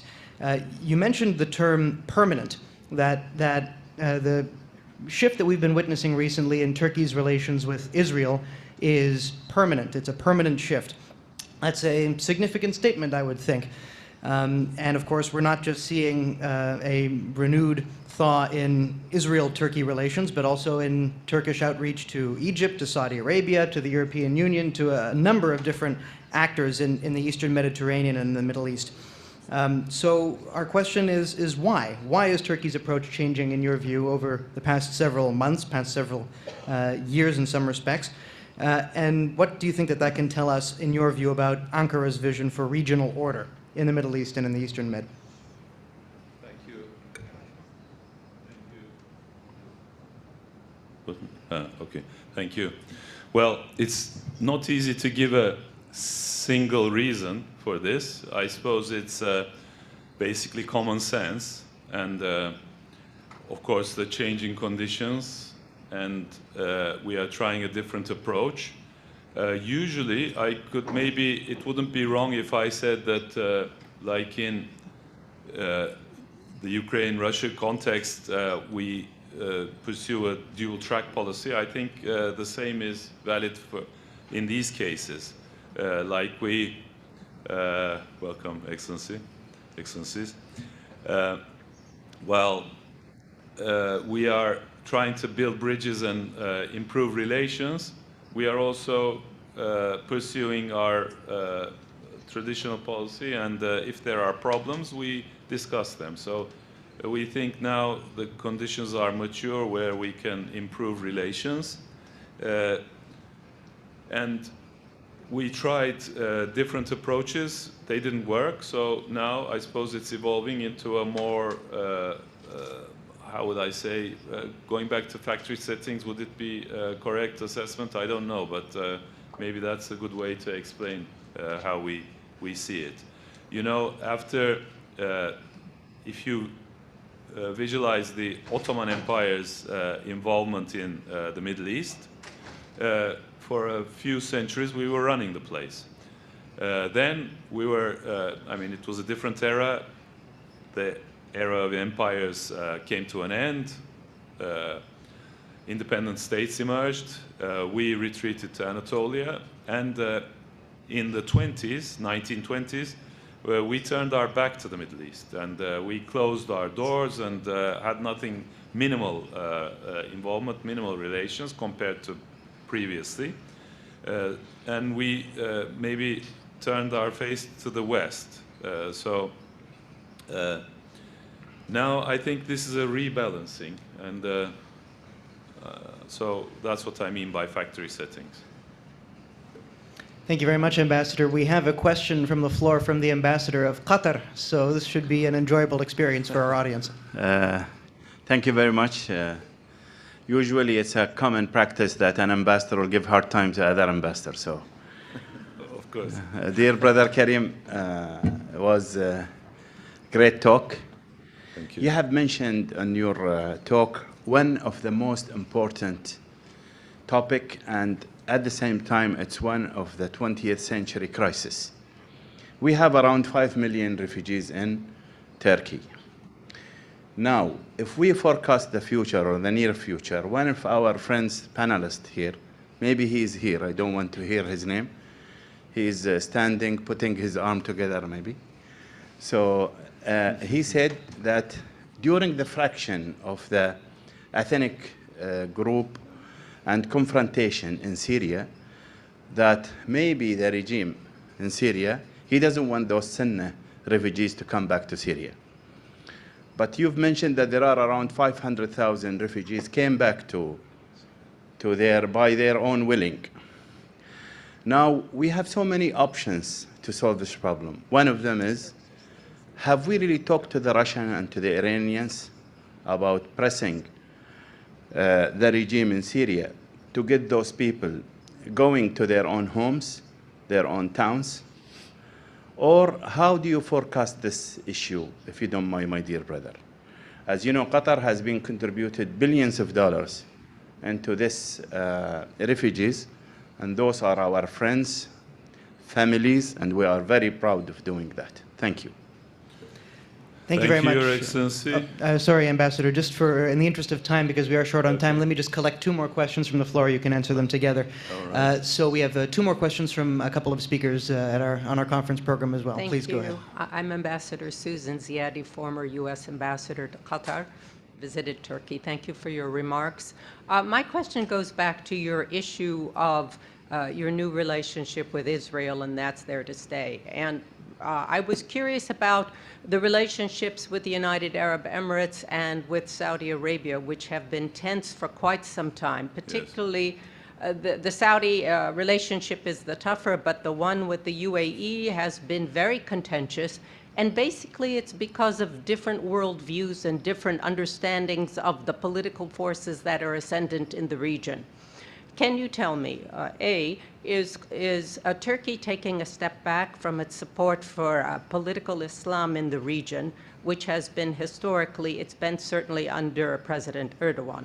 Second, with a closer relationship with Saudi Arabia, the UAE, and now with Israel, is that going to create a new front in terms of relations with Iran, which with Turkey have ebbed and flowed over the last couple of decades? Thank you. Excellent questions, Ambassador. Thank you so much. And Mr. Landis. Yes. Joshua Landis. I'm a Syria guy, University of Oklahoma. That was Itamar Rabinovich who said that Syria did not want to take that was the Israeli ambassador to the United States, ex-ambassador, who said that. But I wanted to ask you about the Adana agreement and whether you see Turkey and Syria ever returning to this 1998 agreement in which, in a sense, Assad agrees to keep the PKK under control. Turkey has the right to, in hot pursuit, 5 kilometers into Syria, but has to withdraw within a certain period of time, and that one would go back to the internationally recognized borders. In essence, does Turkey foresee returning to those borders and resuming some sort of relations with the Assad regime? And then just one little comment on the Turks.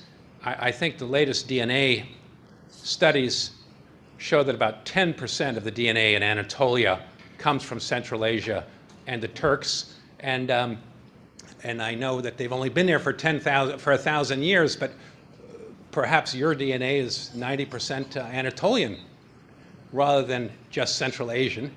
And I just wanted to throw that in because it was a good place to start. Thank you. Thank you. Ambassador. Thank you. 3 good questions from 3 valued participants, and I thank them for this. First, I must answer His Excellency Brother Khalid, and you are very right. Qatar has helped us a lot in the Syrian context, of course, and is continuing to do so, and it's very valuable and in a helpful way. You are right. I mean, now the YPG, PYD, which is the PKK, let's call them, in Syria, is tampering with the ethnic structure. So is also the Assad regime. And we end up with a lot of Sunni Arabs in our country. So this is actually tampering with Syria's ethnic structure actively. The northeastern corner of the country is becoming predominantly Kurdish. The rest is becoming predominantly Nusayri. And we are ending up with these unfortunate people who are in our country. And of course, this is a great difficulty. But we want to encourage them to go back peacefully. And they do want to go. They are, of course, the Syrians are most welcome. They are clean people. They are hardworking. They fit into our society very well. They don't create any issues like security issues or anything. Maybe a few do, but our security forces weed them out, and we deal with them, and we are quite effective in doing so. But when we look at the big numbers, I think the incidents are very, very low. And they would want to go back home. So what we do is we encourage them to, we try to set the conditions. It's not only like you can't build just houses and say, okay, we've built the house, go back. You need an economy, you need schools, you need hospitals, you need electricity, you need sewage, you need everything. So we try to kickstart their economy, and that's what we are doing. We are looking after 4 million close to Syrians. That's the official figure. The real figure is perhaps higher. And 5 million within Syria itself through this mechanism. And it's a big burden on our resources, our meager resources. We would encourage the EU and the UN to help us in this effort. But we are now trying to create the conditions for another million to go back quite soon.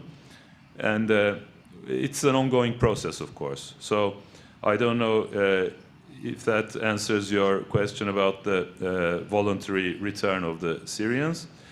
Have we talked to the Iranians and the Russians? Yes, we talk to them all the time, and we coordinate. We also coordinate within Syria itself because we have safe areas. And we want to keep those areas safe, like Idlib and its surroundings, because if that implodes, we would end up with 2 million more in our land, and that would be the straw that breaks the camel's back. We believe that that would break the floodgates, and they would start flowing towards Europe, like they did in 2015, until we managed to put a cap on that flow. And an agreement with the EU, which is still holding. I was the ambassador in Greece at the time, so I was at the receiving end of all that. And it was very unfortunate. I mean, 7,000 people were passing a day at the height of the influx. And hundreds of people were drowning because they don't know how to swim. They don't know how to navigate this windy channel with big waves. So it was very unfortunate. So we do our best in coordinating with Iran and Russia. They are two important neighbors. We might have issues, of course we do, but Iran is our most stable, longest border, you know, since 1638, Kasr-Shirin Agreement. It hasn't changed from Mount Ararat down to the Gulf. And we respect Iran. We have good relations. And with Russia, we fought during the Ottoman times for 315 years. But immediately after, in our War of Independence, they gave us a helping hand, and they helped us build our own economy. So we are grateful for that. So it's a mixed bag. But in any case, we cannot ignore Iran or Russia, and we have to work with them, which we are doing, not only in Syria, but in other places also. On Ambassador Ziadeh's question, thank you, that's very also interesting. And I would say that, yes, they are all important relations we are developing, or we are going back to our good relations. There were some issues, and you summarized the main reason behind it. But in the changing context, I suppose we have to also change ourselves and also build bridges and seek other means. There are other threats in our region. There are other developments, so it doesn't make sense to not talk to each other. So what we are doing actually is reopening our dialogue channels, warming up our relations, maybe paving the way for improved economic relations, because the Turkish economy is not doing so well these days. But also there is the bigger picture where we have to cooperate. So that's also a driving force behind it. I wouldn't say that our government's general approach has changed, I mean, which has always been a constructive one, and to try and address the difficulties of the peoples in the Middle East in a constructive way. And They are pious people, so I suppose that's going to determine their outlook towards the world inevitably. Is this against Iran? I wouldn't say so, no. But having said that, of course, I just defined that Iran was our oldest, most stable border for hundreds of years. Actually, it was drawn in 1550. The 1638 Castro-Shirin Agreement was a repetition of the 1550. So it's been there for 500 years. The reason we managed to keep it like that is, I suppose, very simply put, reciprocity. The Iranians know that Turkey is very meticulous in dealing with it, and we know that they are meticulous in dealing with us. So we go out of our way to accommodate each other and talk patiently. And we've been in the region for a long time, so we would know that an alliance against Iran probably wouldn't work. And it's only patience and trying to understand each other is the only way. So I wouldn't define it as against Iran, but we do have our issues with Iran. On Mr. Landis's point, would we go back to the Adana Agreement? Now, there is a lot of soul searching on this actually in Turkey. The opposition is saying that, look, you started talking with, you were bad-mouthing the UAE, Saudi Arabia, other regimes, and you have built bridges. So why not with Syria? Syria is so important for us. It's our neighbor. We have so many millions of people here. So why don't you also build bridges with Syria? This is what the opposition in Turkey is saying. And they say that if we come to power, we will send the Syrians back, but we will create the conditions to send them back by talking to the Assad regime or whoever is there. So now this, I think, also has an effect on our government. And I was listening to our spokesman today, government spokesman, and he was addressing these issues. So it's very vibrantly discussed in Turkey today. I wouldn't be surprised, actually, if there were some openings. I wouldn't rule it out. I mean, not that I know anything, and I'm not sharing anything here, but common sense dictates that perhaps we should do something about it. Would it be in the form of the Adana Agreement again? I don't know, but what I do know is that the Syrian regime, whoever it is not happy with the PKK presence or the Kurdish parties controlling big swaths of the country like this. So I guess they would, I mean, we're not against this either, for them to get like their rights, of course. Would it be autonomy? That's up to the Syrians to decide. It should be a peaceful and process driven by the Syrians, for the Syrians. And we would only encourage that. Until that day comes, we will try to stabilize the country. And as soon as that day comes, we would be very happy to move out. And we fully respect their sovereignty and territorial integrity. And we would love to see the day come sooner rather than later, which enables us to move out. On the DNA, that's an interesting, point you made there. Of course, one must be careful while saying these things because of race issues, and it's always very tricky to address these subjects. But you are right, and they made an experiment in Troy. I don't know if you heard this, but someone had the bright idea of getting the DNA from the bones of the 7th level in Troy, in the remains of Troy, and matching that to the villagers living there today. If you ask the villager, who are you? He would say, I'm a Turk who came on horseback from Mongolia and entered Anatolia in 1071. But there's an exact DNA match. So DNA or science says that that's a national myth and the reality is a bit different. You were actually here for a few thousand years. So, I mean, national myths are national myths. I mean, they have a valid point, but that's all they are. And there's a lot of mistakes or oversimplification there. But thank you for the point. Well, that is a very welcome note from an ambassador of a country to hear, so thank you very much, particularly as the Euro-Atlantic area is living through a period of significant national myths that are being debated between different members of the countries situated between Lisbon and Vladivostok, might we say. We just have time for one quick question. And don't forget, I was ambassador to Greece, so that's another place where national myths are very strong and move people. Yeah. Beautiful, indeed, indeed. One final question for you, and I've been informed that we're just going to begin the next panel right away at 1:45. So in 2 minutes' time, we'll just move into the broader discussion on Turkey.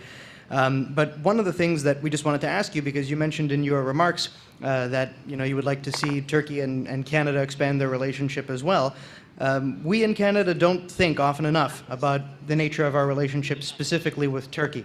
So I'm wondering, in your view, what are the greatest opportunities for deepening Canada-Turkey relations? And in your view, are they mostly economic, for example, or are they military within the confines of NATO? You mentioned that Turkey, for example, is, at the end of the day, to quote your words, staunchly in NATO. That may come as a surprise to certain people who've been following Turkish foreign policy and Turkish politics for the last several years. So please elaborate on this front, if you don't mind.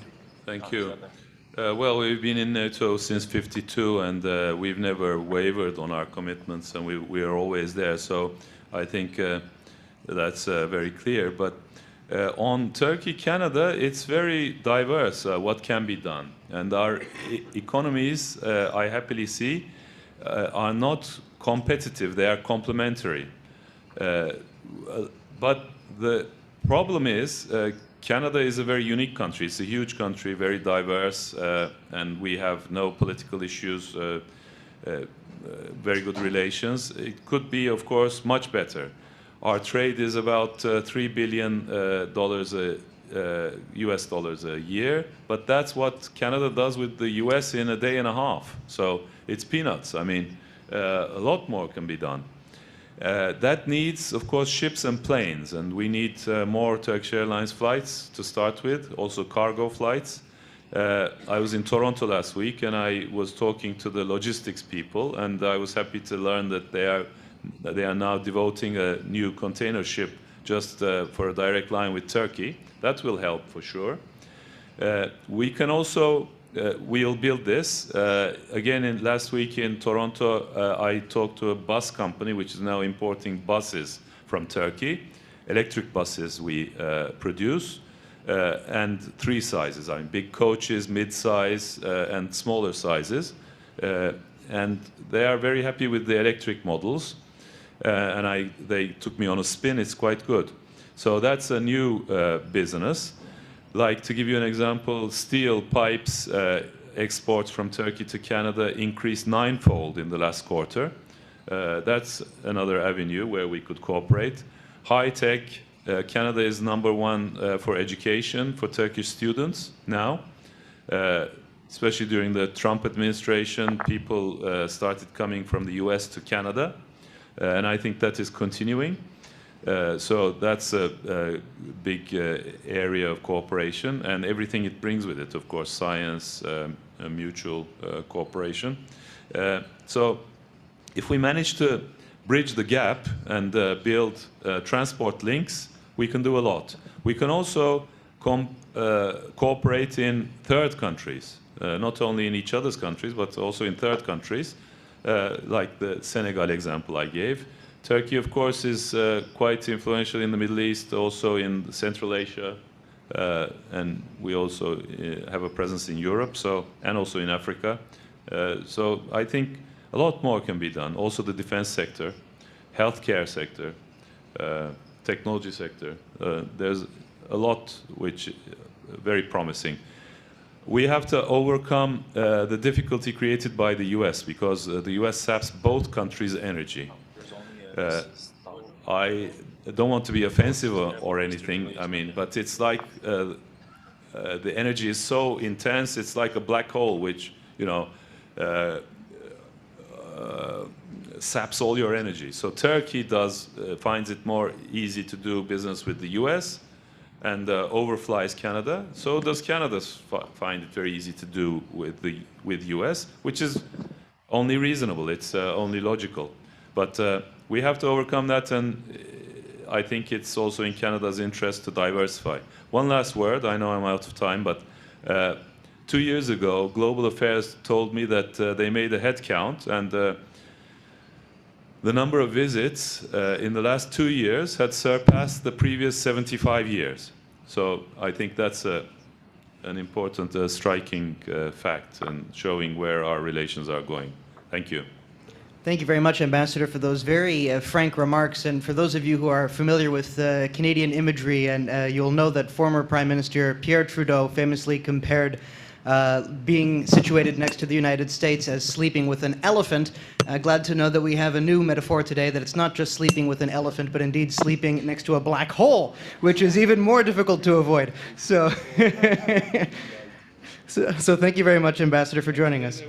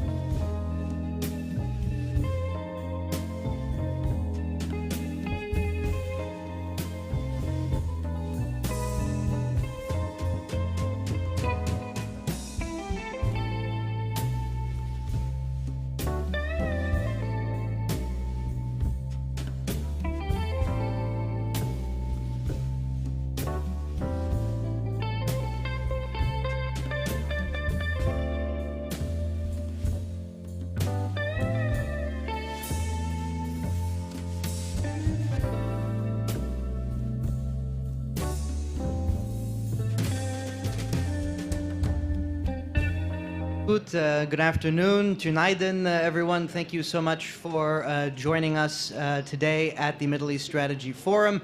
For those of you who are not able to join us for our previous session, my name is Zach Pakin. I'm a non-resident research fellow with the Institute for Peace and Diplomacy, as well as a researcher at the Center for European Policy Studies in Brussels. And it's my pleasure to welcome you on behalf of IPD to this session, in which we are going to be expanding on the themes raised by Ambassador Uras just now, and examining in greater depth the role of Turkey in West Asia, but also at the crossroads of various regions that intersect with West Asia and the Middle East.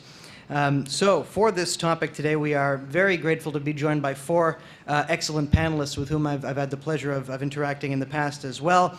Starting off, we've got Galip Dalay, who is a fellow at the Center for Applied Turkish Studies, or CATS, at SVP Berlin, as well as an associate fellow at Chatham House. Tünaydın, Galip.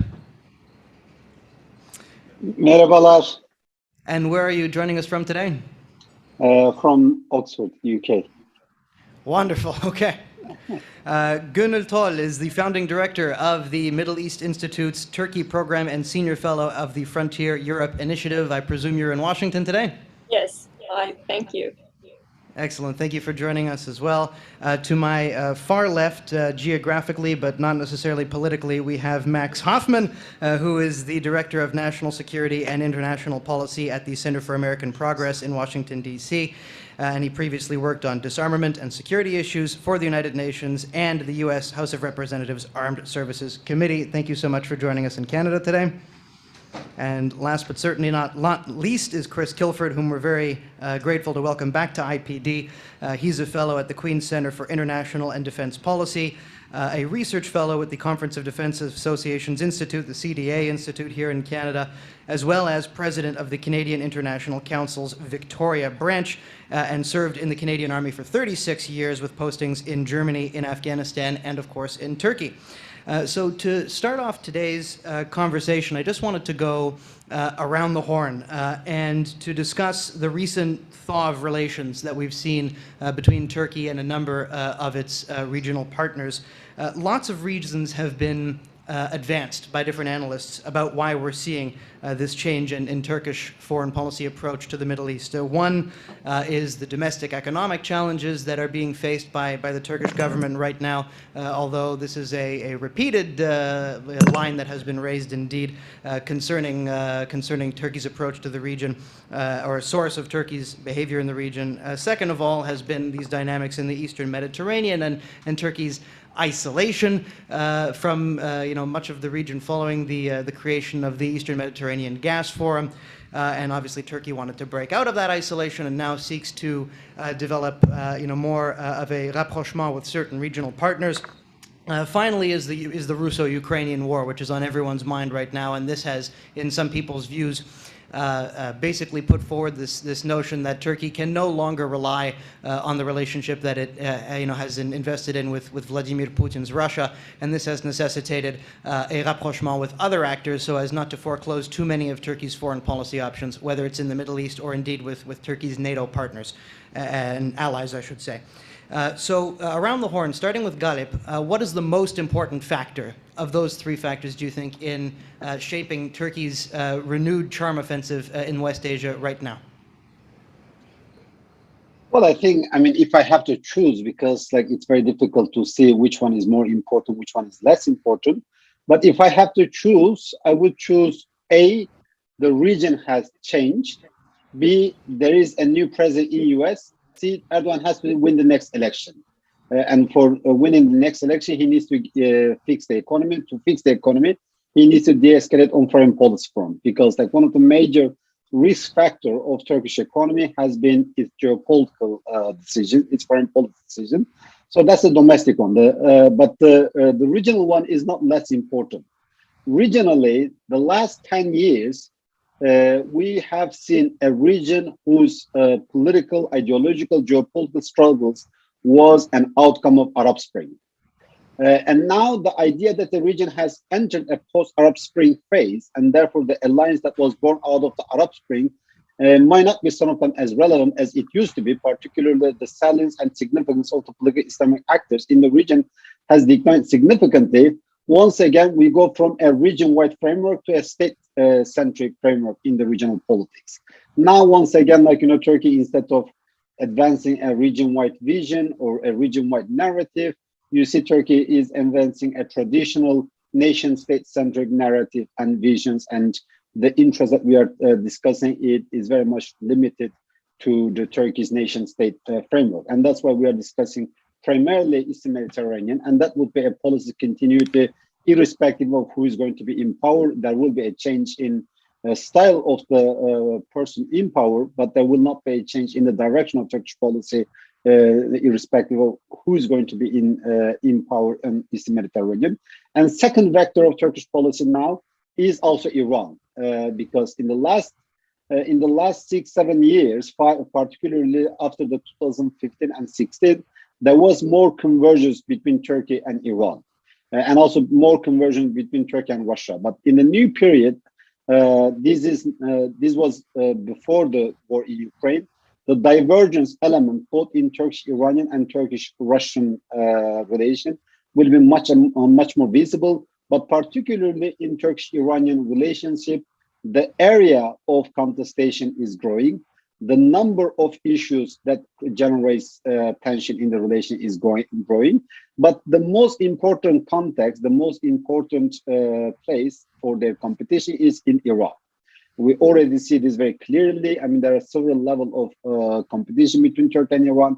In Iraq, at the national level, we have seen this clearly when it comes to formation of the Iraqi government, the next Iraqi government. They clearly sided with different camps. At the level of Iraqi Kurdistan, they are supporting different actors. Turkey is much closer to the Kurdish groups, particularly the Barzani and then the KDP. Iran has cultivated better relation with the PKK-led camp, but also with the PUK.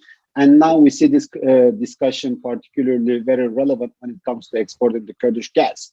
So the region has changed. So the Turkey has to change. The necessity of the domestic politics has changed, and the global level has changed because now you have Biden in US. But the war in Russia will not make Turkey to choose side. But Turkey will be leaning closer to the West. But Turkey will not choose side at this stage. So Turkey will still seek better relation with Russia because the cost of a breakdown in Turkish-Russian relationship is still significant. And one of the difference between Turkey and countries like Poland, etc., if Russia tried to punish Poland, it cannot do without triggering a NATO response. But Russia can punish Turkey without triggering a NATO response in areas that is not covered by NATO security guarantees, which is like, Syria, Libya, and Nagorno-Karabakh, etc. Thanks very much, Galip. Max, in your view, would you choose to prioritize or emphasize one of those three levels of analysis more than another? Well, you can already tell you have a very disobedient panel here. Galip and Gonul, good to see you. I mean, I have to sort of echo Galip's reticence in choosing one. I think that if you step back and you look at the regional trajectory over the last 7 years, I'd say, this constitutes a bit of a period of pause and consolidation. I mean, first to start, there are some long-standing elements that define Turkey's relations with these regional powers. It's a country that is, unfortunately, firmly in the middle-income trap. It's reliant on tourism, it's reliant on energy imports, it's reliant on trade, and on access to markets for things like the construction companies and other trucking companies that the ambassador referenced. And so it has, 8 of its 10 top trading partners on NATO, but for economic growth and new opportunities, it has to sort of reconstitute some of these relationships that had frayed over recent years. I think that it's also not inconsistent with President Erdogan's basic worldview. His worldview has actually been, I'd say, quite consistent, even before Syria. That is that the world is bigger than 5, that the West is in relative decline, and that Turkey should be more independent and assertive in its own right, that Turkey isn't part of a bloc, but is sort of its own bloc, if you will.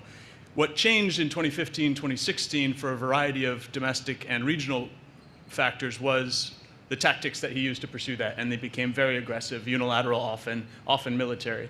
And I think that President Trump's manifest disinterest in anything, in sort of trying to mitigate or sand the edges off of some of these regional conflicts, his total disinterest in doing any of that had been a traditional US role, exacerbated the tendency of regional players like Erdogan, but also MBS, MBZ, to kind of throw their weight around in often military terms. And that went on for 5 years. And a number of powers, including Turkey, staked these very aggressive claims and really took on a lot of risk as well, most obviously in northern Syria. And so a period of consolidation, I think, was natural. I think regionally, Turkey and other powers, certainly the UAE, I think perhaps saw the cliff's edge approaching where this escalation could get really, truly out of hand. But the number one reason, and here, after all of that, I will come back and try to answer you properly. I think the number one reason is Erdogan is driven in many things by political and regime security. That is his number one overarching concern. And the economic conditions in Turkey had become are still so negative that is an existential political threat that he feels he must address before June of next year. And so I think that the economic front has to be number one in trying to reduce that political risk premium that Galip referenced, in trying to attract investment from some of these regional actors, and just take some of the political risk off the table and hope for some bounce back on tourism and on the economic picture more broadly. Thanks very much for that, Max. Gönül, over to you. Do you agree that President Erdogan has his mind first and foremost on the presidential and parliamentary elections of 2023, or is he responding to the pressures primarily of a changing security environment? Well, I rarely disagree with Max, so I agree with him on that. And in fact, my upcoming book, which will be out hopefully in September, that's the whole point of the book, where I argue foreign policy has never been about international pulls and pushes for Erdogan. It has always been about consolidating power, monopolizing power, and Syria. And that's been the case since day one. Since he came to power, Turkey's EU membership process played that role for Erdogan. So he used that foreign policy goal to basically to consolidate his alliance, the alliance that he struck with various segments of the country. It was a wide-ranging alliance, and he also used that foreign policy goal to weaken his opponents, and he did that brilliantly. He managed to curb military's power using the EU reform agenda. And capture state institutions and bring them under his own control. And once he did that, starting from 2011, he switched tactics, and Syria in particular played a very important role in Erdogan's consolidation of power. Before 2011, Syria again was important for Erdogan. It helped him succeed his goal of marginalizing the military, but Syria, post-uprising Syria in particular, played a really critical role in the sense that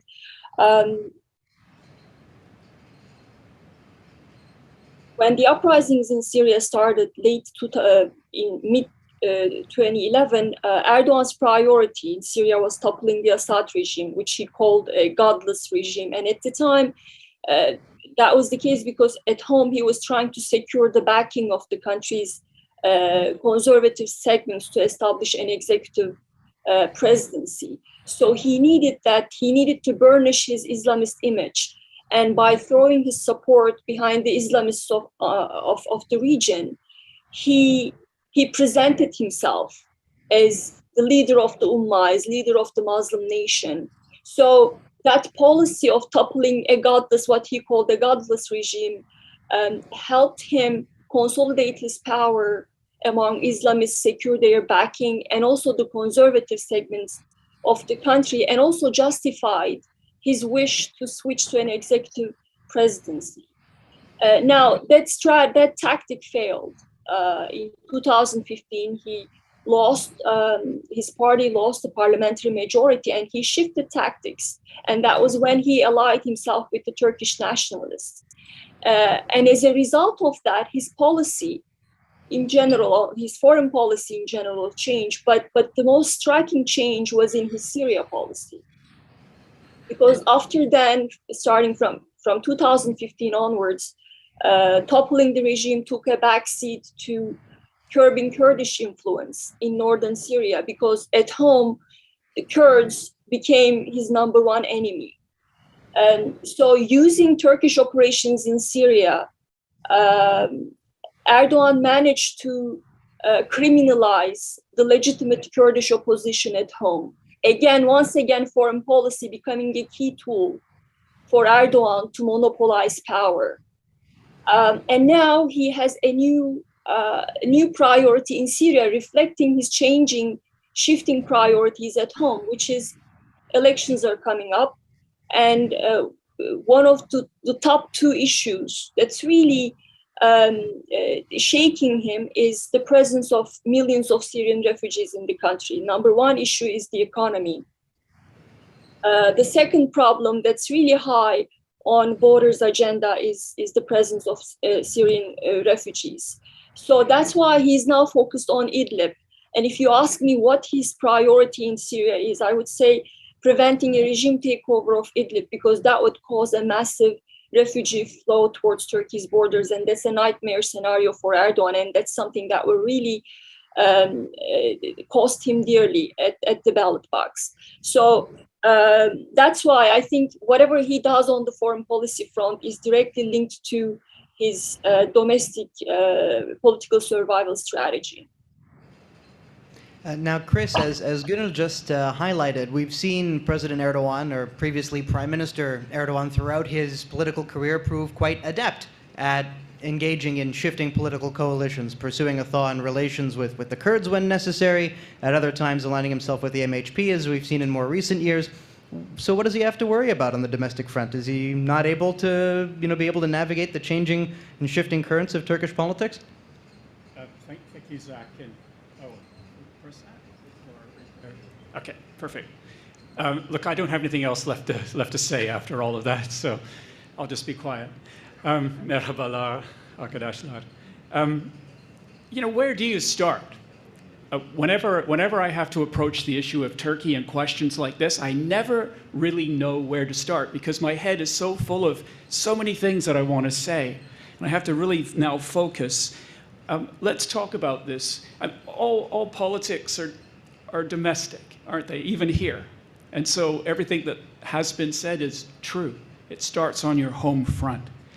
And the best example I have for you is a 100 lira Turkish note. So when I left Turkey in 2014, I was the defense attaché. You never wanted to have a 100 lira note because it was like having $50 in your pocket. And no one wanted it. The shopkeepers didn't want your 100 lira note. But now we know that today, 88% of the transactions that are carried out in Turkey are using 100 lira notes or 200 lira notes because that 100 lira note's worth about $6 or so American, $7 American. And it just gives you an indication of the pressures that the government is under because of the situation with the economy. And it is, as my friends have said, very much to do with Syria. Having to look after all of those refugees, having your trade routes cut off, knowing that every single day in Turkey, roughly 500 or 600 children are born to those refugees. And these are people that you are responsible for. So again, another pressure. Understanding that if Russia's situation was to go sideways, it could impact the relationship you have with Russia in Syria. This could fall apart and more refugees could come flowing your way. It's understanding from the government side that since June 2015, their electoral fortunes have been falling. And we have seen that more recently in Istanbul and Izmir and Ankara with the elections that occurred there. And surprisingly, no one has mentioned so far the attempted coup in Turkey in 2016. This is a coup that still resonates in Turkey every single day. Even now, members of the Fethullah Gulen organization are being arrested and put in jail. And this speaks to my last point, that is being aware of the many divisions that occur in Turkish society. Yes, we have the Kurdish PKK. Yes, there's the opposition. Then we have the followers of Fethullah Gulen and those that follow the MHP and the AK party as well. And this points to a country that now, because of the situation in Ukraine, that is facing some tough choices going ahead. And one wonders who will be in power in Turkey after June 2023. Thanks very much, Chris. I'd like to go back to Galip right now, which is, that, I'd like to highlight the fact that major shifts in Turkish foreign policy appear to be more the norm than the exception over the past several years, right? We've seen Turkey, for example, change sides in the middle of the Syrian civil war. We've seen a near direct clash in the Eastern Mediterranean, give way with tremendous rapidity towards a reset, between the EU and Turkey, in which people were starting to talk about modernizing the customs union all of a sudden. We've seen Turkey's relations with Russia go down and then up and then down. They went down just like the microphone just went down over the course of the past 6 to 7 years. Remarkable developments, right? So for a country that spends so much time thinking about the foundations of its foreign policy at a conceptual level, at the leadership level, as we've seen. Is there no consistent or coherent understanding of the country's national interest? What can possibly explain such tremendous shifts over such a short period of time?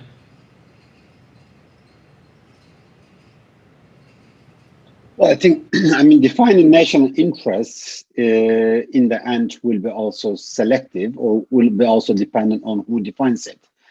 But I think the sovereign element is always there. I just mentioned the Eastern Mediterranean.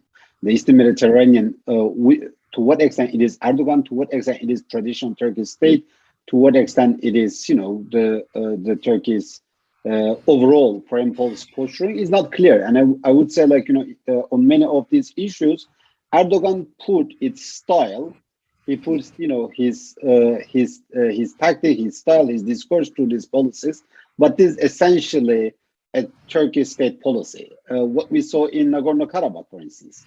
Again, you effectively have a the traditional Turkish state policy, but with new means, meaning drawn more willingness to get involved in the conflicts, and also a style, this high-pitched discourse coming from Ankara. I would say the three issues that has always been with Turkey for a long time. One of them was we can talk, say, Cyprus, Eastern Mediterranean, including Greece. Then another one is the Kurdish question. The third one is the Armenia, the question of normalization, or the question of engagement with Armenia. In all three of them, actually, the current government, for some times, it tried to have a different approach than the traditional Turkish state approach. In 2004, we saw this while they supported the Annan referendum for Cyprus. We saw this with the peace process on the Kurdish question. We saw this with the normalization. And on all these three, I would say, in the last 4, 5, 6, 7 years, whatever, depending on which are the starting point that you take, actually, what we see the traditional Turkish state policy manifesting itself, but with an Erdogan trademark or with an Erdogan brand on it. So it is effectively, and that's why there's a very significant support for this policy within the state structure on all these three policies. I mean, we might disagree. They might disagree on the means or style in which that it is being conducted. The fact that there is a diplomacy deficit in Turkish foreign policy. The fact that the Turkish foreign policy and actually Turkish foreign affairs in general has been reduced to a sub-file of Turkish security policy, and Turkish security policy in recent months is actually been reduced to some form of Turkish defense industry, etc. So we might discuss, there might be differences about the style, the means of this process, but essentially on these major issues, actually, there is quite consistency. On the Kurdish issue, there is right now, Erdogan is more in line with the traditional Turkish state approach than it was, let's say, 6, 7 years ago. Actually, when he tried the peace process, that was departure from the traditional Turkish state approach. Not now that there is a much more confrontational period. Again, in 2004, when he supported the Annan plan, that was a departure from traditional Turkish position, and then what we saw in 2018, 19, 20. The difference right now is because there is a different Turkey. Some of the things that the government does, simply it does because it can do it. Whereas in 1990s, you couldn't do it. The developments in Turkish defense industry is crucial.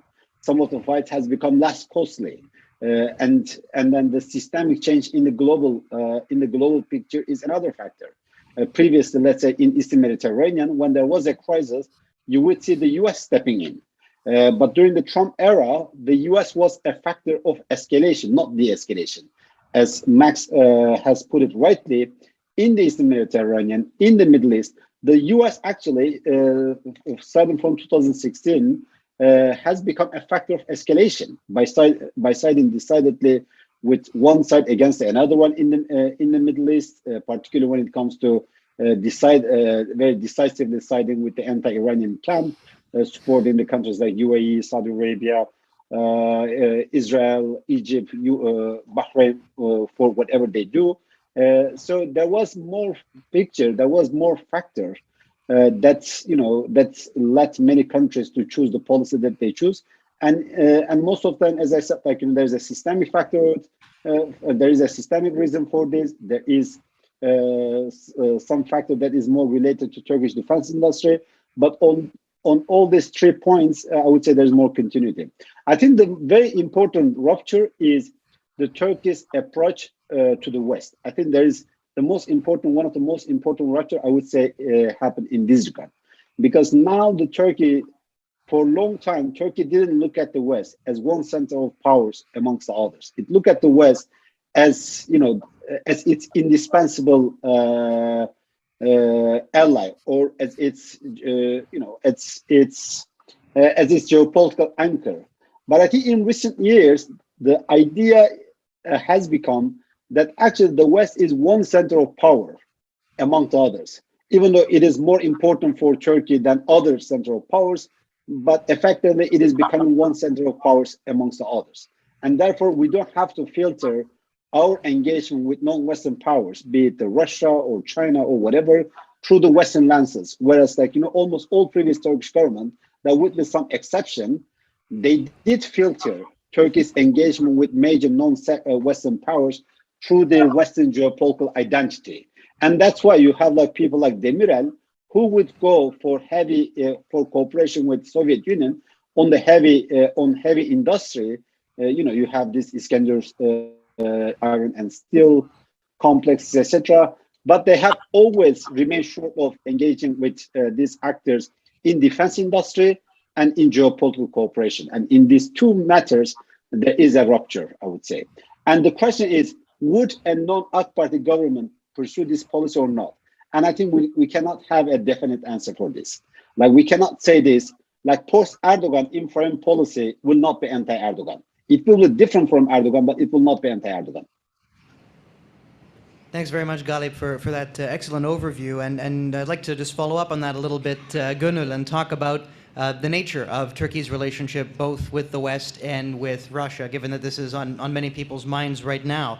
After the downing of the Russian jet over Turkish airspace, there was, despite that immediate decline in relations between Moscow and Ankara, we saw a significant rapprochement over the years that followed, which led many in the West to conclude that basically Putin and Erdogan are two sides of the same coin. They're effectively authoritarian strongmen, etc., and that this shared authoritarian interest, but also their interest in wanting to keep the West out and to forge their own regional compacts, allowed them to develop a very pragmatic relationship, whether it's in Syria, Libya, the South Caucasus. They may have been on different sides of those conflicts, but nonetheless there was a very pragmatic relationship right there.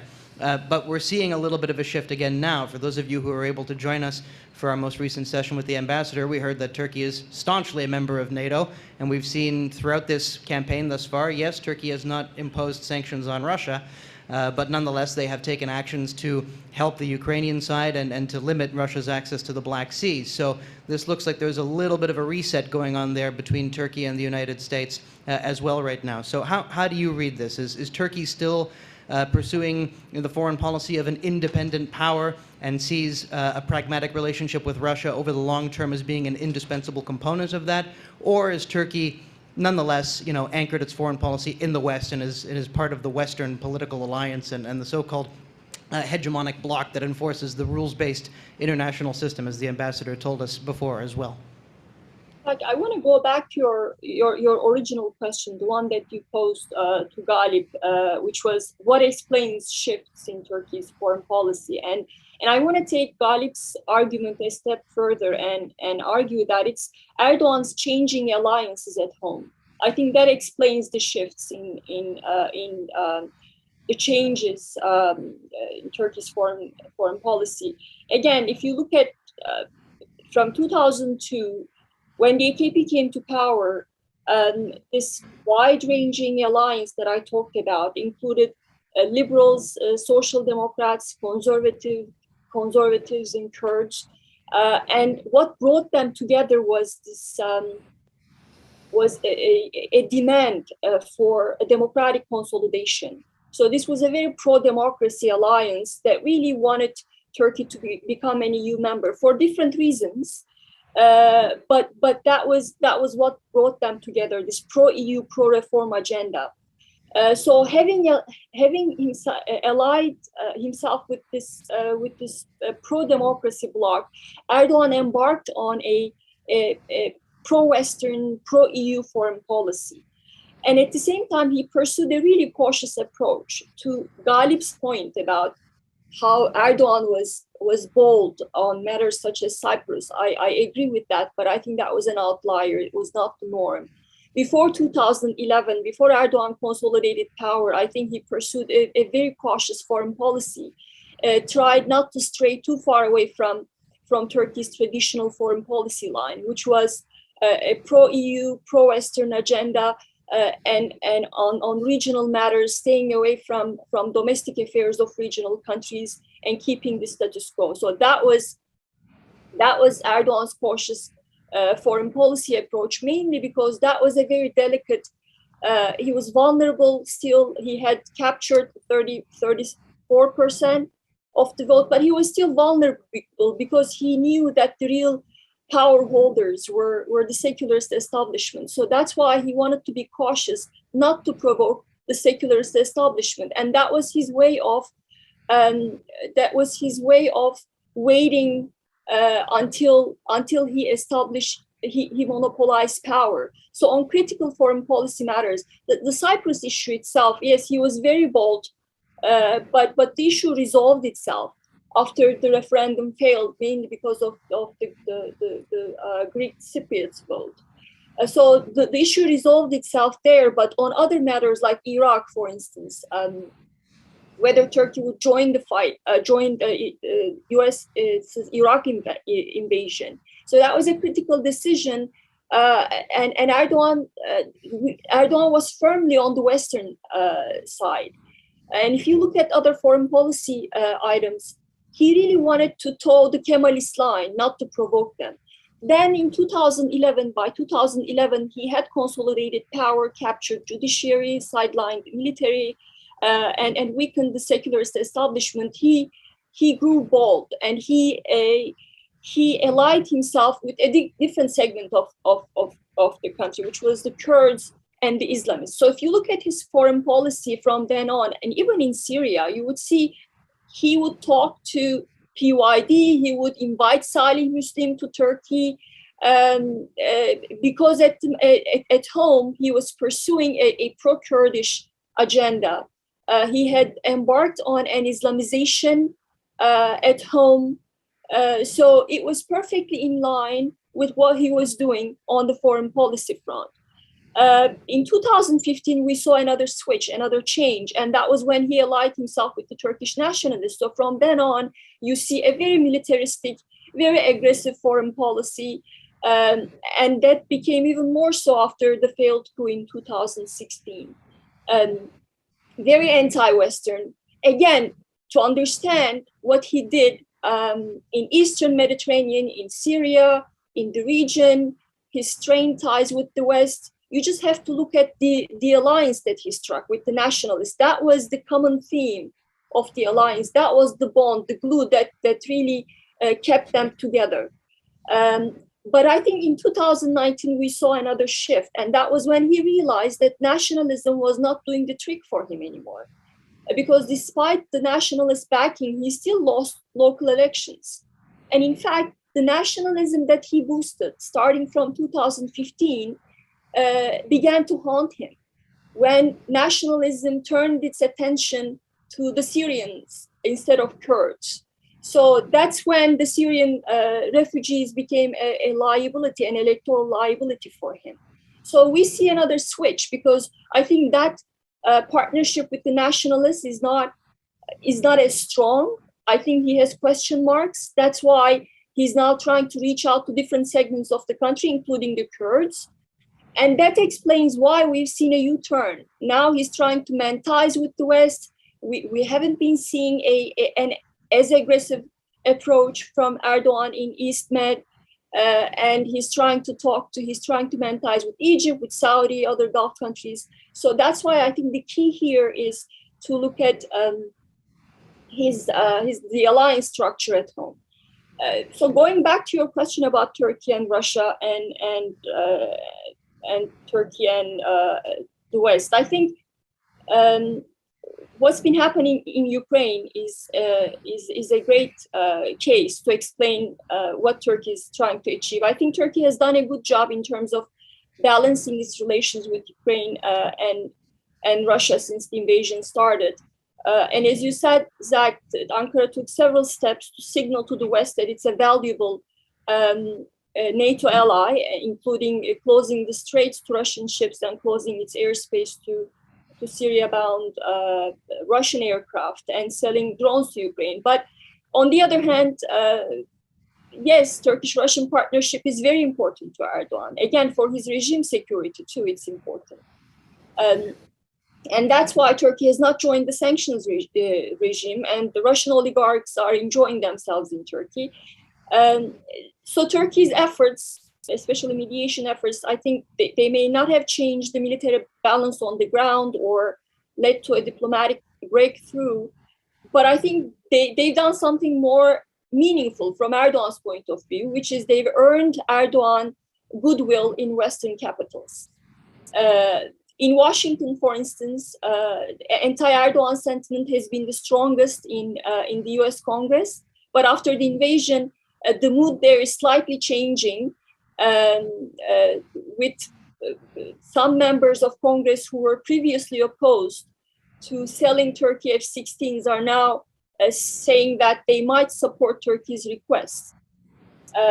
So there is a new mood, although I don't see it as there are still structural problems in bilateral ties. So this new mood is not going to change everything, but there's definitely there's a change in Western perception of Erdogan. Of course, the question is, can Turkey sustain this balanced approach if the war rages through 2022? There's already pressure from the Treasury Department, for instance, on Turkish government not to pull another Iran sanctions busting scheme again. So that could. So if the war rages on, I think the positive mood that we've seen so far in Western capitals might go away. Thanks very much, and that's precisely what I'd like to pick up on for Max, which is would like to get your read as someone who's based in DC on this current in the relationship between Washington and Ankara. Do you view the Biden administration's push to provide these F-16 upgrades to Turkey as an effort to simply forge a tactical partnership with Turkey in the context of the Ukraine war, or is this really something that could go deeper than this, that could lead to a significant realignment of Turkey's foreign policy orientation? And of course, this depends on how long the war in Ukraine continues. But what's your sense of the thinking in Washington right now on this issue? Well, I promise I will come back to that. But just on the question of how much of this is, how much of Turkey's policy is Erdogan and how much is sort of deeply held Turkish state interest. I mean, I disagree somewhat with Galip. I agree with a lot of what Gunil said.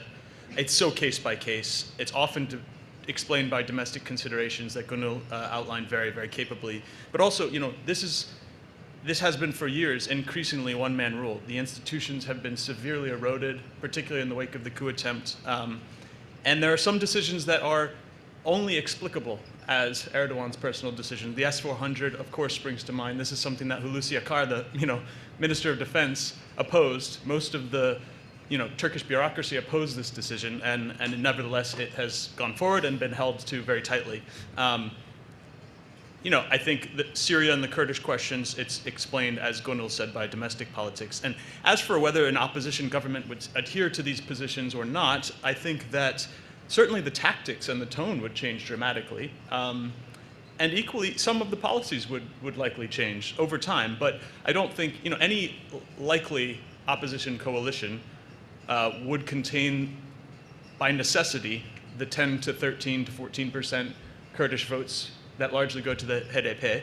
And how would a Turkish government that is reliant for its political coalition on those Kurdish votes possibly go as far in the ultra-nationalist direction as Erdogan has since the resumption of the conflict in 2015? Whether you agree with his policies or not, I think it's hard to imagine. On the question of the F-16s, I think that it very much remains to be seen how much Congress's opinion has shifted on this. You know, Senator Menendez, chair of the Senate Foreign Relations, is still deeply opposed. It's kind of hard to see it go through without him changing his views. You know, I guess if the Republicans win the Senate and Jim Risch becomes chairman, possibly, but usually that committee is run largely by consensus. I think there's still a lot of work to do. I think that the Biden administration, as they demonstrated with these recent letters, they feel that the S-400 decision was, you know, and as did the Trump administration, was a severe mistake. It demonstrated a remarkable lack of a shared strategic understanding of the threat from Russia, of what NATO membership entailed, and there were very severe consequences, the largest of which was the expulsion from the F-35 program, which now, except for a few Turkish government voices, you know, everybody has accepted as a permanent status. And so the F-16s, I think, were viewed as, all right, in the administration, there are many people who feel like the punishment was meted out. We don't agree on a lot of things, but we need to maintain basic ties. We need to be compartmentalize some of these problems and just be somewhat transactional on the issues where our interests align. And I think the F-16s are viewed by many in the administration as, you know, that kind of alignment. That said, I think the Turkish interests on the F-16, you know, there are two requests. There's one for the upgrade packages and sustainment kits for the existing F-16s, and then there's a request for 40 additional new F-16s. I think on the upgrade, you know, life extension kits, honestly, it probably should go through. I think it probably will eventually. On the new F-16s, it's a bit dicier on the Hill. It's just, there's deep congressional opposition. What's been remarkable in all of this is the total absence of any Turkish government signals on the things that the US has been most concerned about. You know, there's been no movement on the S-400, despite Russia, you know, invading in dramatic and, you know, bloody fashion a key Turkish defense partner in Ukraine and an independent sovereign country, of course. You know, this is after Georgia, this is after Crimea, this is after the first invasion of the Donbass, and after in Syria the Russians have bombed and killed 34 Turkish troops, and still he holds to this S-400. It's pretty remarkable that there hasn't been movement there. And then the other thing is on some of the, you know, I think many of us in the foreign policy community view them as kind of atmospherics, but if you know the people, as many of us do, they're important. You know, these high-profile human rights cases like Osman Kavala, right? Like Selahattin Demirtas, these innocent people who are in jail, it would be very easy for Erdogan to make these kinds of symbolic gestures and release these people. And he just did it on Khashoggi for the Saudis. And so, you know, as Nick Danforth, a friend and colleague, pointed out on Twitter, you know, how could he do that for the Saudis and not do something comparable for these Western partners from whom he wants, you know, quite a bit at the moment? So a lot of moving parts. Undoubtedly, the atmospherics have improved from a very low bottom because of Afghanistan, for one, where the cooperation was important, and also because I think the Russian invasion of Ukraine has reinforced to many countries you know, that there are bigger problems out there, there are more fundamental threats out there, and perhaps we have to set aside some of these differences. Chris, I'd like to build on that and just ask you in a question about how Turkey's Western foreign policy vector is likely to impact its southern foreign policy vector and other foreign policy vectors going forward. In the sense that NATO has been looking very much for a raison d'être over the course of the post-Cold War era. It seems like it has refound its initial raison d'être now. Do you think that this will give Turkey a little bit more breathing room to pursue its interests in other theaters, including the Middle East, with greater fervor, or will this not necessarily push Ankara in that sort of a direction? No. I don't think what we're seeing in Ukraine will make one iota of difference. Look, I mean, Turkey's, as the ambassador said, it has been a NATO partner since 1952. There's been very good cooperation. Sometimes it does get frustrating dealing with Turkey over some issues, but we've made our way through lots of difficult times, including a military government in power from 1980 to 1983. So, you know, that relationship carries on. It's an important one. I don't see it changing. I would think if I was in Ankara looking at the current situation, I would be worried about Russia's situation. because if things start to go sideways in Russia itself, you know, there are issues in Libya that Turkey and Russia have to deal with. In Syria, of course, we have Azerbaijan and Armenia. And an absence of Russia in any one of these three areas would create more instability, and much of it would come back on to Turkey itself. You know, the relationship with Russia is very complex, as the ambassador said. It's historical, it's very deep.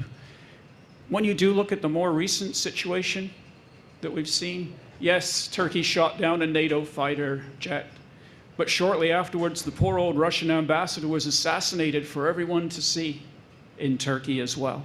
We saw the weaponization of tourism by the Russians.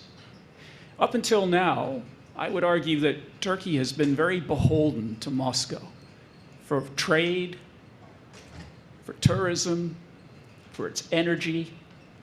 And if you were sitting in Ankara right now, you'd probably be looking at the situation in Moscow and thinking, well, this is actually very advantageous to us, because now they're becoming very beholden to us.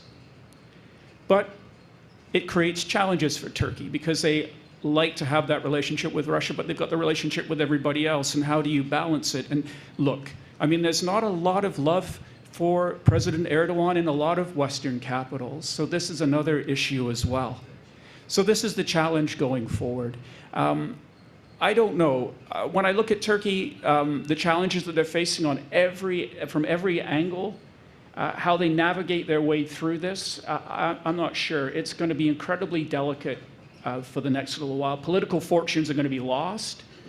And the sad part is, if Turkey is not able to help us out in that particular region, then we're all going to lose. I mean, who wants to have... I mean, well, lose is not the right term, but who wants to have more refugees flowing to Europe? We've already had the 2015 case. We had Lushenko's Belarusian adventure. Now we've got people coming from Ukraine. I mean, Europe can only take so much. And so the stability of Turkey in the future is incredibly important. And indeed, if I'm not mistaken, Russia is Turkey's third largest trading partner after Germany and China. So I think we shouldn't underestimate the continued importance of that relationship, despite the current situation in Ukraine. Let's go back to Galip now and look at a couple of other vectors of Turkey's foreign policy. In recent months, there's been a lot of talk about the Eurasian dimension of Turkey's foreign policy, right? In the wake of the 2020 Nagorno-Karabakh war, the obtention effectively of a land bridge across the Caspian Sea to Central Asia via the Nakhichevan exclave of Azerbaijan, supposedly, you know, gives Turkey access to sort of a new Eurasian or pan-Turkish type vision of influence, in which all of a sudden it's in the same grade game as China to a certain extent.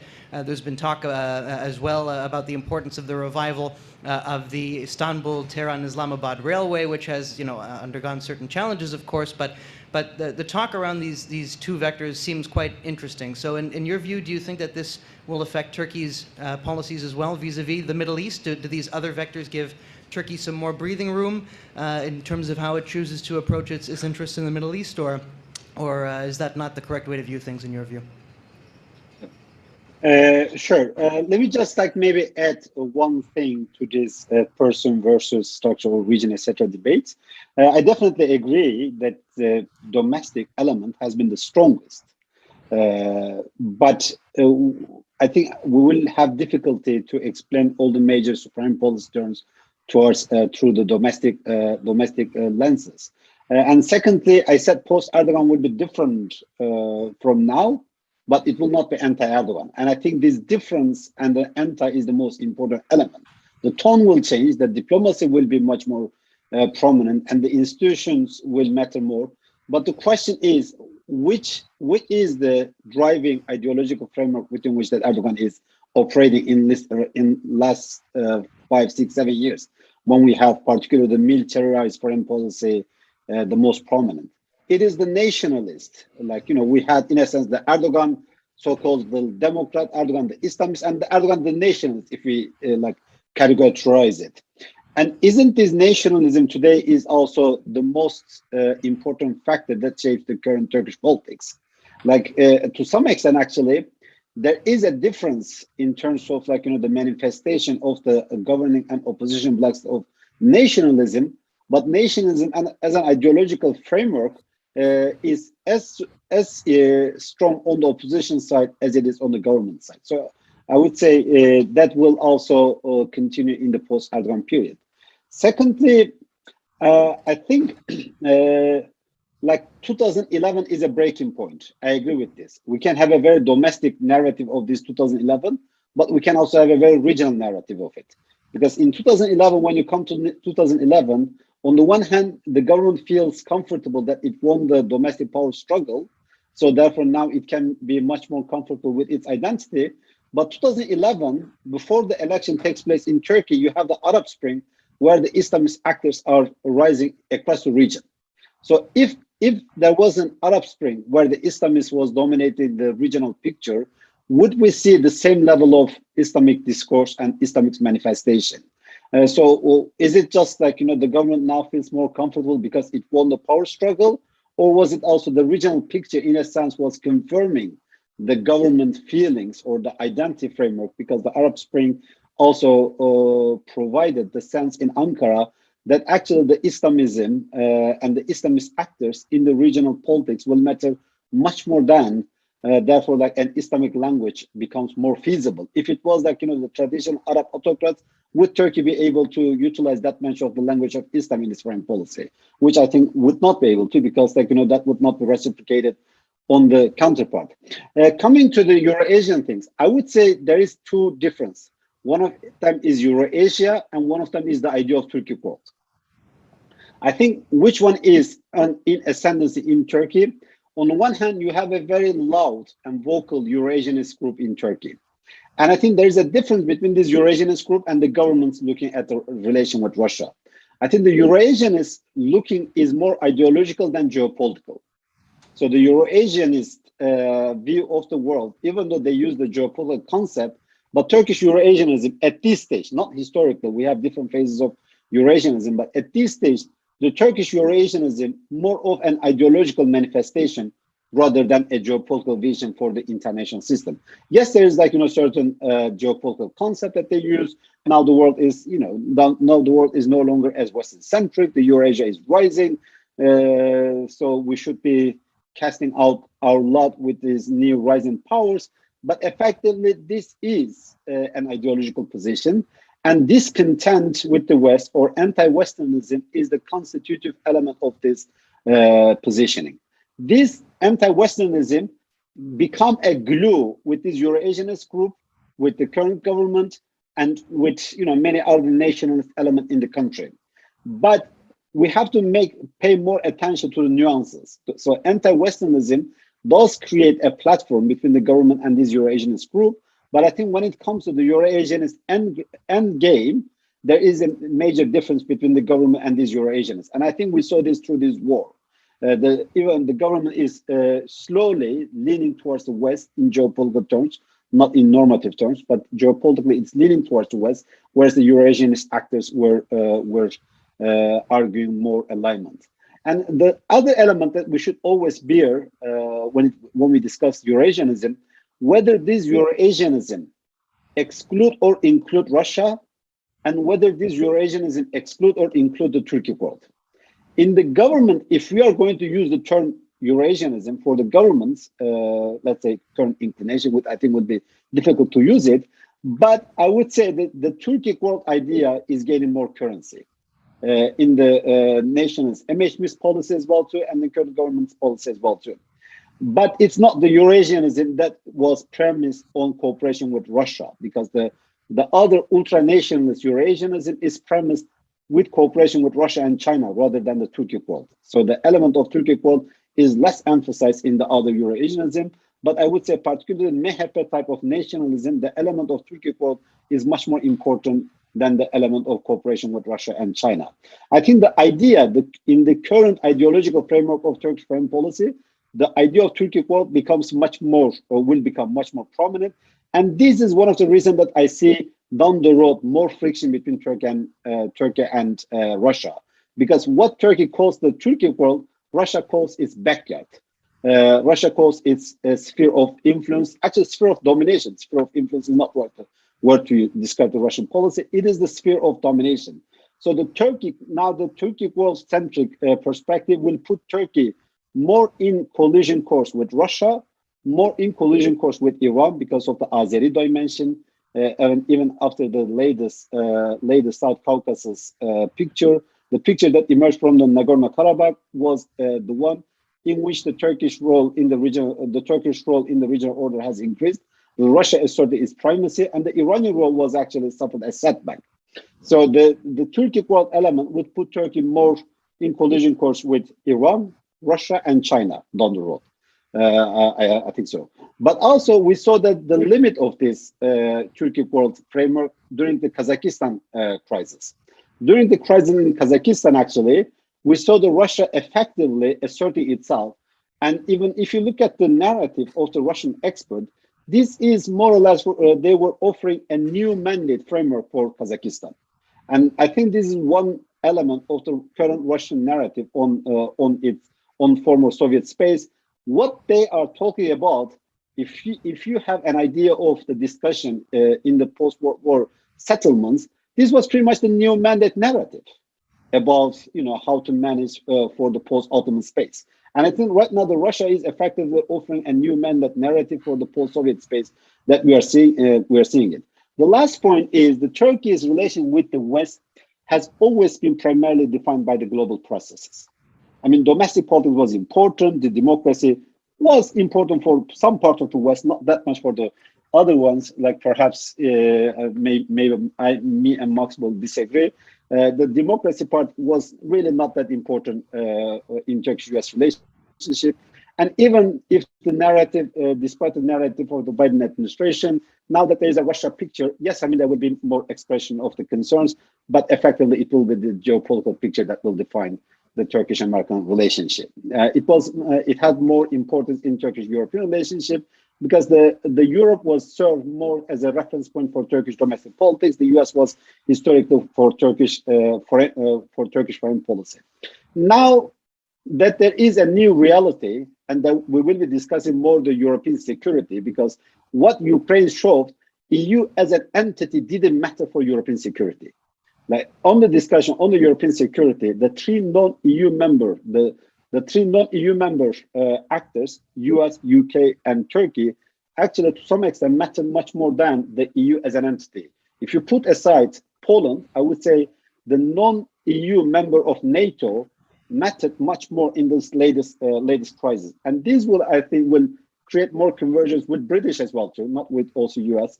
I think one dimension that we should be putting more attention to it is the triangle of Turkey, Britain, and Poland.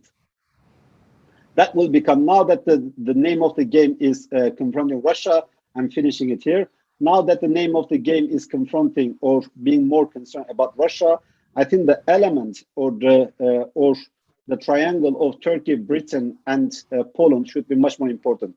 And many people do forget, but historically, many Turkish-Russian war had a Polish connections. Like the first Turkish-Poland war, one of the first Turkish-Russian war in 1768 that lasted until 1774. There is a very strong Poland connection there. So, and in the new period, I do anticipate more engagement on this point. Thanks very much, Galip. So this is great. We've been talking about the arrival of the Turks in the Anatolian Peninsula. We've been talking about, basically the Poles stopping the Turks at the gates of Vienna. So just wonderful to get this great historical context But this is very weird. This is very weird. The Polish official narrative, because many of the Turkish-Ottoman War, as the Turkish historian Cemil Aydın would say, happened because the Ottoman was kind of trying to defend Poland vis-a-vis Russia. And now the Poland portraying the Poles as kind of the defender of Europe against Ottoman is an interesting way of reading the history. Okay, let's move on for now, though, because we've got a limited amount of time left, only about 10 minutes. So let's just go over to Max with another question, because Galip just mentioned that the rise of Turkey's Eurasian vector may pose certain frictions in the Turkey-Iran relationship, and I'm wondering how important you think that bilateral relationship is, whether it's one that, as we've seen in the past, has been more cooperative, or as may be in the future and has been throughout much of history, going back several centuries as well, has been one based on friction. Do you think that the future of regional order in the Middle East will to a significant extent, depend on the course that Turkish-Iranian relations take, as opposed to, let's say, Turkey's relations with key Arab states? Well, I'm not sure where to begin with that one. That's a big question. I mean, I think as the ambassador outlined, the remarkable and enduring sort of defining factor of Turkish-Iranian relations has been this compartmentalization. I mean, I remember a moment in 2015 when, Iranian-backed Hezbollah and Iraqi Shia militias were helping prosecute the campaign against Aleppo, fighting every day bloody battles with very directly backed Turkish proxies. The rhetoric around Syria was extremely hostile, and Erdogan was in Tehran, signing trade and energy deals while this very direct proxy war was occurring not so many miles away. So, I think that compartmentalization has long defined the relationship and will continue to. I think that there are obviously some flashpoints ahead, but in northern Iraq, the Iranian-backed militias are not happy with the Turkish campaign around Sinjar in particular. I think that will be a source of tension. That said, Iran and Tehran and Ankara share an interest in keeping a lid on Kurdish influence across the region. Also, the end state in Syria, and I hope we get back to Syria because that's sort of the biggest issue that we haven't talked about in depth. But Turkey has de facto control over 4,000 square miles of Syrian territory, if you include Idlib, which I understand HTS runs, but Turkey, is the sort of the border security, if you will. They're the reason that the Assad regime can't move into those areas yet. So an area the size of Lebanon, population the size of Croatia, entirely reliant on Turkish protection and tutelage. That end state is unlikely, as I'm sure Josh and others here would agree, is unlikely to be acceptable to the Assad regime long term. And so that question of, in Idlib, I think you've seen the Assad regime with the desire but not the capability to prosecute a campaign to collapse the pocket and reassert sovereignty. And you've seen the Russians and to some extent the Iranians with perhaps the capability but not the desire to do it. And so, I think if Iran has the ability to really push the Assad regime or help the Assad regime push their claims in Syria against both the Turks in the north and against the SDF and the US-backed SDF in the east, that'll be another flashpoint that's looming. Indeed, and we've got time, I think, for one or two more questions. If anyone has any questions from the floor, please feel free to come to the microphone. But in the meantime, one question for Gönül, and this is precisely where I was getting to, which is on the question of Syria and Iraq as well. In the context of Turkey's broader regional outreach to major actors such as Egypt and Saudi Arabia and the UAE, do you view Turkey's assertiveness in Syria and Iraq as being complementary to the current goal of pursuing a thaw in relations with key Arab actors, or rather, is there a potential for friction there and further difficulties in the relationship between Ankara, Cairo, Riyadh, and others? Not so much in Syria, because I think in Syria everyone is now settling to the fact that Assad, including Turkey, Assad is here to stay. One problem that everyone has is Turkey's military presence in Syria. And I think even regional countries are hoping that Russia will deal with that when time comes. But another problem, I think, is Libya. In Libya, there's a UN-led process in place, but there are two rival prime ministers in Libya, and that could really prompt Turkey to pursue a more assertive policy, and that could be problematic, not only for Gulf countries, maybe less so for countries like the UAE, but it's going to be problematic for another country that Turkey has been trying to mend ties with, and that's Egypt. From Egypt's point of view, Libya is right there, its backyard, and Turkey's military presence poses a great national security risk. So I think that's going to complicate, and in the past too, it has complicated Turkey's efforts to cultivate closer ties, to normalize ties with Egypt. So I think Turkey really has to be careful. In Syria, I think given the fact that Russia is now weakened, isolated, and distracted because of what's happening in Ukraine, Turkey could use that to launch another military incursion into northern Syria. I think this would be, from Erdogan's point of view, this would be the perfect time. Turkey already launched a cross-border operation into northern Iraq. Again, for domestic reasons, if something like that happens in the fall, that would serve Erdogan really well. Because in the past, although Turkish military operations really boosted Erdogan's popularity, although for a short period of time, for a month, 2 months, his numbers were up, but it was short-lived.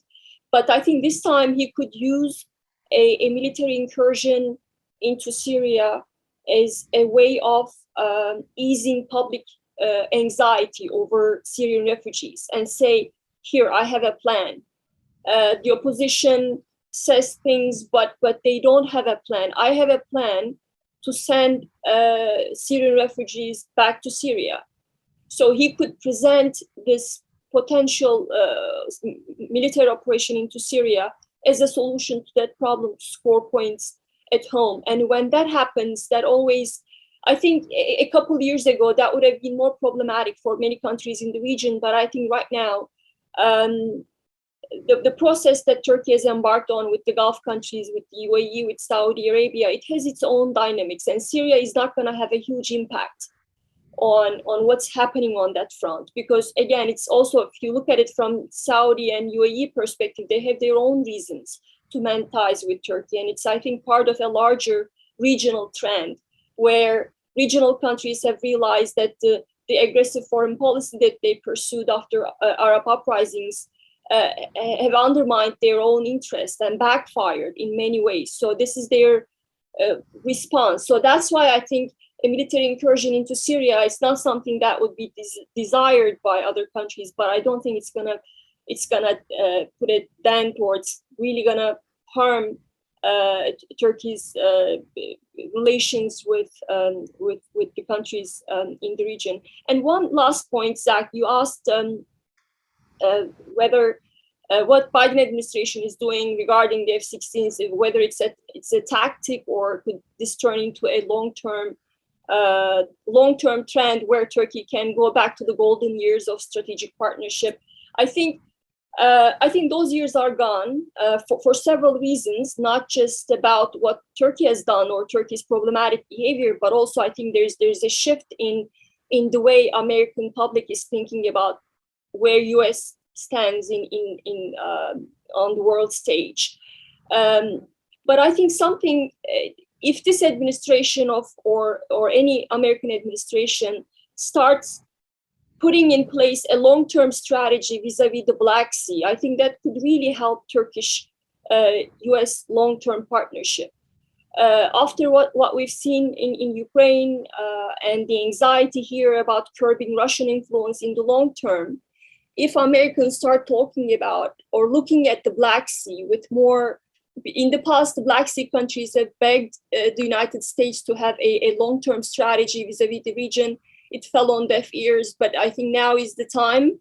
So if the administration starts thinking about or looking at the Black Sea as a strategic region where Turkish and US interests overlap, I think that could hugely help those in Washington who have been arguing that, Turkey is a problematic country, but this is a long-term partnership. It's a key ally. I think it will really help those who are saying that.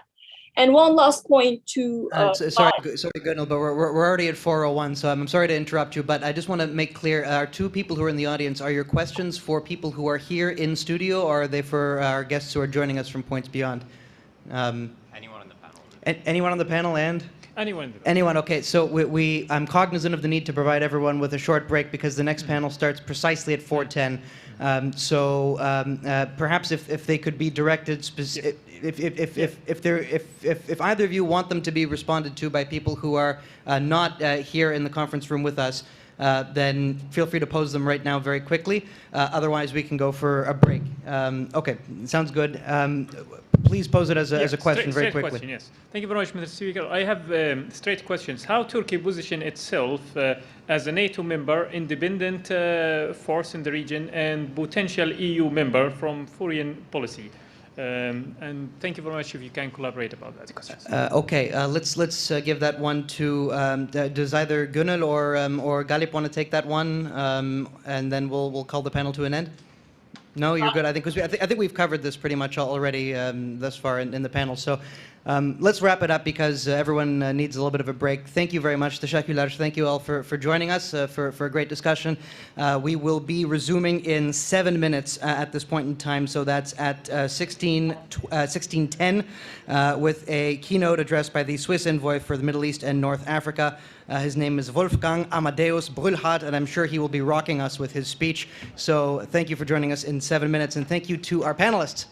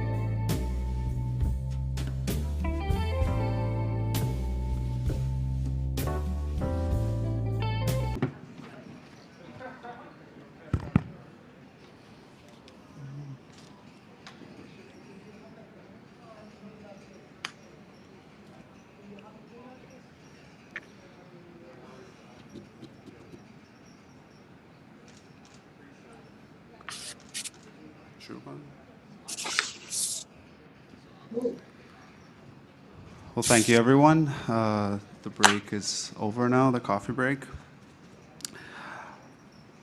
We have 2 more panels left and still hundreds of viewers watching on YouTube, so that's good. I am Bijan, a research assistant at the Institute for Peace and Diplomacy. It is my pleasure to announce our next keynote speaker, Mr. Wolfgang Amadeus Brülhart. I can't pronounce it as well as Zach, the current Swiss Special Envoy from the Middle East and North Africa. During his diplomatic career, Mr. Brülhart has served in various capacities, among them the head of the Swiss mission to the Organization for Security and Cooperation in Europe, the OSCE, the United Nations, and other international organizations in Vienna. He has also served as the ambassador to the United Arab Emirates from 2003 to 2007. And in 2016, he was a facilitator during a 14-month negotiations period between the United States and Iran on the exchange of prisoners. Please join me in welcoming these remarks from Mr. Brülhart.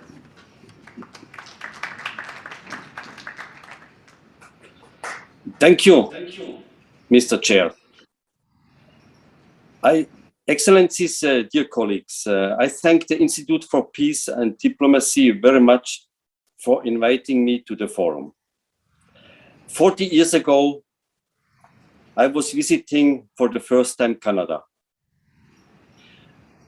I visited the relatives of my father and mother in Canada. 40 years later, I'm back in Canada virtually. I thank you very much. Since 3 months, I'm the new Swiss Special Envoy Middle East and North Africa. My mandate is based on the Swiss MENA Strategy 2021-2024 of the Swiss government, especially on the priority peace and security. My mandate has a regional vision and should answer the following questions. How can Switzerland contribute to the Middle East peace process? How can Switzerland support regional initiatives for cooperation and peace? How can Switzerland support the UN-led peace process on Yemen? Are there any niches or opportunities for Swiss engagement in the region? I started my new job on 1st of February 2022. The last 3 months, I was listening and brainstorming within the Swiss Foreign Ministry and in the region. In April, I visited Israel, the occupied Palestinian territory, Jordan, and Egypt. And in many discussions I had, climate change and security, food, water, and energy security were mentioned. The fact is, climate crisis is hitting the entire region hard and poses major challenges, also the MENA region. The recent IPCC report presented concerning evidence about the linkages between climate change, impacts, livelihoods, migration, and conflict. The question is if we need new approaches for climate action and peace in the MENA region and for promoting transboundary cooperation. Switzerland has already 2 initiatives on transboundary cooperation in the MENA region. Launched in 2010 by Switzerland, the Blue Peace Initiative engages with multiple actors in various water-stressed regions to turn competition over shared fresh water into collaboration for stability and sustainable development, or science diplomacy as the use of scientific collaboration among nations to address common problems and to build constructive international partnerships is another platform for dialogue and cooperation. A good example is the mini CERN Sesame in Jordan. I believe that there are some opportunities for transboundary cooperation on climate change and security in the MENA region, also in the run-up to the 2 regional COPs in Sharm el-Sheikh this year and next year in Abu Dhabi. Why the transboundary focus?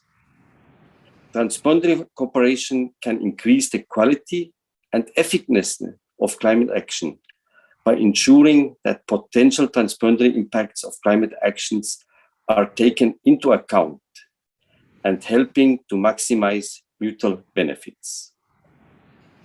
Transboundary cooperation on climate can increase regional interdependencies with benefits for regional economics and peace.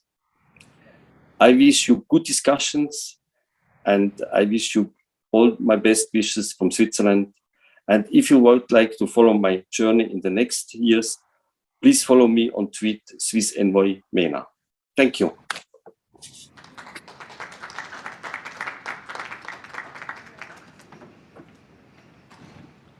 Thank you, Mr. Ambassador. It was a pleasure to have you. Now, if you would like to have Anthony Dion to come on stage as a moderator for the next session.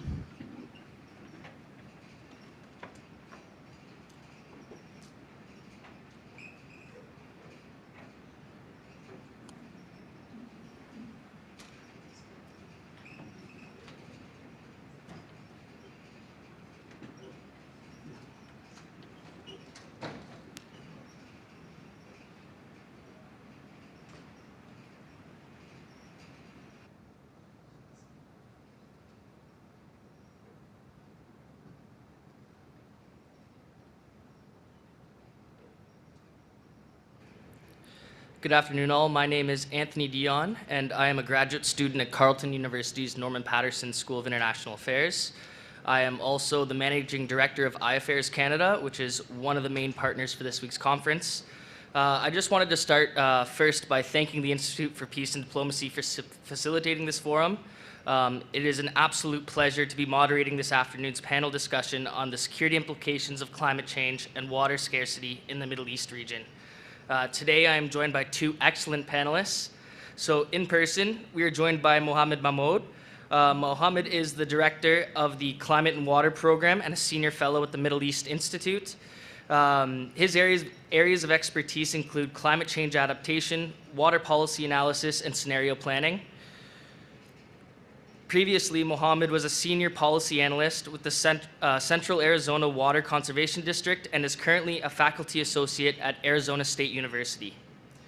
Virtually, we are joined by Aaron Sikorsky.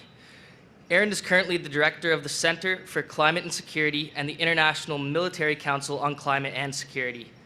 Aaron is also an adjunct professor at the George Mason University, a visiting fellow at University of Pennsylvania's Perry Worldhouse, and serves on the advisory board of the Smith College Center for Environment, Ecological Design, and Sustainability. So welcome to you both.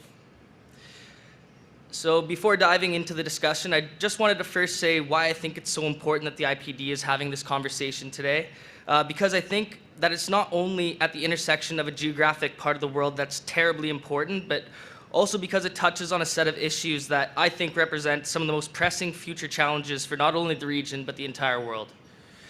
The issue of climate change and water scarcity and the evident consequences that it has on human security are present almost every day in some parts of the globe. Unfortunately, these issues often take a back seat to what is seen as the more pressing security issues of the day, and this is something that needs to and is changing. So I thank the IPD for hosting this conversation. So today's panel seeks to identify the specific security implications of water scarcity and climate change. It seeks to discuss ways in which regional cooperation can be fostered on climate issues, and more broadly discuss climate action in fragile conditions. I ask that throughout the conversation, as with all the other discussions over the past 2 days, that you please hold your questions till the end, and we will open up the floor to the audience for the last 15 to 20 minutes of the session.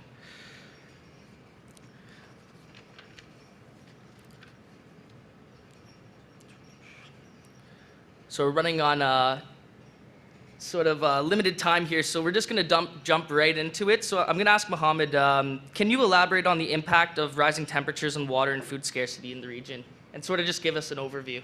Sure. Thanks, Anthony. Here we go. Thank you. That's a great starting question, because I think that that'll probably set the context for our conversation, understanding sort of the physical side of impacts as it relates to global warming, as it is projected to continue at a potentially alarming pace. In terms of the impact of rising temperatures on water, and I think the focus has primarily been on, let's just say, surface water supplies. We start thinking about surface river systems and standing bodies. The primary impact for those types of systems is, of course, increased evaporation. With rising temperatures, there's an increase in sort of absorbed solar radiation that gives more energy for evaporative processes to occur. More concerning when we think about these surface river systems, and there's a few significant ones in the region, is its impact in the headwaters of those systems. A lot of those systems, almost exclusively, those systems are snowmelt driven, meaning they're being produced from higher elevation and are fed seasonally through winter snowpack that then, as we transition to the spring and summer, translates into snowmelt runoff. So with this rise in evaporation, not just at lower elevation streams and tributaries, but at the headwaters themselves, there's a potential of reduction of that snowpack during that accumulation season that would then translate to more runoff.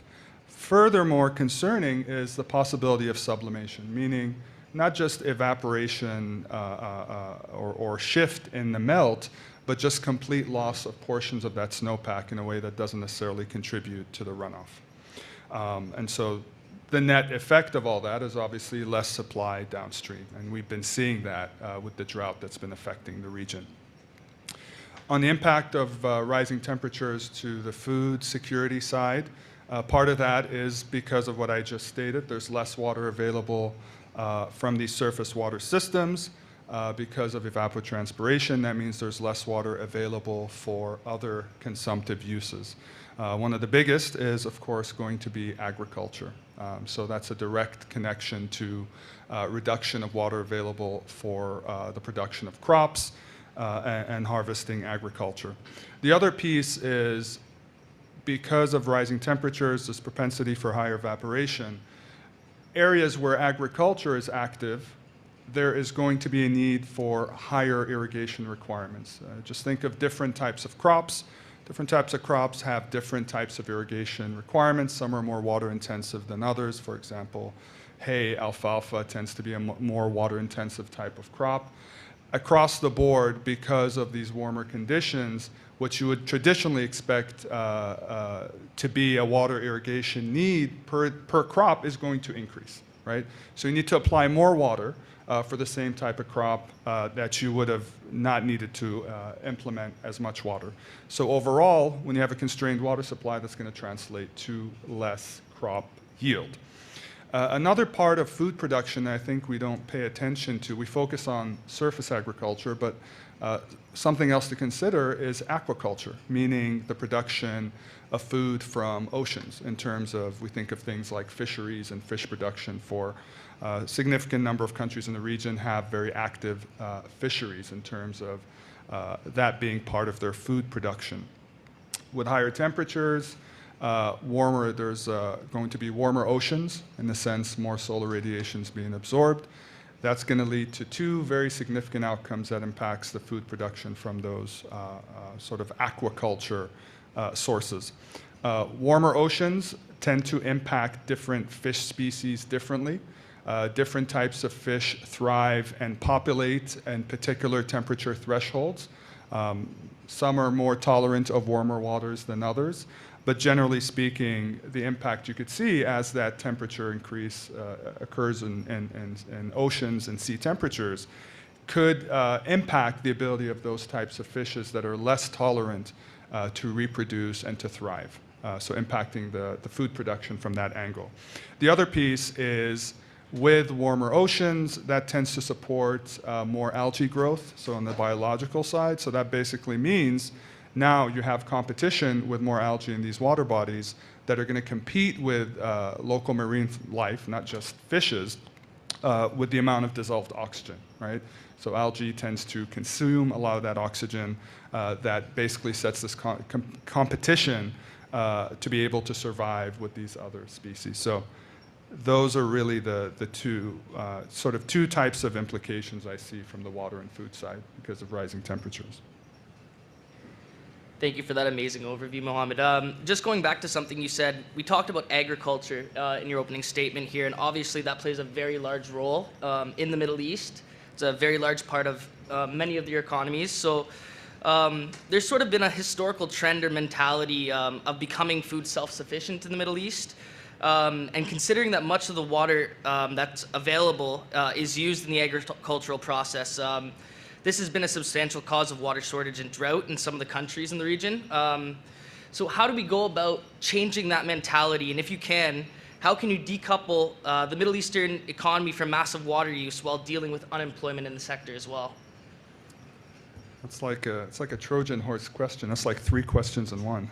But I'll try to address it. I would argue that I don't think it's a sort of a luxury or desire to be self-sufficient or self-reliant in terms of agriculture. I think now, I would argue for a lot of countries, it's a sort of existential necessity because of, yes, limited water availability, but also large growing populations in the region that need to be sustained, not just in terms of water, but obviously in terms of food and food security.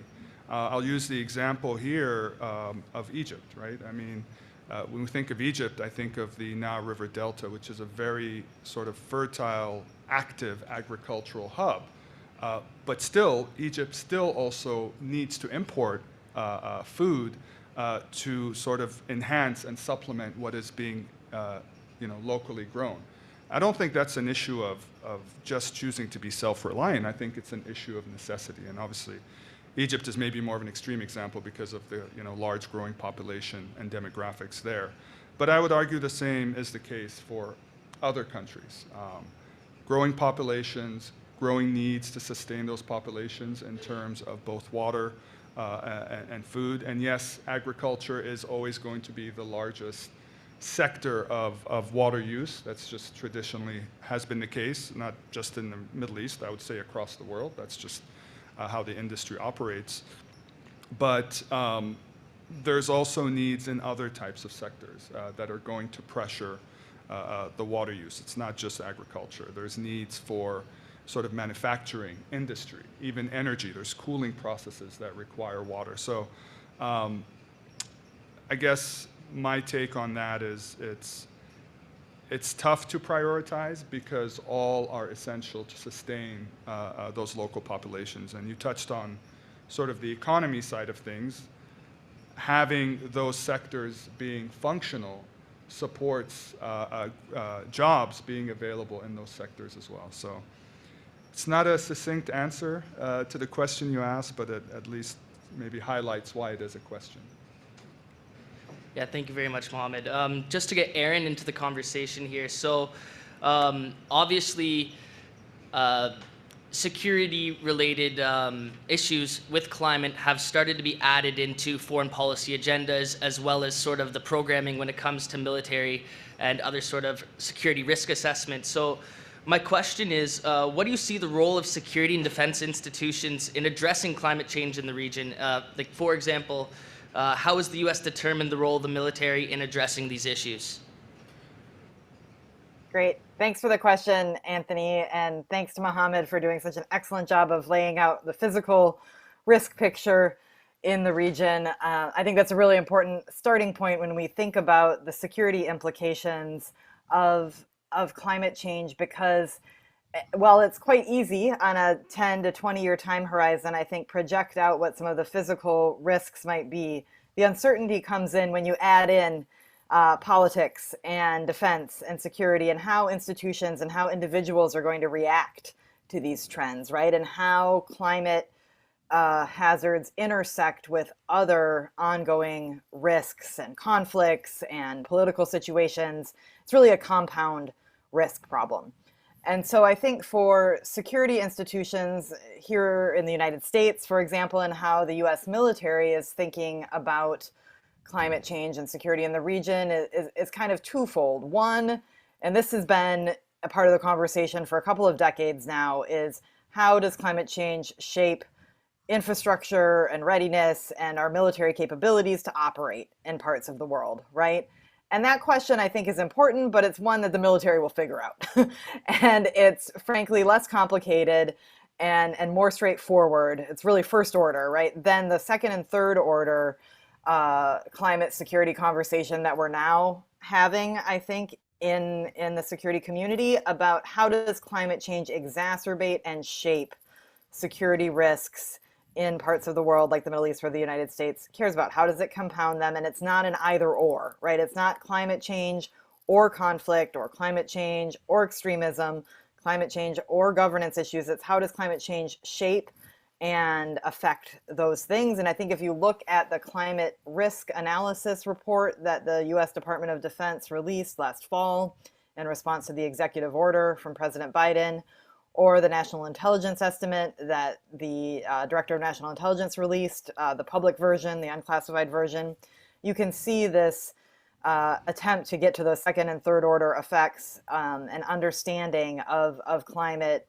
risks exacerbating or shaping threats on the ground. And I think there are a couple things going on that are making it exceptionally challenging when you look at these climate hazards. One, and Mohammed talked about this a bit, is the increasing variability, right? No longer do old patterns or old understandings of precipitation, for example, hold, and new patterns are hard to discern. And I think this is exceptionally challenging for the security community because everything the security community does in terms of building operational plans or building strategies going forward is rooted in assumptions, right, about how the world works.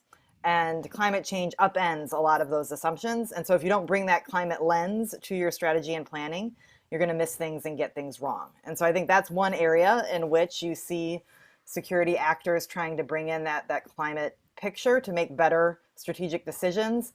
I think another challenge, though, is just the rapidity of change, and that you're seeing that many regions around the world are barely having time to recover from one climate hazard before the next one hits.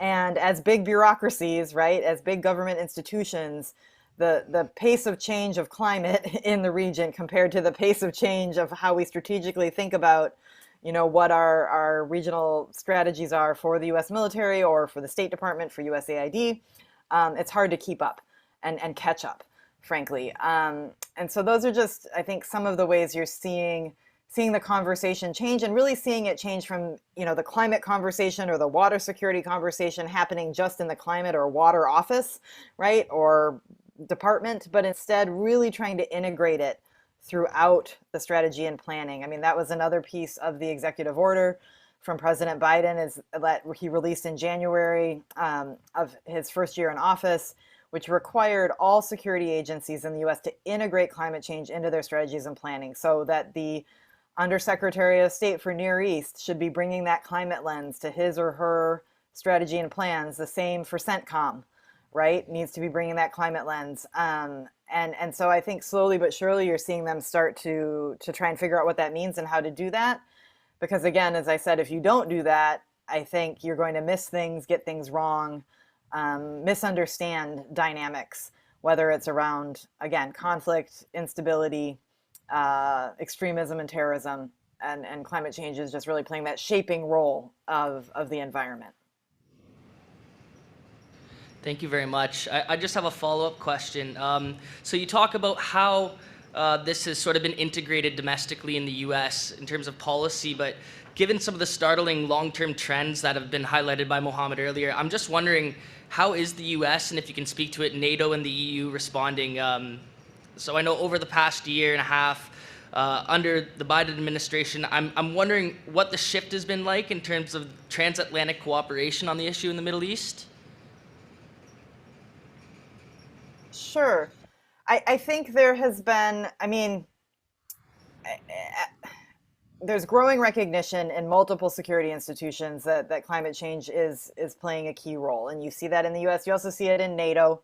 They released their climate and security plan of action last summer in June, and at their upcoming ministerial this June, we'll see them roll out some of the deliverables that were required in that plan. And the US has been a key player in developing that plan, similarly with the EU. and that then with those institutions and in that cooperation, looking at the Middle East as an area of key concern for all of those players, how do they need to adapt their approach?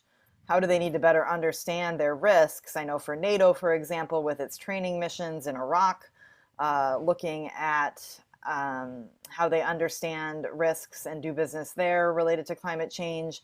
Where are their opportunities? I mean, I think one of the challenges, however, is that identifying something as a security risk, right, doesn't mean that the answer to that security risk is military in nature.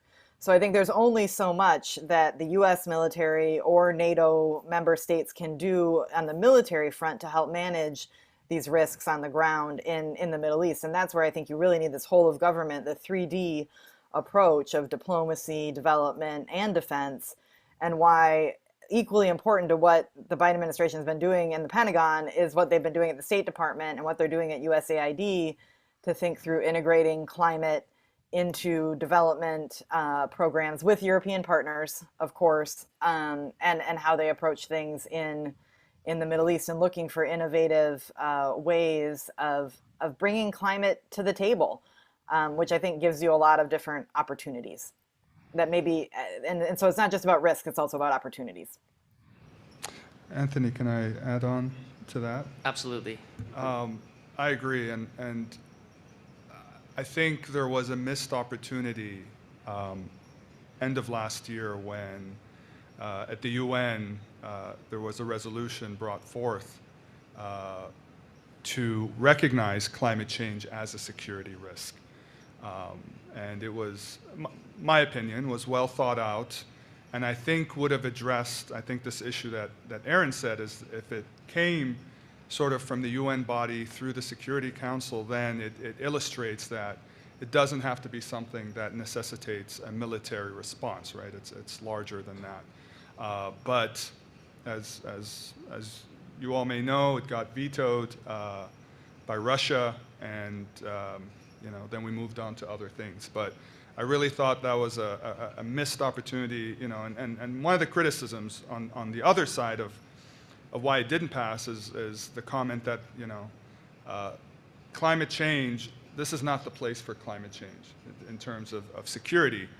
But it almost feels like a game of hot potato where it's like, okay, it's not here, give it back to the UNFCCC, which is spearheading that effort. But to capitalize on this topic of now evolving issues of climate change to truly be viewed also as security risk, that's where I feel like that would have made more of an impact if that resolution was adopted then. But I think there was enough sort of unhappiness with most countries on how it turned out that I don't think that kills it. I think there's opportunity for it to rear its head later, because I think there was an underestimation on how negative that response was taken by majority countries, that it was vetoed. So I think there's still an opportunity for it to happen, but it was a missed opportunity, considering what we know now, right, with the IPCC report coming out, and just as things are accelerating in terms of negative climate change impacts, it would have been truly a step in the right direction. Can I jump in on that, Anthony? Is that okay? I agree completely with Mohammed that it was a missed opportunity, and I think that those who don't want climate change to be part of the Security Council discussion, well, climate change itself gets a vote, right? And climate change is going to be shaping security risks, whether we like it or not, going forward. And so either we can be prepared for them and ready to manage them, or we can be caught flat-footed. I do think one opportunity at the UN, and there has been some success, is integrating climate change through the Security Council into peacekeeping missions directly. So specific country missions, bringing that climate piece into, and there has been support even from some of those who vetoed the resolution previously, to say put a climate advisor in with the mission in Somalia, for example. And so I think that route will be open going forward. But the opportunity piece that Mohammed speaks about is so important here, because climate change is a place where we have incredible predictive capabilities that we can look at and make some educated guesses about what types of impacts we might see. And so, you know, as a former intelligence analyst from the US government, if I have those predictive capabilities that I can leverage to give me a better idea about what's going to happen somewhere, I should use them, and we should use them to make better choices and better better decisions about managing a lot of these risks going forward. Thank you very much. Just going off of the UN Security Council veto there, I'm looking at sort of the prospects of regional climate diplomacy in the region. Maybe I'll address this question to you, Mohammed. So what are the prospects of sort of advancing negotiations that could lead to the signing of effective and comprehensive joint agreements on international rivers? So the Nile and other river systems sort of come to mind when thinking of this? Yeah, that's the question, right? I mean, and those are the two, obviously the two major surface systems that we think about, the Nile, obviously, and then the Tigris-Euphrates. Look, I think it's essential. There has to be some, you know, both of those rivers, and I'd argue more so with the Nile, have agreements that have been in place. Granted, some of them are somewhat mixed in with colonial era in terms of agreements, when, at least in the Nile, when the British were sort of still entrenched, and may not have necessarily included all parties in terms of sort of splitting out the available runoff or stream flow or volume per year. But moving forward, there has to be a mechanism that binds transboundary countries on those river systems to sort of conjunctively work towards how they operate that system in terms of the reservoirs, in terms of releases, and also in terms of the water available. And specifically, you know, I think of countries that are downstream, because absent of that, in times of duress and extreme drought, which is what we're seeing now, it becomes into, sort of translates into a water competitive environment where it's upstream versus downstream. And both systems, river systems, have, you know, reservoir components that are controlled by different countries. And so what ends up happening as conditions get worse, you sort of devolve into water hoarding of upstream versus downstream, which is not productive. And so having true binding agreements, sort of reflective of the current state of the world versus old agreements that are, you know, maybe at times didn't include all parties, or were by colonial powers, or under times when the systems were more flush with water than they are now, I think would be smart to do and more reflective of our current conditions. Because the other piece of that is you're not also negotiating and making agreements on how the waters of those systems are apportioned during current conditions, which are, I'd argue, drier than normal. I'm hoping drier than normal, because if this is the new normal, that's really bleak. But also in times of surplus, right? So how do you share waters when we don't have enough supply for the needs of the systems, but also how do you apportion it when we have more than what we need? And in terms of, you know, how do you do that? You know, my perspective is sort of the political side of things in terms of those negotiations. They set the directives.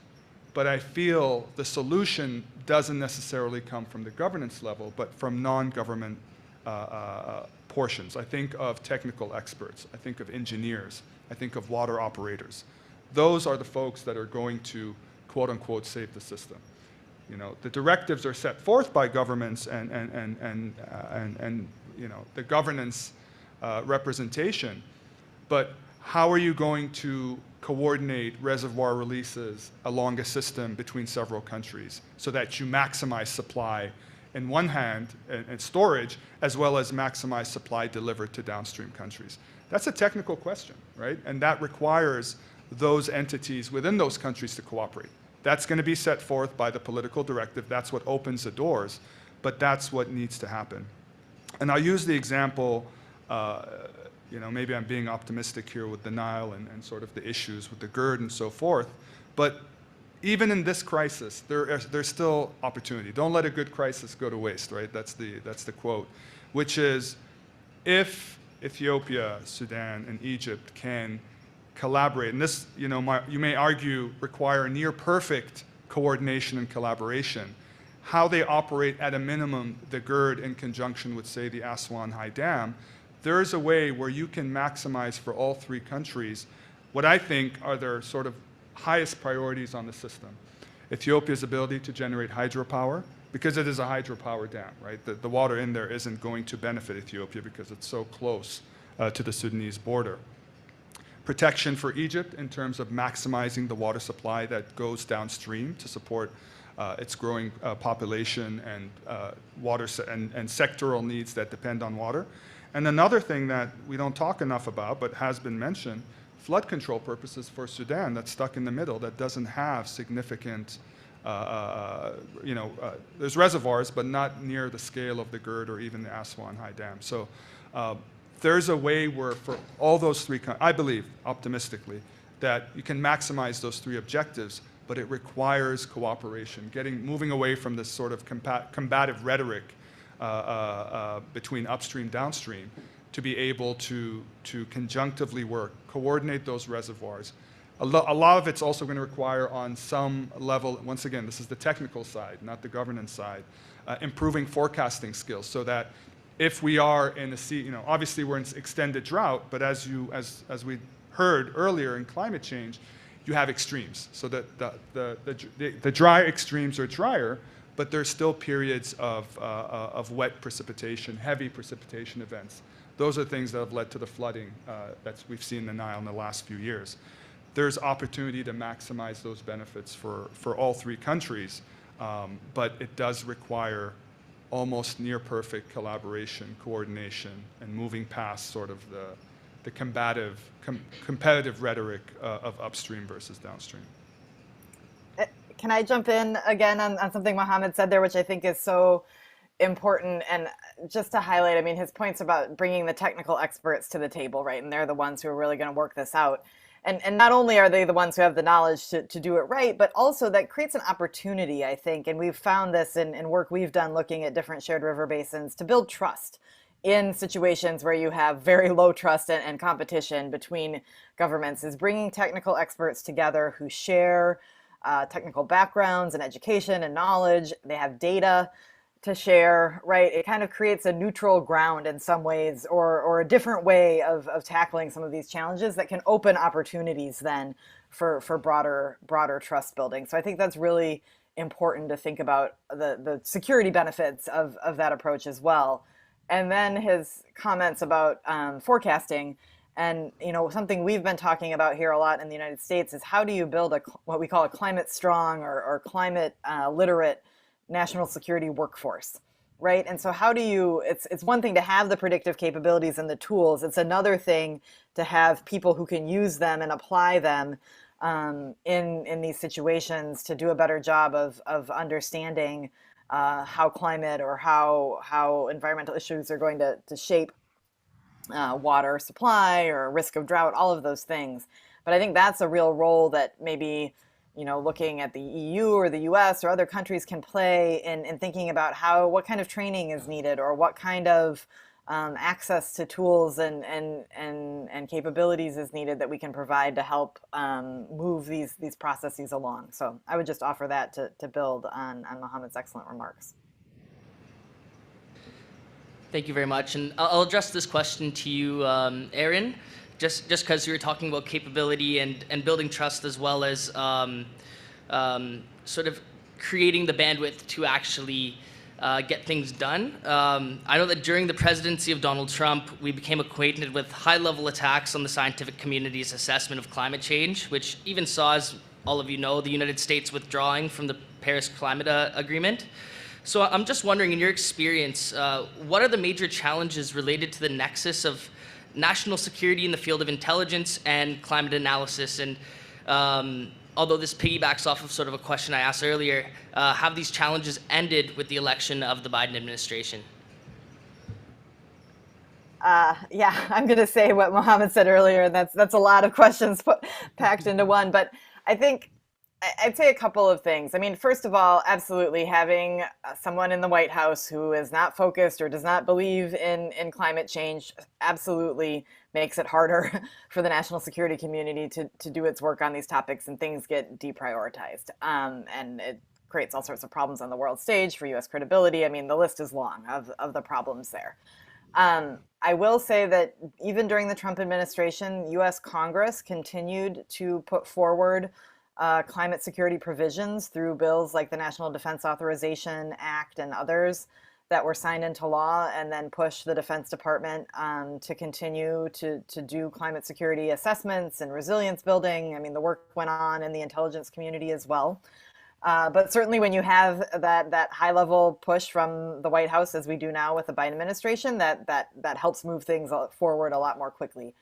But there are still challenges, because I think one of the national security community is not set up to deal with actorless functional risks like climate change or like pandemics. I mean, they're organized regionally, right? And so when you're talking about an area like the Middle East, to get the climate piece into the conversation requires helping those policymakers, you know, the ambassadors, the foreign service officers, the defense attachés posted in the region, to understand why bringing climate into their work helps them do their core duties, right? Their core jobs better. And so I think a lot of our work is focused on that kind of education piece, to have them understand that if they don't understand the water security issues on the Tigris and Euphrates, and understand what's going on in Basra with sea level rise and salinity of agricultural fields and water flow and poor governance of water supply there, if they don't understand what climate change is going to do to reshape that, then they're going to get things wrong when they're making decisions about programs to implement, or engagements to have, or who they need to talk to get a sense of what's happening on the ground, or risks of instability due to migration patterns, overwhelming cities. I mean, there's all sorts of things that climate will be playing a role in. And so I think the more you can do now to get folks to understand why it's important to their jobs to bring this climate lens, then it's less problematic. Or you can at least stave off some of the worst of that political leadership piece. But you can't deny that the political leadership plays a key role, and certainly on the international stage in cooperation with allies and partners and tackling these issues. If you don't have that leadership from the White House, it's really hard. The last thing I'll say in terms of challenges now with the Biden administration, I think they've been very focused, especially from the State Department, on mitigation, on cutting emissions, right? Which is important. But again, as we've been talking about, the impacts are already here in a lot of places, and would be here even if you cut all emissions tomorrow, because of the amount of carbon that's in the atmosphere. So funding adaptation, funding climate finance programs, funding loss and damage potentially. I mean, things like that that help countries already bearing the brunt of these impacts are equally important in the near term as mitigation is in the long term when it comes to climate. And so I think that is a challenge that needs to be addressed as well. Yeah, it's Erin says great things, and I want to just always highlight what she says. Just add my perspective, I think, just to further underline what you said, Erin. So prior to my job at the Middle East Institute, I was working for you mentioned briefly, Anthony, for Water Conservation District, and in terms, we did water management, long-term planning, that type of thing, and we worked a lot with environmental and water agencies associated with the government, and I remember that period under the Trump administration where it was suddenly awkward to work with those folks because they couldn't say or do certain things that were sort of normal functions of their job that we had relied on for years in terms of forecasting information or status reports on climate change. They couldn't say climate change, or just kind of nonsensical things. But so I do remember that period, unfortunately, well. And you know, in terms of where we are now, certainly to Erin's point, it's night and day. You know, she mentioned earlier how different under the Biden administration, different governmental agencies were tasked with developing climate action plans that were going to be standard as part of their sort of roadmap ahead. Even agencies where you wouldn't think climate has anything to do with what they do, but it was sort of the effort, right, the initiative to say, challenging all aspects of government to say, think about this and think deeply about how it could affect you, especially for those agencies that you wouldn't think have any connection to impacts of climate change. So that, I mean, that is definitely a step in the right direction. In terms of the US role in the Middle East, under this administration, John Kerry's been very active in terms of his visits to the Middle East. He had a very, my understanding, productive attendance at the Doha Forum not too long ago, met with sort of the Qatari delegation that were active, or group that was active in climate change initiatives in the country, I'm sure amongst others. So there is certainly progress in that regard.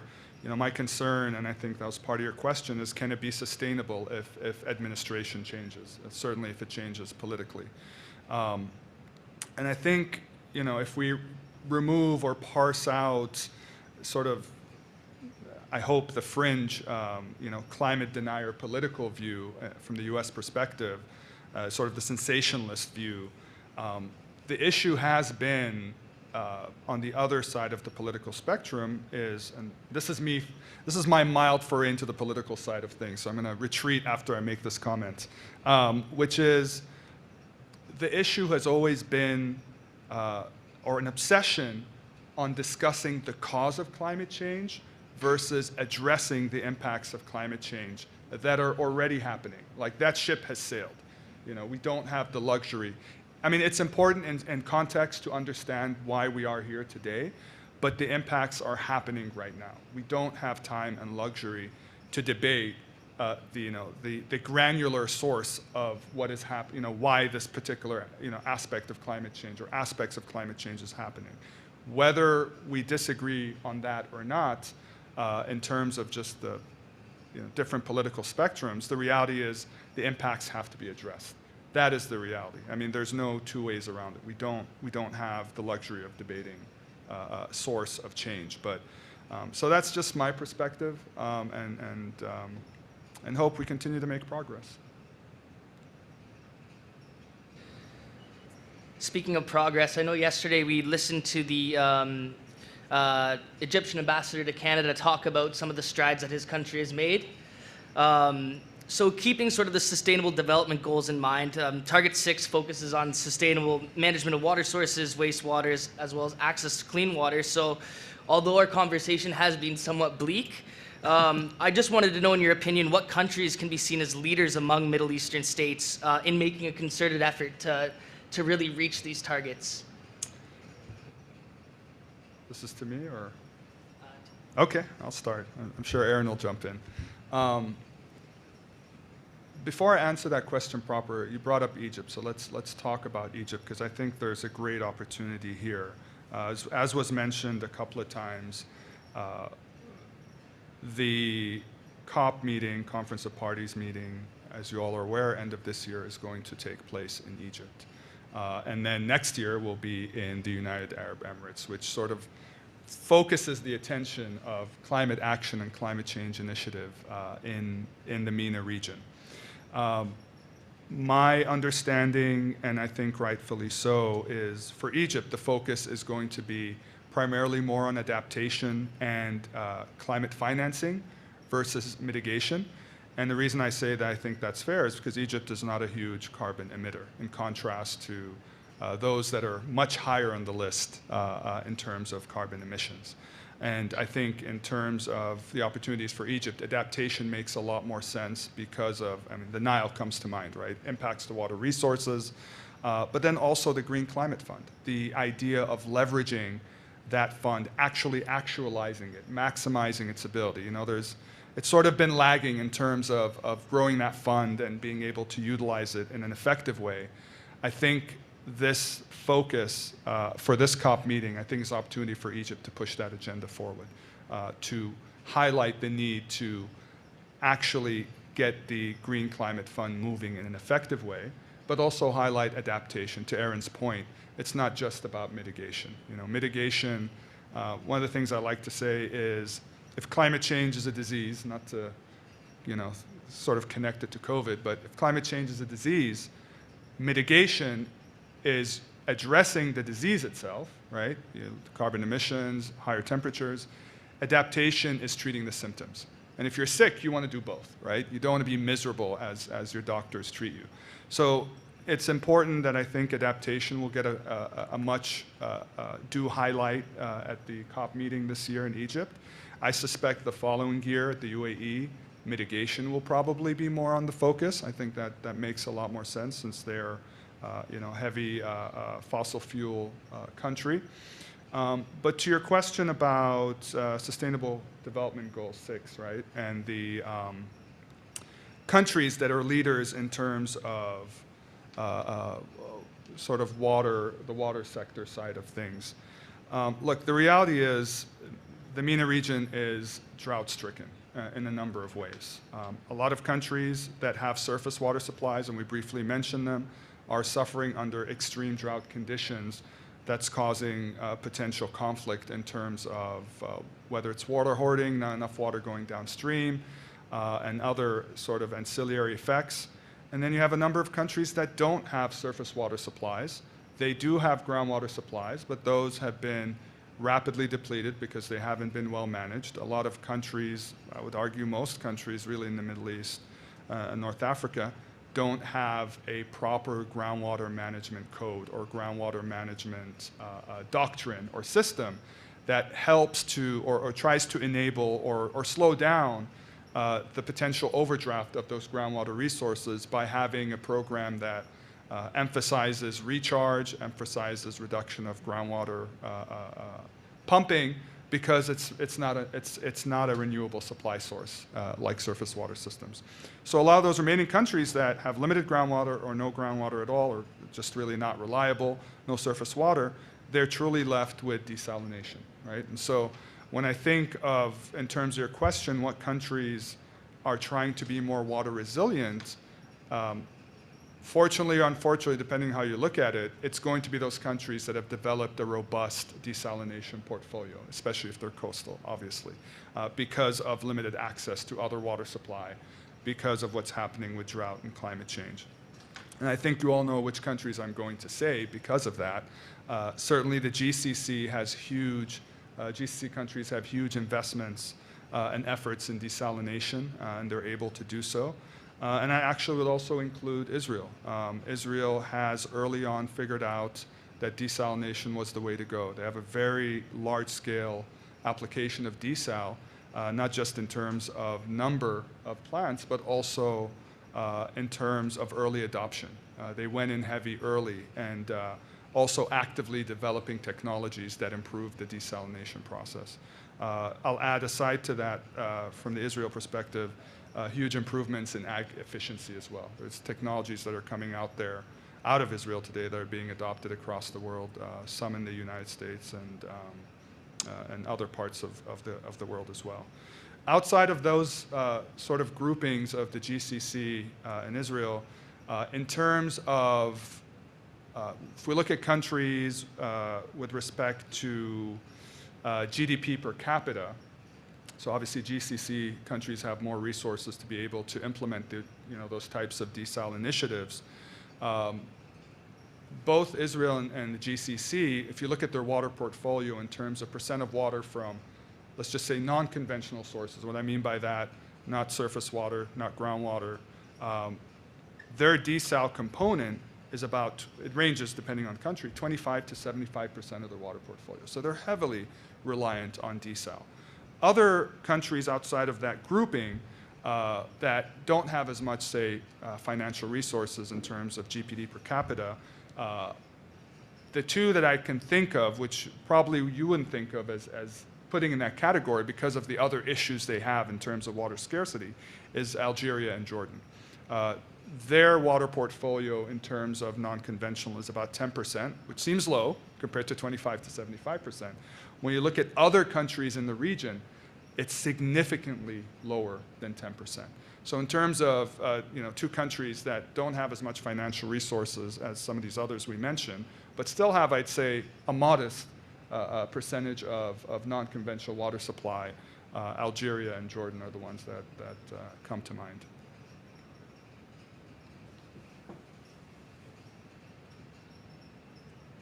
So we have about 9 minutes here left before we open up the floor, and I was just wondering if both of you guys would like to maybe give some concluding remarks for the last 4 to 5 minutes each. I'll let Aaron go first. Sure. No, thanks, Anthony. I guess in terms of concluding remarks, I'll just reiterate a bit of what I mentioned earlier, which is just this the compound nature of the risk and how it's so important to bring together, to break down silos, right, between different sectors of policy, looking at these challenges, because it's really about these hazards intersecting with other things. And I think that you can look at, events last summer in the region, in Iran and Iraq and Lebanon, where you ended up with street protests, right, over both water and energy issues, and some of it there was a climate component in that temperatures were higher than they had been, I think, in 50 years, and certainly warming temperatures are in large part due to climate change, but it wasn't climate alone, right? It was also poor governance, both in terms of exclusionary governance policies, right? But poor management of water resources, as Mohammed has talked about, and all of those things kind of coming together.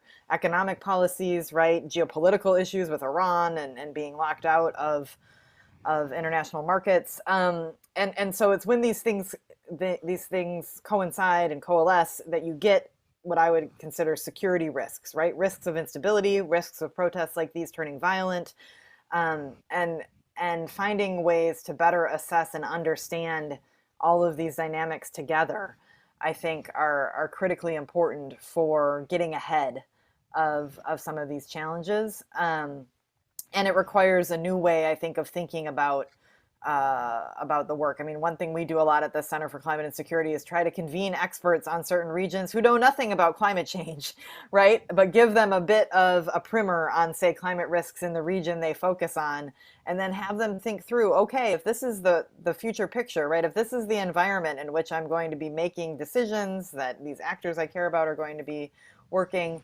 I might need to change how I do business. And so that, to me, I think is just really, really critical going forward in getting things right and making interventions that work, is to be able to not only have those technical experts on water issues together and talking about these issues, but making sure the economic counselors and the political counselors and the soldiers on the ground all can bring what they need from the climate perspective to their work as well. Because I've heard a climate reporter here in the US say that every news reporter should be a climate reporter, because there isn't a news story going forward that isn't going to have a climate component.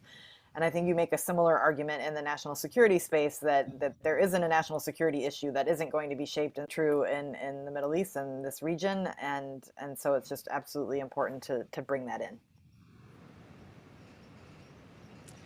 Great. I'll, it's hard when we talk about climate change. As was mentioned, we tend to focus on the negative, and it sounds like a very kind of a downer topic. So I'm going to try to end on a sort of optimistic note of how do we move forward with, I think, really the main topic being water scarcity. How do we know this is an issue, we know it's driven by climate change. Well, what's the path forward? And we kind of hinted on a few things. To me, there's 3 legs to that stool. One is water conservation. And these are things that, when I think of these 3 things I'm going to mention, as primarily internal, meaning countries and municipalities can do individually, but there's opportunities for cross-collaboration. But when water conservation, I look at our 2 primary sectors of water use.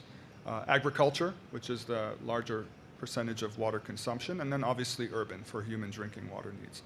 how do you improve agricultural water use in terms of making it to incorporate water conservation? You increase its efficiency, right? So that looks at changing farming practices in a way where you're using things like drip irrigation versus flood irrigation, rotation of crops in a way where you're maximizing your yield without sort of wasting the opportunity to grow crops and also potentially wasting water. I think of conveyance canals that transport water between different acres of where crops are being grown, lining them, reducing water losses because of that. Looking at, agriculture is a profit-driven system, right? So most farmers tend to want to grow the most profitable crops that the market is demanding at that point in time. Is there a way to explore diversification of crops where using less water-intensive crops that still meet the demand on the market for the type of agricultural demand required? That's a question beyond my capabilities, but I think it's a question that can be answered. On the urban side, huge opportunity. Even though the urban water footprint is significantly less than agricultural, I think of water conservation more than just us individually, turn off your taps, don't use as much water, don't shower a lot, but shower enough, so you can still be hygienic. But it's more than that. I think of it in terms of the municipality level, in terms of urban water being delivered to cities and communities. Once again, there's huge opportunities in the Middle East to improve water conveyance systems to reduce water loss. There's huge amounts of water loss in systems across multiple countries in the Middle East. I could name all of them, or most of them. But there are opportunities there to upgrade conveyance systems across the region to reduce system losses that way. Another thing to consider is what I like to call full urban water reuse. We already have mechanisms in place to treat wastewater to non-potable water standard, meaning that we take wastewater, we treat it, and then we treat it to a level where we can use it to apply for non-consumptive uses, meaning applying it in lawns and gardens, for agriculture even. And then we also have treating used or we'll say just used water in general to drinking water standard, right? Or water coming from our surface water systems to drinking water standard. Why not close that cycle, right? Certain countries and cities, and I use the example not far from here, at least continentally, San Diego County Water Authority did this. They've developed a system where wastewater is treated all the way through to drinking water standard. These mechanisms exist. We can close the loop. The biggest impediment to something like that isn't the technology. It exists. It's been existing. Those two systems have been around for as long as cities have essentially been urbanized. But it's the perception, right? It's a perception, a public view of, the naysayers have used this unfortunate term, toilet to tap, right? Which it's not how you're drinking it, but there's many processes of treatment in between that makes that water viable. And the reason I say I'm bringing this full urban reuse is for the same amount of water that's initially developed or delivered to an urban city or urban environment, you could improve, you could sort of maximize the water use from that same initial delivery by doing that recycling, right? I mean, that can conserve a lot of water in that regard. So that's water conservation. The second leg is water augmentation. And that exists to some degree in the Middle East. Desalination is a big one, essentially importing water or creating water out of non-conventional systems. There's obviously negative sides to that. If we start talking about the energy side, it is a very energy-intensive enterprise. But if we look at just in terms of water supply, that's where a lot of the countries are moving towards if they haven't already. Another lesser known technology, but some view as controversial, but has existed since the 50s around the world, and we saw applications of it last year or so in the UAE, is cloud seeding. It's a lower cost technology. The idea is introducing material that would react in the atmosphere to produce more water vapor that would then precipitate as rain. In the Middle East, that probably will be done in terms of producing more rain. A lot of other parts of the world, it's used in terms of snowpack augmentation, so winter cloud seeding and then produce runoff. You can argue you can do the same for some of these systems in higher elevations, but the technology exists. It's cheaper. Desal, you know, and I'm using US numbers here, but the cost of desal water versus weather modification water based on applications in the United States, desal water could be as high as $200 per acre foot. Acre foot's the unit of volume we use in water utility standard in the US, versus, you know, $15 to $35 per acre foot. Granted, with cloud seeding, you're not generating the volumes that you could through desal, but in a case where we're against the wall in terms of water scarcity, why not diversify our options of generating more water in terms of water augmentation? Beyond desal, look at other technologies and opportunities to augment the water supply. And then the last thing I'll say is, which you mentioned earlier, is this idea of water policy agreements. So this is more now going across countries versus conservation and augmentation, which could be within a country or there could be agreements across. But looking towards development of water policy agreements that are now updated to the current state of the world, current state of geopolitics, current state of physical conditions, in looking towards sharing in times of shortage as well as surplus. Thank you very much to both of our panelists. It looks like we have a couple minutes for questions, so if anyone has any questions, please stand up to the mic, and if you'd like to address the question to one of the panelists, please let us know.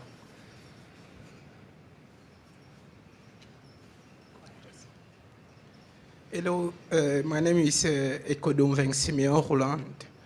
I am political science researcher. Just a question to Mohammed, I think. You said that UN missed occasion to recognize climate change as security risk. So in terms of agenda setting, how can you explain the large mobilization behind COVID-19 with lack of will of political makers or stakeholders of political change? Because we saw a large mobilization behind COVID-19 in terms of restriction, in terms of coercive measure, but in climate change, it is a kind of timidity, a kind of lack of will. So thank you very much. Yeah, I suspect Aaron may want to also tackle this one as well, but I'll take a first cut. The reality is, and this is all perception, right? This is all driven by perception. Most climate change impacts are not going to be sudden. When they are, it's very extreme and dangerous, right? So sea level rise. Sea level rise is going to continue at a slow pace for decades. But when it reaches a point where it is of significant concern, I'd argue now would be a significant concern, it's too late to reverse the damage. In fact, the IPCC report has mentioned, certainly I think this was in the first one, I believe also in the second one that came out in February, is even if tomorrow we completely magically reduce carbon emissions to nil, the impact we've done and the damage we've done in terms of how it propagates to sea level rise, we won't see a reversal of that, or not even a reversal, a halting of that progression for centuries, not decades, centuries. Other impacts of, say, warming, if we reduced everything tomorrow, will take decades. The point being is that even if our best actions occur in the near term, we won't see the net effect for many, many years, decades, and in some cases like sea level rise, centuries to come. And so same thing when we think of heat, global temperatures increasing incrementally. We still have episodes of extreme events, right? Like last summer we had record-breaking temperatures across the MENA region. Cyclonic activity or extreme weather, precipitation events that have led to flooding in the Nile. Cyclonic activity in the Arabian Sea that is translated to, in my opinion, one of the most unprecedented cyclones in modern history in Cyclone Shaheen that impacted the Arabian Peninsula. Most climate change impacts progress, from our point of view, slowly, and the extreme impacts that do occur so far haven't occurred with enough frequency. That is going to change. As some of the projections imply, we're going to see more frequency of these types of extreme weather events, the cyclones, the heavy precipitation, wildfires. We've seen that in the last few years, certainly around the band of the Mediterranean, and how that could impact the agricultural districts along the Mediterranean. That's an area of concern. So the point being is that because so far the impacts have been slow moving, the extreme impacts have not been frequent, that will change. There's almost a sense of apathy of shifting addressing climate change lower into the priority pool. That's my perspective.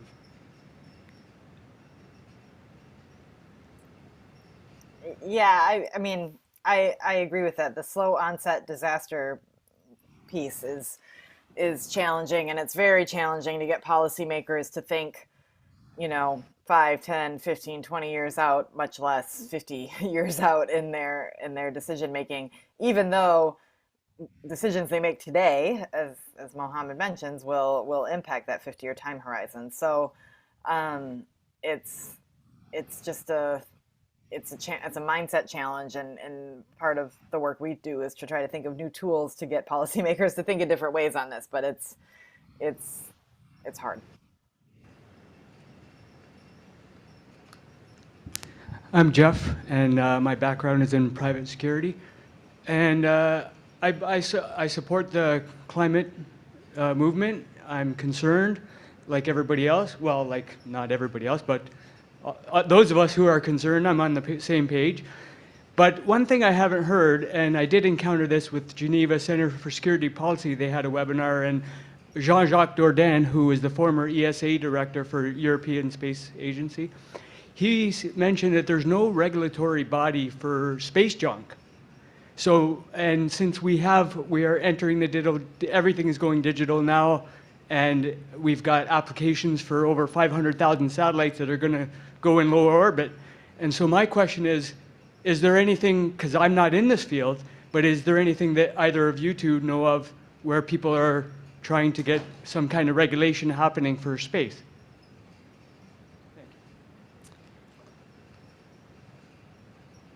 Aaron, I'll admit that's a little bit out of my area of expertise. I mean, the one thing I will say, and I think this is a potential connection between climate and space and deep seabeds, is these kind of ungoverned spaces, right? As we move into new challenges and dimensions that haven't been part of the national security world in particular in the past, there's a lot of gaps between where the world is and what the rules say, if you will. And I don't know enough about space to speak smartly on that, other than to know that, yes, there aren't rules of the road, just like there aren't rules of the road around geoengineering, right? Or around critical mineral mining in the Arctic, because, and all of these things are of increasing concern, but it's that gap I mentioned earlier, I think, in bureaucracy and the risks. Yeah, I'm not aware of anything on that end either. So barring any more questions, I just want to thank you all for your time this evening, and if you could please join me in thanking both of our panelists for taking time out of their busy schedules to be here today. So as far as I'm aware, we are taking a quick 15-minute break, and then after the final panel discussion of the conference, we'll discuss Afghanistan and the Taliban second coming.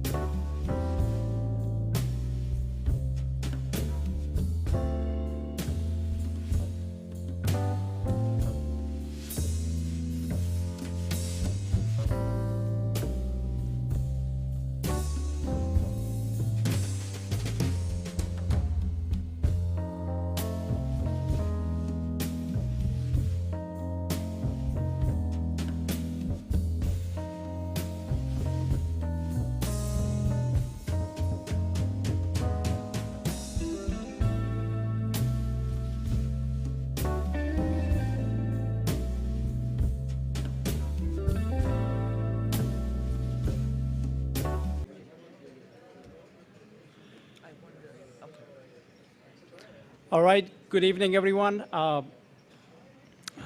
would like to start our last panel on Afghanistan and the Taliban's second coming. 9 months after the Taliban takeover of Afghanistan, the situation in the country continues to be precarious and uncertain.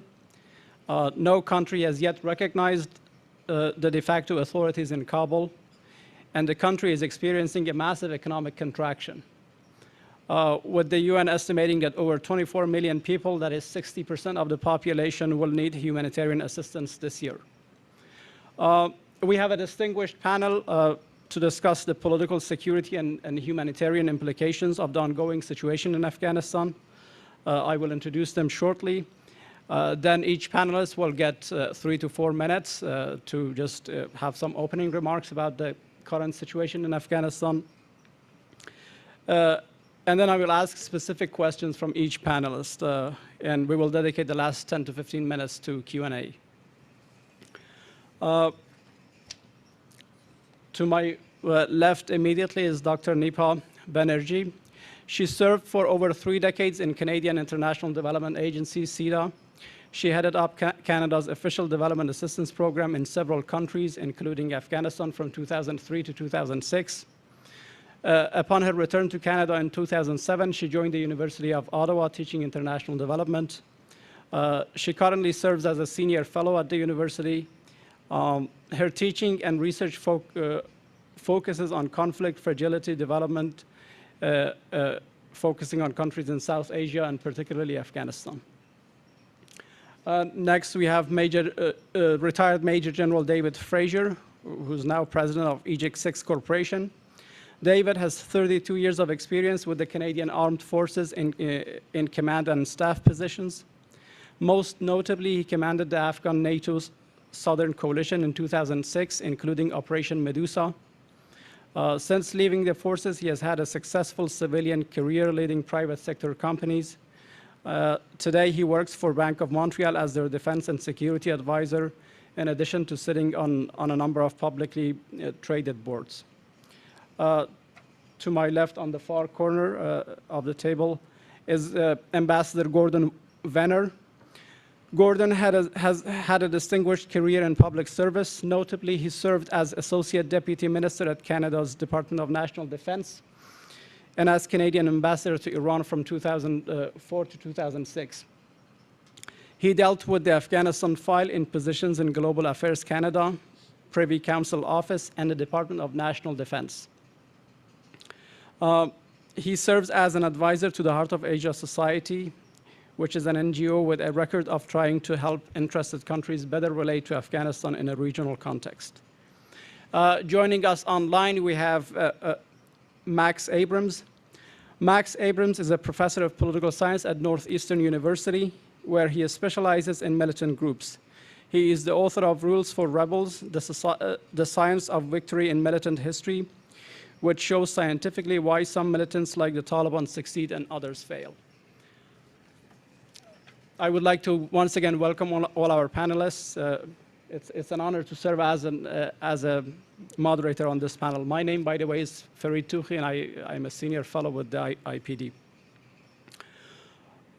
So, as I said, we will give each panelist 3 or 4 minutes of just opening remarks. If I could start with you, Nipa.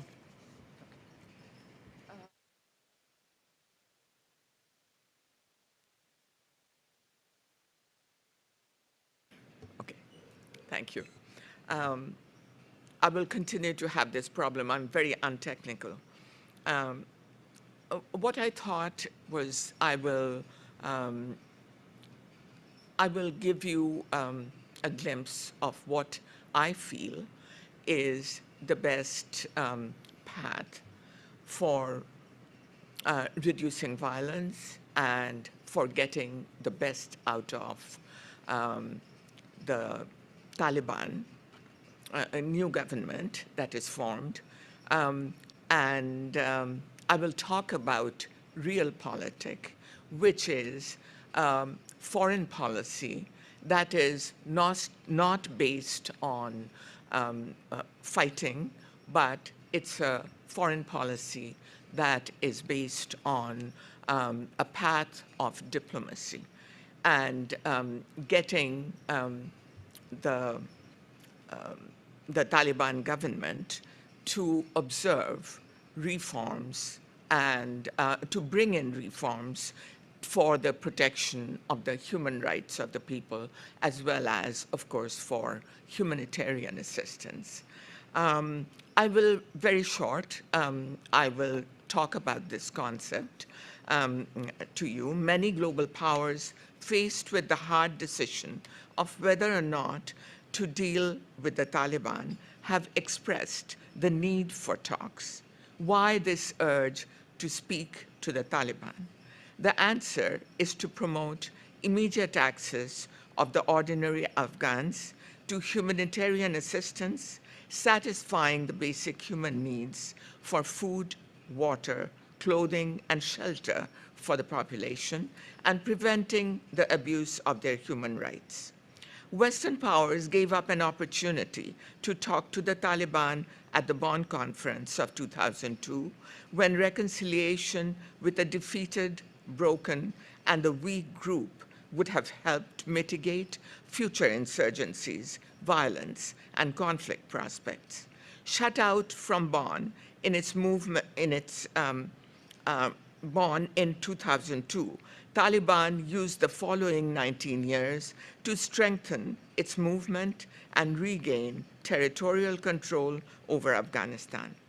Not grabbing the opportunity to talk to the Taliban again now will isolate the regime and the innocent Afghans along with it. The isolated Taliban could quickly return to the reign of terror of the mid-1990s. So instead, the Western powers should engage in diplomatic talks with the Taliban, with diplomatic leverages and conditions at the base of the negotiations.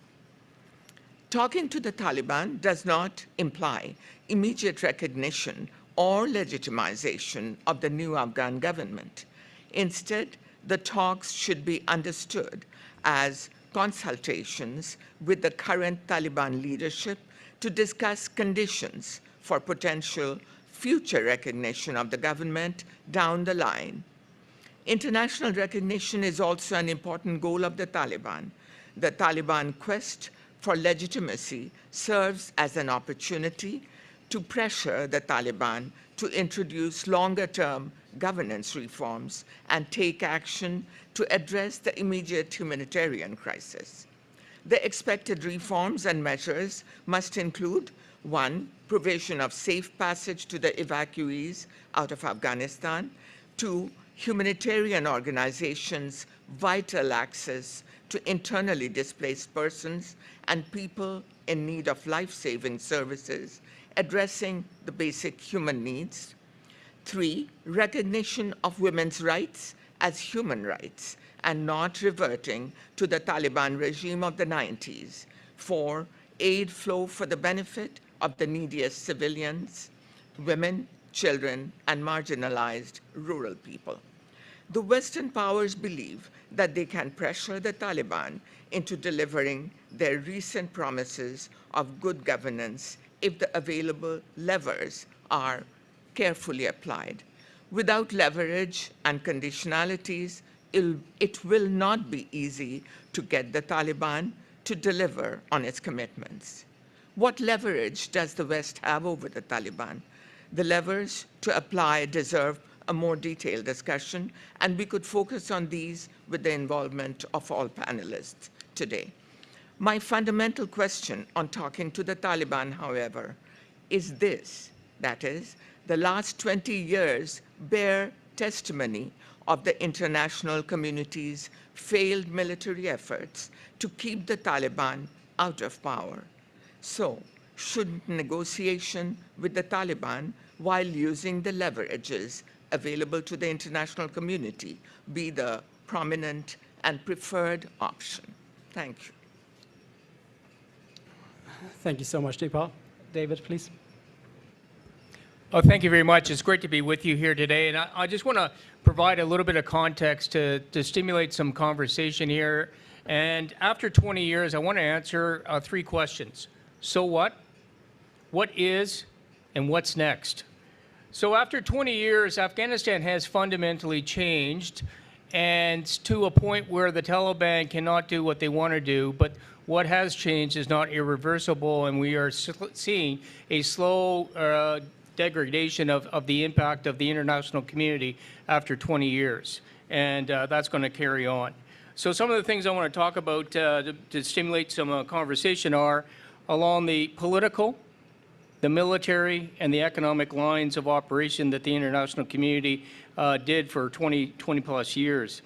Politically, I think that's been our greatest failure as an international community because of the regime change that happened so quickly, that the political regime that was there did not stand up, and the Taliban regime is now back there. And I'll come back to that in a couple minutes. The second one was on the military side. There was no such thing as a military victory. As a military officer, all we were aimed to do was to provide time, buy time for the political and the economic aspects to take root and to find root and then actually grow to the point where they could take over and be self-sustaining.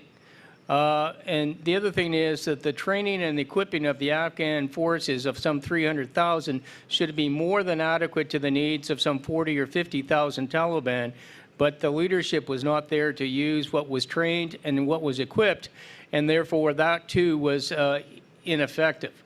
Now the good news is all that good equipment is not going to last very long because it needs Western maintenance, and it's not going to happen, so a lot of it's just going to sit there much like the Soviet equipment before. I think the biggest contribution that the West has done has been on the development side, on the economy, and most of all, education. There are millions of women today that have got education, and children have got education, and the literacy rate is improved so that you can't take away education. And so the people of Afghanistan are in a much better position to ask questions, and seeing them actually protest after the Taliban regime takeover was actually encouraging. But don't get paid or can't find food. And that's something we want to talk about. There is little external threat that the Taliban or Afghanistan will have for the rest of the world. However, here is the trap.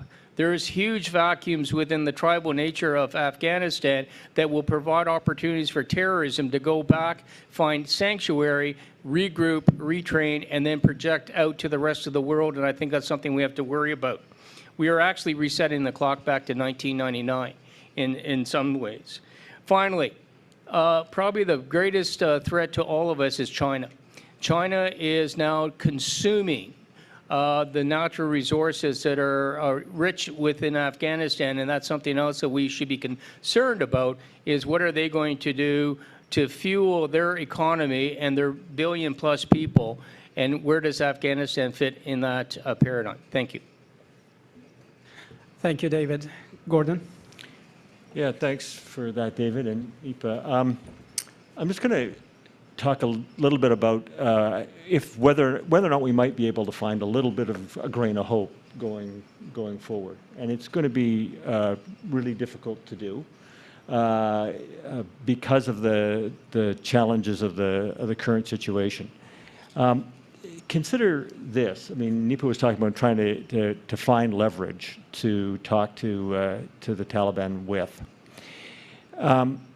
The United States in particular, but a lot of countries following its lead, have simply said that they are going to condition their assistance to Afghanistan to deal with a humanitarian crisis on the Taliban's treatment of women, and particularly the Taliban's approach to education for women and employment for women. Makes perfect sense. But consider that from the perspective of an Afghan woman who suddenly discovers that she can't access food precisely because she has already been denied access to education and employment. She is in effect being punished for being punished.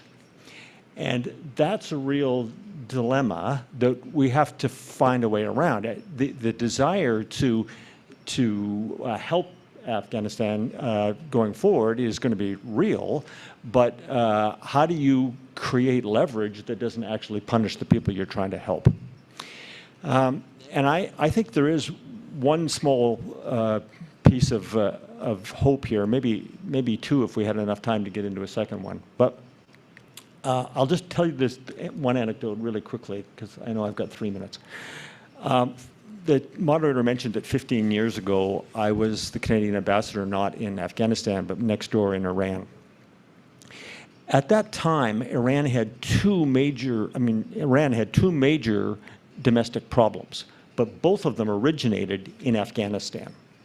One of them was refugees. There were huge numbers of refugees coming across the border from Afghanistan into Iran. It was distorting the labor market. It was creating social problems. It was a huge issue. And while the big responsibility for dealing with that issue fell on the government of Iran, it was also a problem for other countries. The International Organization for Migration was set up in Tehran. They were interviewing refugees who might end up in countries other than Iran. Everybody had an interest in trying to help with that problem, but it was a very difficult thing to do. The other major problem that originated in Afghanistan was narcotics.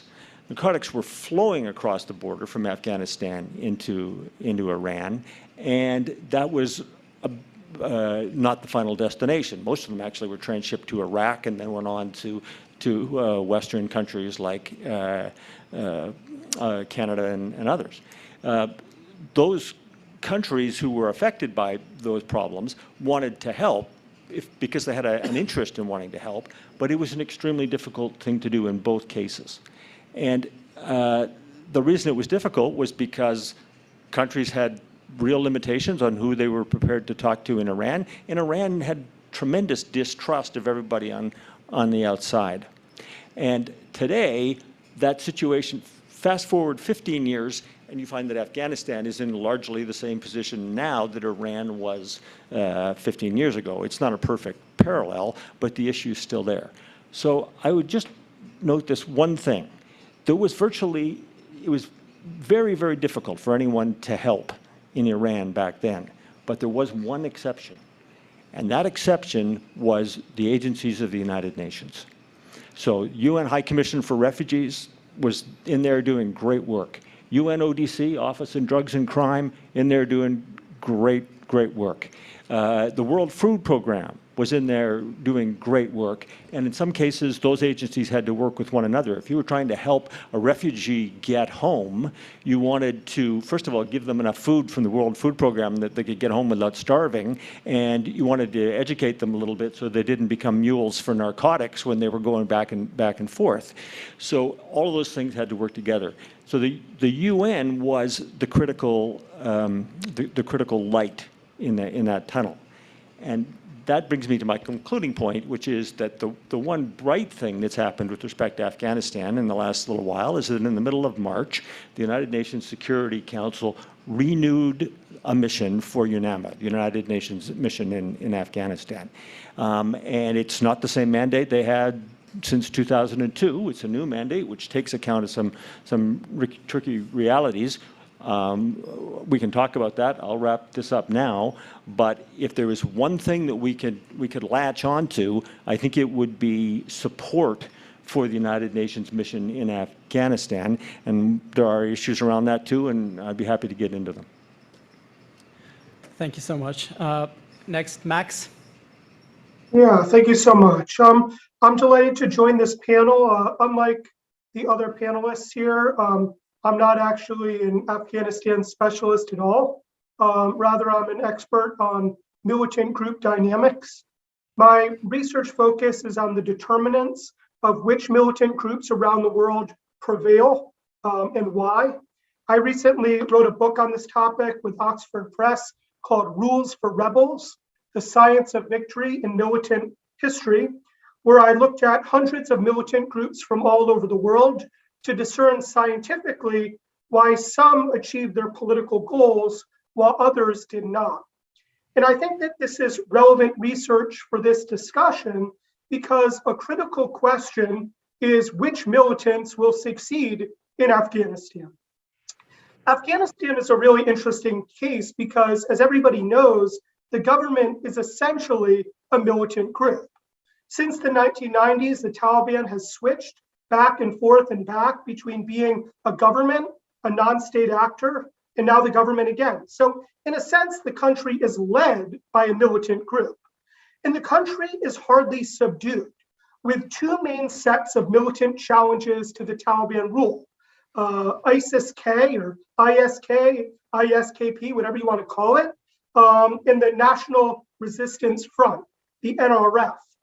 In my very brief remarks, I'll address where the resistance to the Taliban stands today and what my research predicts about the future of Afghanistan with respect to militancy.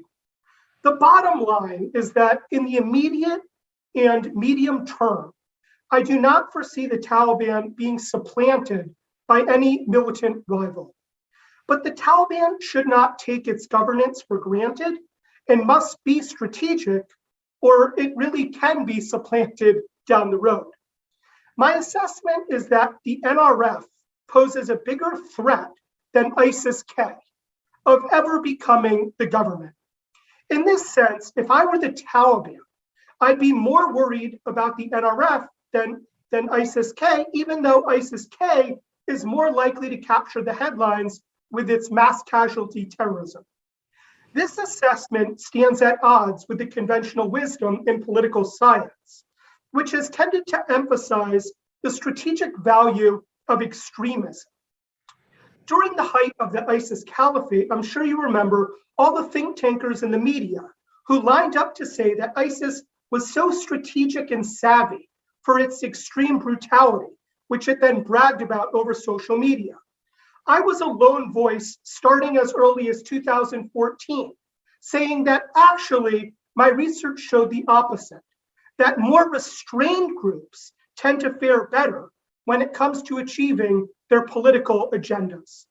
This is because more moderate groups tend to attract more local and international support. Locally, the NRF needs to continue to present a moderate face to unite various factions who oppose the relative extremism of the Taliban. This will require the NRF to use violence selectively by targeting only the Taliban and carefully avoiding civilian targets. The targeting of civilians, my research was the first to demonstrate empirically, tends to backfire on militants politically.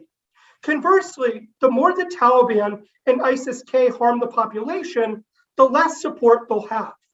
The NRF is in a sense lucky because the Taliban and ISIS-K have been very heavy-handed, to say the least, in using indiscriminate violence, fanning grievances against the population. The NRF has a long way to go in terms of harnessing local support to upend the Taliban, but it is not unforeseeable in the future. The more the Taliban is seen as an enemy of the people, whether from attacking civilians with violence or imposing ultra-strict laws against females, for example, the easier it will be for Taliban rivals to recruit local support. And the inability of the Taliban to feed the population reduces the opportunity costs of participating in insurgency, which everyone knows is very hard to counter in a country as mountainous as Afghanistan. A key determinant of the national struggle will be not just local support, but also outside support. The Ukraine conflict has been unfortunate for the NRF. I suspect that without the Ukraine conflict, the NRF would have more outside support.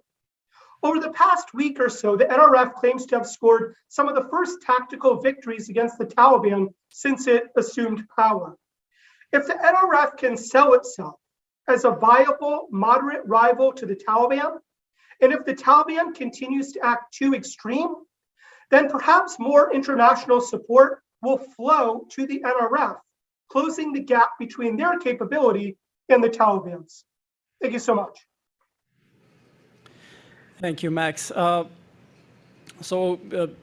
You gave us basically a sort of description of the internal groups that are operative in Afghanistan, the major internal actors, the Taliban, the NRF, and ISIL.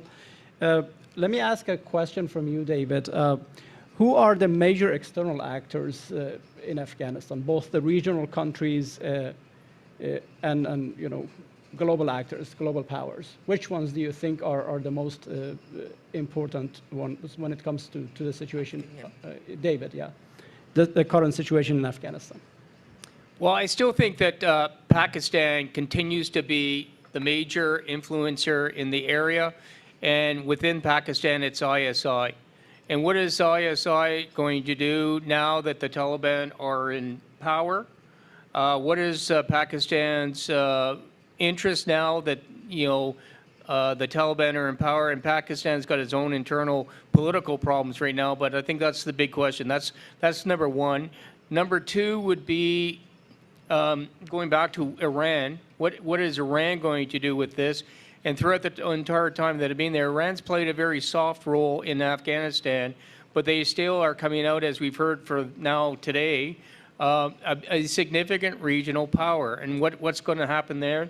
And then you can't ignore China.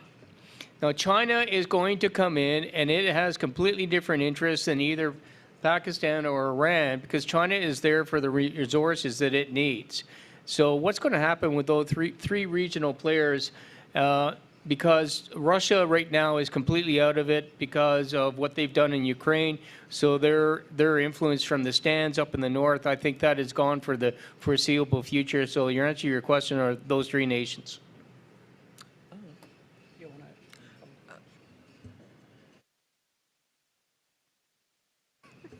Okay. I'm wondering, David, if you want to also look at Turkey, Qatar, Turkey and Qatar in the list. Turkey is very important in the region because this is the only Islamic country that is involved in NATO. And so they will have some kinds of influence, as well as Qatar. Of course, Qatar has been involved for a very long time in the discussions on peace deals with America and the Taliban. And so these countries would be playing an important role as well, Qatar and Turkey. So, Nipa, you talked about the importance of diplomatic engagement with the Taliban. And Gordon, you mentioned some of the dilemmas there of international community trying to engage diplomatically with the Taliban. Let me just read two quotes, one from the UN Secretary General and another one from Mr. John Sopko, head of SIGAR. So the UN Secretary General, in a report that I believe was published in January, said, without the, quote, without the creative, flexible, and constructive engagement of the international community, the humanitarian and economic situation in Afghanistan will only worsen. This engagement is distinct from the positions that members of the international community might take towards the de facto authorities. And then we have John Sopko saying that quote, the unvarnished truth is that we can send all the money in the world into Afghanistan, but it will be a tragedy if that money winds up in the hands of the Taliban regime or other bad actors rather than the Afghans who need it most. Given this situation, this dilemma that you have, how do you think the international community, if we can really use that term, we use that term, we take it lightly, really, we all know that we have a number of actors with different interests, especially in a case like Afghanistan. What kind of leverages do these various actors have to engage with the Taliban diplomatically? Asking me? Yeah. Okay.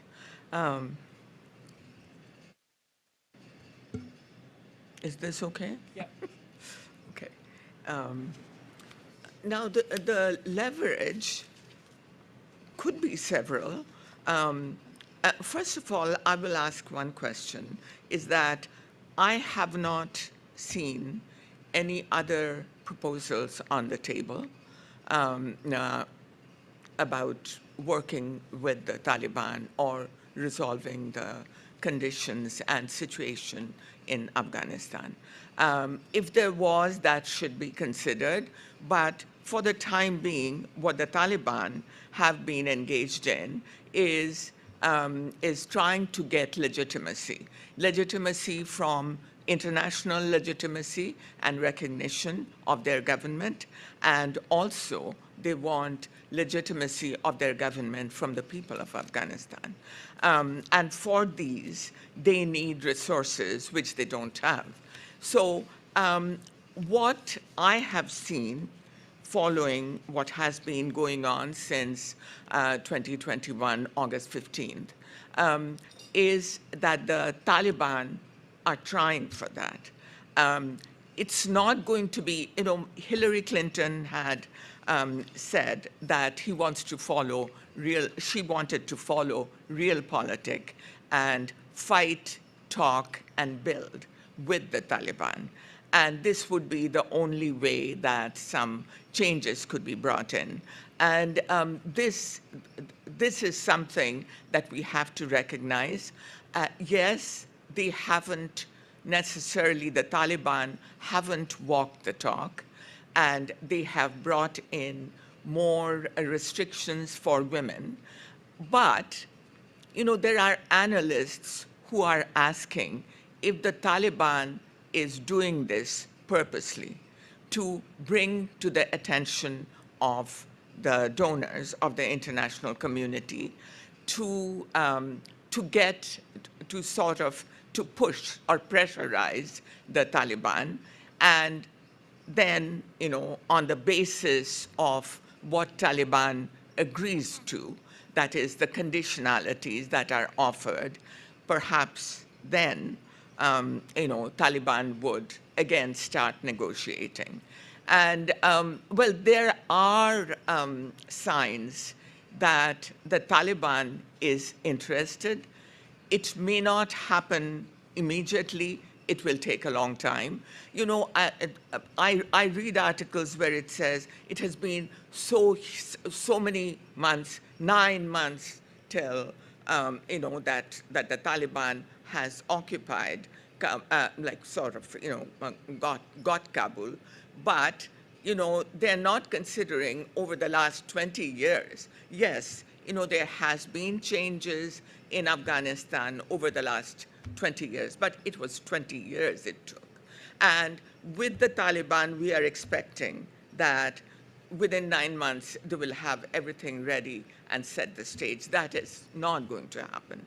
So it will take time to, for the Taliban, to convince the Taliban.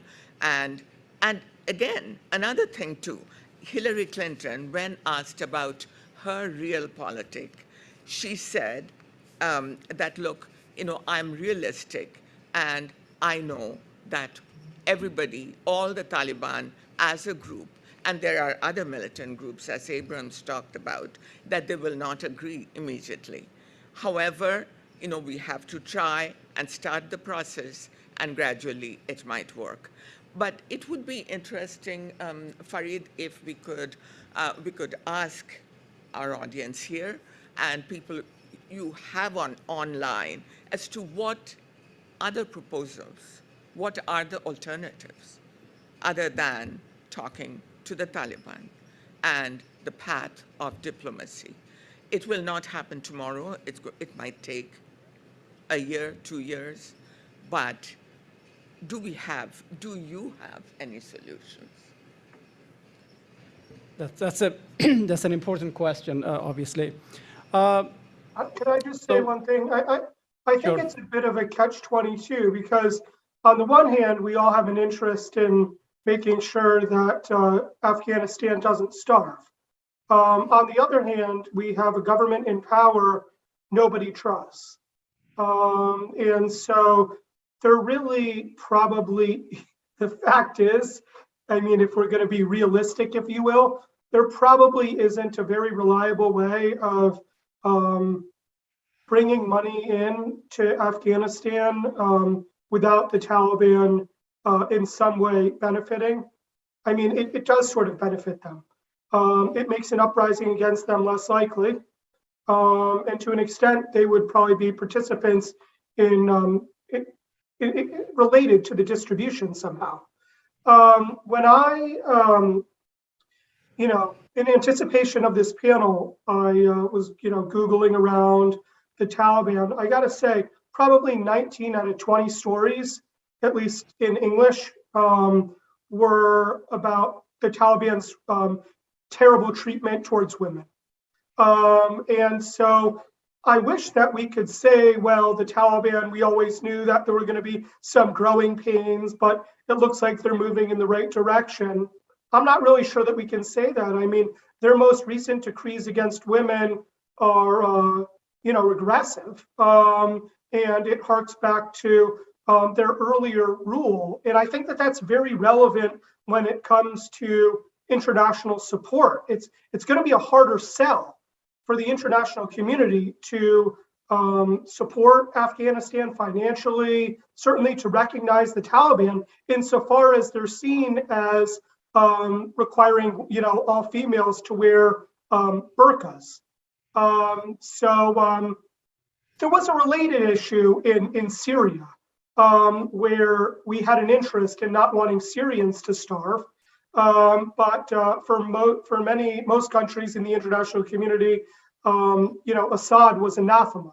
So how do you, remove sanctions without benefiting the regime? This is a dilemma that I don't think there's an easy answer to. Sure. First of all, I just say I agree with Nipa that if there's something we can use for leverage, it's the desire for legitimacy. And I certainly think I'd much rather try and get leverage through the desire for legitimacy than by turning, Afghan citizens into unwilling participants in a hunger strike. So if that works, great. The problem, though, is that the initial indications are that it might not be much leverage as we would like it to be.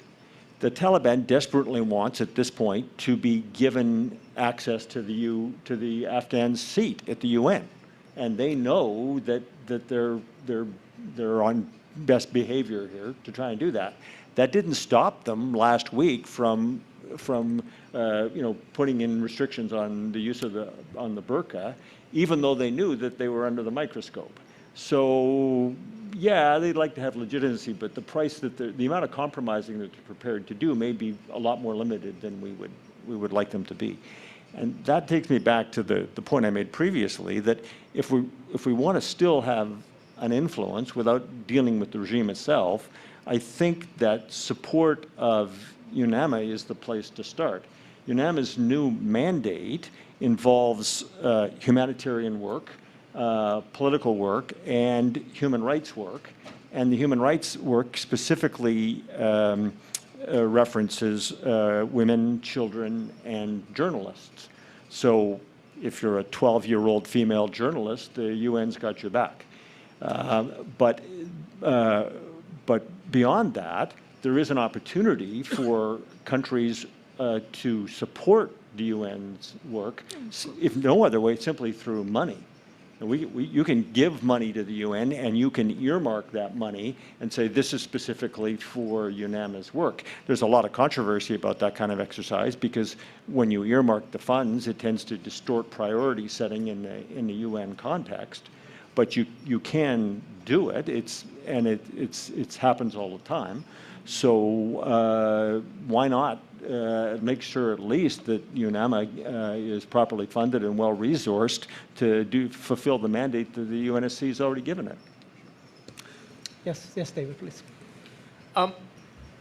Gord, I agree with you in the sense that I think the UN is certainly the organization we all need to work through to try to influence what's going on inside of Afghanistan. But I think the other thing is, you've hit the nail on the head, the leverage that we thought we were going to have isn't there. And I think that the tolerance of the Taliban that we saw at the very beginning, because they changed after 20 years, I think that tolerance is going to change quickly. And so that moderate Taliban that we saw last August, I don't think it's going to last very long. I think they will, as they become more resource constrained and become more troubled of trying to run a country, they will revert back to what they were. And so I don't see a lot of, and they're having a struggle even inside the Taliban, which part of the Taliban is going to run the country. Some of the moderates have already disappeared, and the moderates are replaced with people we really don't want to see in a regime that we really don't want to talk to. So I'm not quite as hopeful for the Afghans inside, because I think as long as this resource-constrained regime goes on, it becomes more harder for them to do it, and they're going to have to actually not worry about the legitimacy of the people of them. They will just enforce what they believe is what they think they need to do to run the country.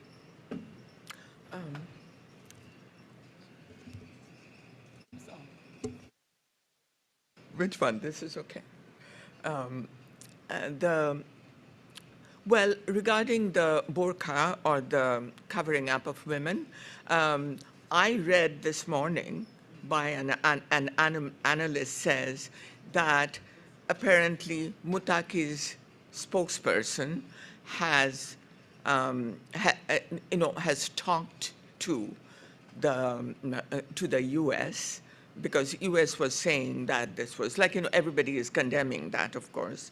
And he said, that Mutaki said from the Taliban, he said that there should be a diplomatic path. There should be a diplomatic path to follow up on these issues rather than condemning it only. And this is an internal issue, and Taliban would be willing to talk through the diplomatic path. Whatever that means, it's not very clear, but I would say from that, rather than condemning the Taliban and thinking very negatively, it is not such a bad idea to really try to, for a while, the different countries, Western European countries mainly are taking the lead, with the US, not Canada as much.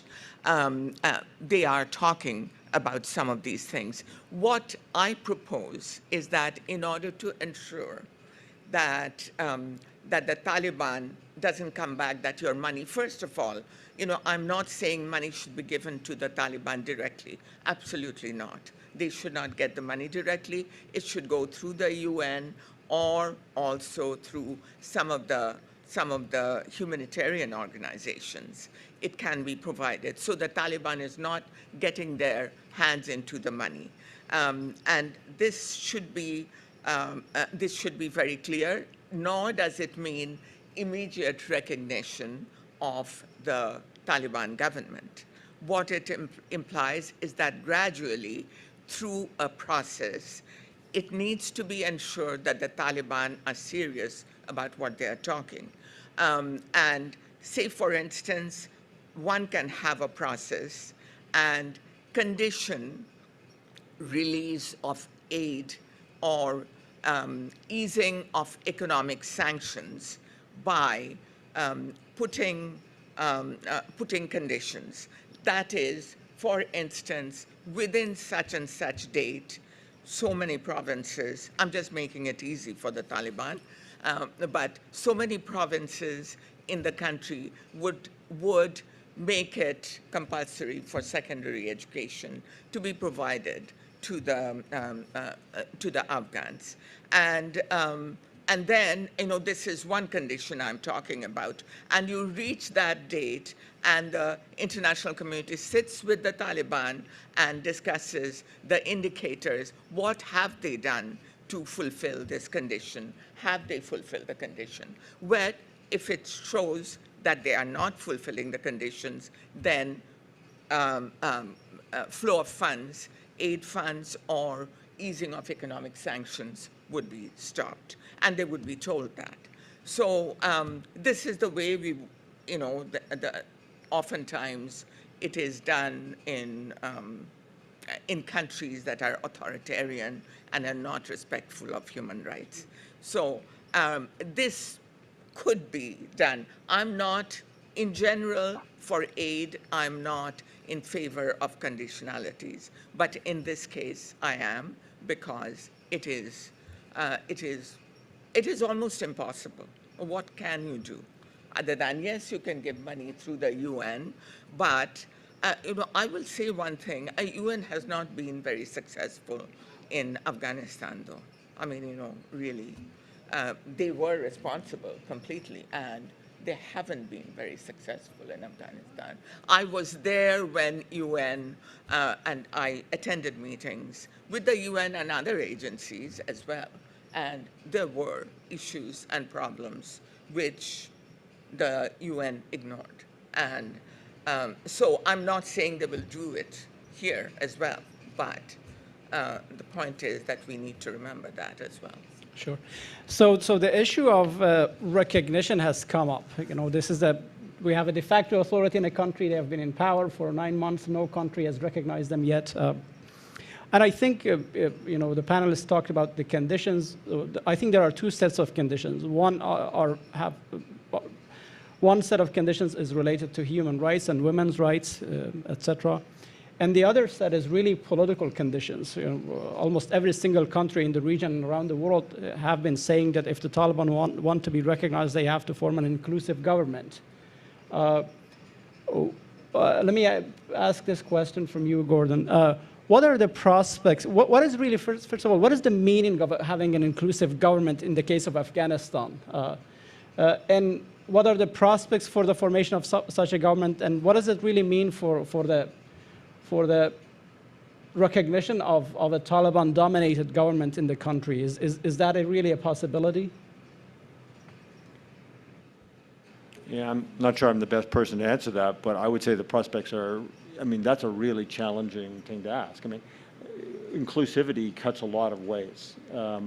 First of all, female participation is going to be an interesting dilemma, but would seem to be the starting place. But then you get to tribal issues, that's going to be equally challenging, and you're still going to have to deal with a lot of legacy issues, governance issues from prior to the Taliban coming to office. It's not like all the challenges started the day the Taliban came back. There were major challenges that were there beforehand. So I think yeah, I'm sorry, but I think you've picked one that's really, really difficult, and I wouldn't be optimistic, no. David, do you have anything to add to that? I think Gord hit the nail on the head. The one thing I have to say is we have to talk to them in some shape or form without turning that into recognition, because then you're recognizing a terrorist group. But if you don't talk to somebody, you don't know what's going on. So we've got to find a way of how to talk to them. And I think the one way we talk to them is through the UN. As imperfect as the UN is, it's the only thing we have that we can actually talk to this regime to help out the people. And there has to be conditions on the aid to make sure it gets to the right people and not into a warehouse and into somebody's pocket so they can buy a villa in Dubai. Let's just face it, everything comes with a string attached to it. So again, the UN seems to be that mechanism where we can take arm's length from nations like Canada and the United States to stand back, but at the same time, do the right thing for the people. Maybe this is, I don't know if this is helpful, but I remember being in a conversation with a Canadian minister once who was discussing Afghanistan with a Saudi Arabian counterpart. And the Saudi sort of stopped him in the middle of a sentence and said, well, whose side are you on? And the Canadian minister said, well, we're on Afghanistan's side. And he said, the Saudi said, there's no such thing as Afghanistan. There's only a bunch of tribes. And if you don't know which tribes you're working with and which ones are working against, then you haven't even started the process of trying to help Afghanistan. So if that's where you're starting from, inclusivity is a really uphill battle. And I have to tell you that, that point there about, when I first got there, we were using the normal topographical maps until I went to my staff and said, get me a tribal map. And we started using tribal maps, and we stopped using the maps that you and I would understand. And so it was, simplistically 3 tribes in Afghanistan, but where I was, it was the Pashtuns, but there were hundreds of tribes that we had to understand all the tribal dynamics, and that is absolutely key to talking to this region. And by the way, there is no such thing as Afghanistan, because this guy named Durrani cut up the tribes that actually goes into Pakistan. So let's just add a little bit more complexity to this thing. But you're absolutely right. This is a tribal matter, and this is pretty complex stuff, but we have to talk to the tribes, because that's the moral authority where the people are, and the people listen to their tribal elders. So we should be talking to the tribes and try to figure out what's the solution. Sorry, but I'll just add a remark. That's one of the great ironies here, is that not only is there no legitimacy for the Taliban government in a way that the West would understand, there's not even any legitimacy in an Afghanistan sense. There's no Loya Jirga that has been convened by the Taliban to give legitimacy to its own rule. So there's not even an attempt being made to put a good face on it. Max, you wanted to? Yeah, I think that we also might step back a little bit and ask a really simple question, which is, how much can the international community really help Afghanistan? The problems that the panelists are describing are enormous. And they are, I'm very pessimistic that the international community can resolve these fundamental problems. The fact that the Taliban is not going to be inclusive. The fact that the country in some ways really isn't a country at all. The fact that it's so fractured ethnically and in all sorts of tribal ways.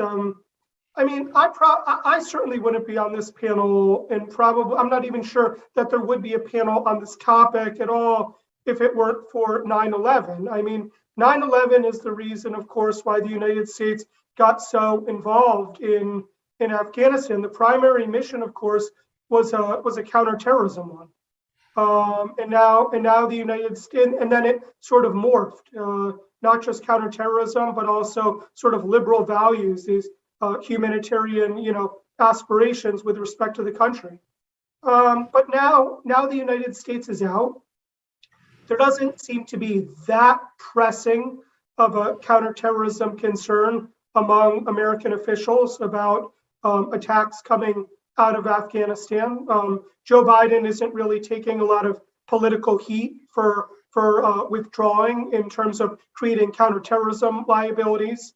The major liability seems to be optics in terms of things like the Taliban mandating burqas. It's the fact that the country is on the verge of starvation. So the humanitarian plight of the country will be difficult for Joe Biden, I think, even though the idea started under Trump. But certainly from the American position, there probably doesn't seem to be a whole lot of stomach in terms of high levels of involvement. Afghanistan has essentially disappeared from most of the news. I tend to come more from a sort of traditional IR realist perspective. I don't think that there's a whole lot, certainly, that the United States can do for the plight of Afghanistan. I question how much the international community can do. And I think that that's an important starting place before talking about how the international community is sort of best suited to positively affect a country, which I'm just not sure is that receptive to reform. So let me ask you a follow-up question. You talked about, you expressed your pessimism about the current situation in Afghanistan.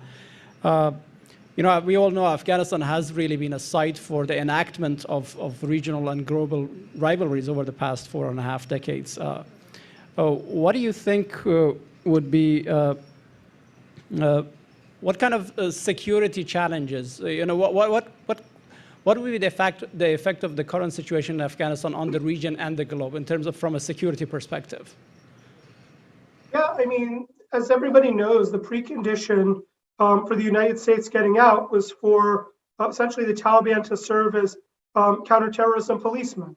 So we're looking for whether there will be, transnational terrorism coming out of Afghanistan. I mean, yes, on a regional level, but more importantly for the West and certainly the United States is we're talking about mass casualty attacks in the United States and in European countries, not so much whether there might be sort of spillover in Tajikistan or whether there might be spillover in Pakistan or Iran. I think that that's something that Americans actually wouldn't care all that much about. The main sort of threat in that area is the ISIS affiliate, of course, but there's also Al-Qaeda there.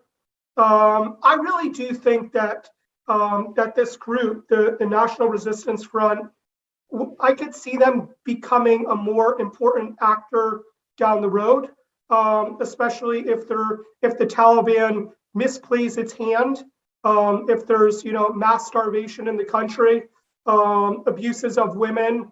I could see basically the cost of participating in insurgency going down, and that creating an opportunity for the NRF to mount some sort of a opposition by pulling together all sorts of disparate groups.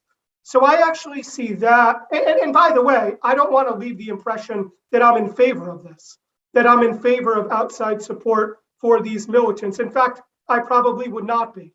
I'm in favor of a more sort of hands-off approach. But I do think that that there's basically like a low-scale civil war that's quietly bubbling up, which I do think is going to escalate. And I believe that if it is to escalate, it will require outside support. And I foresee that as being a more important focus down the road among other countries, will be not just what are the counterterrorism concerns, but also how should other countries get involved in this civil war. I don't think that that Afghanistan is done with civil wars, and I think that I don't know how long, but I could see meeting in a couple years and talking about what should be the nature of external involvement. I sort of have a theory that when America is like really involved in a country, there's almost like a stickiness to it. It almost becomes hard for American opinion makers to let go and to sever ties. We saw that with Iraq, where under Obama, Americans supposedly got out, but then we got back in. So I wouldn't be surprised if there is substantially more external involvement in the context of a civil war. I think that is going to emerge as a more important question for the international community down the road beyond just counterterrorism. Let me ask you just one more brief question, because I think this issue of the security situation in Afghanistan and the role of these extremist groups in the country. Do you see a replication of proxy wars that we have seen in other parts of the Middle East and Afghanistan or not? So what do you have in mind in terms of who the major patrons would be? Like, for example, in Ukraine, I do view it as a proxy war between essentially the US and Russia. In Syria, you have other sort of great powers involved. It was Russia and Iran. The United States was involved. What are you envisioning in terms of a proxy war in Afghanistan? For example, the Iranians are extremely concerned about what they see as a strengthening of ISIS in Afghanistan, and the kind of they claim that the regional rivals are actually behind ISIS. And they see that one of the reasons that they mention as they have been trying to work with the Taliban, which is really unprecedented. If you look at the previous time the Taliban were in power, the Iranians went into the verge of war with the Taliban. But this time around, they say they have been arguing that we have to work with the Taliban because we are really concerned about the threat of ISIL. Well, okay. I think that civil war is inevitable if we refuse to talk to the Taliban. I mean, absolutely, there is no way you can get out of it. And I mean, we have once made a mess in Afghanistan, we in the sense the international community. I'm not talking about Canada only, but we have made a mess there, and we will now go towards another one that is coming. Max, thank you. Did you want to add to that, or? I don't have enough clarity to sort of imagine how a proxy war would shake down. I see what you're saying in terms of Iranian involvement against, the Salafist, Takfiris, like going in there, being basically siding with the Taliban in order to make sure that ISIS doesn't, pose a problem. It's almost hard to imagine the West being on Iran's side in anything. But Afghanistan might be actually an exception. Of course, Iran backed the Northern Alliance, right? So that's, it is, it's just very hard to imagine how this would shake down, because I would have to get over the fact that maybe the United States and the West could be on Iran's side, which is almost sort of mind-blowing. But who knows? Who knows what kind of bedfellows we could find in Afghanistan again. Thank you so much. Let me just ask either David or Gordon one final question. You talked about the importance of involving the United Nations in Afghanistan, and I mean, there is very little trust in the Taliban for all sorts of reasons that you touched upon. What model of governance, if the UN or other international agencies were to get more involved in Afghanistan, what kind of model of governance would that lead to? Would we see a kind of parallel structures of governance, one international, one domestic, working side by side, and what kind of issues that could create, or could that actually work or not? You're talking about international governance? You're talking about governance of Afghanistan? International institutions, if they were to deliver, for example, if they were to pay the salaries of the teachers, for example, or have direct access to health clinics, that's a kind of regulating, doing part of the job of the actual, the government of Afghanistan. Well, you're getting into really speculative stuff here, but drawing on other crises, other areas of the world, you may actually just have to be in a situation where what you're talking about is direct UN agency service delivery to the affected Afghanistan population. And there are no exact parallels for this, but maybe think a little bit about how the UN has handled Gaza, right, or the West Bank, right? There's been the United Nations Relief Agency is there. It provides services directly to the people. It's not really a governance model. It's more just service delivery. It's not particularly sophisticated, but it might be the one thing you could do in the short term that would actually have a direct effect and stop people from starving. Sure. I mean, this is a very complicated topic, obviously, Afghanistan, and we've almost run out. We have 10 more minutes for which I would like to, see if the audience have any questions that they wanted to ask from our panelists. If you could go to one of the mics, please. We have one on the other side, one on this side.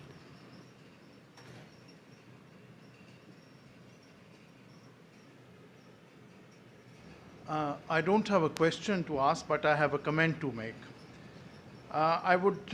These conferences and international conferences and seminars are very useful because they give an insight into the minds of the partners of different entities and different countries, what they're thinking about. But don't you think it is rather impractical that we are holding conferences here and deciding the fate of a country which is suffering and which might have different priorities?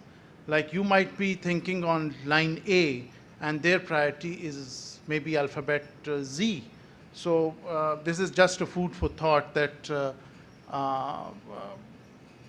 how can we decide for nations which are not present here and which are not involved in this process? But it is a good thinking process, I would say. Just to make some things clear, that Pakistan has always believed in Afghan-led and Afghan-owned solution. As Madam said, inclusivity is the answer, and peace in Afghanistan is very important for Pakistan. You would recall that when we were fencing the border, US and the West was against it.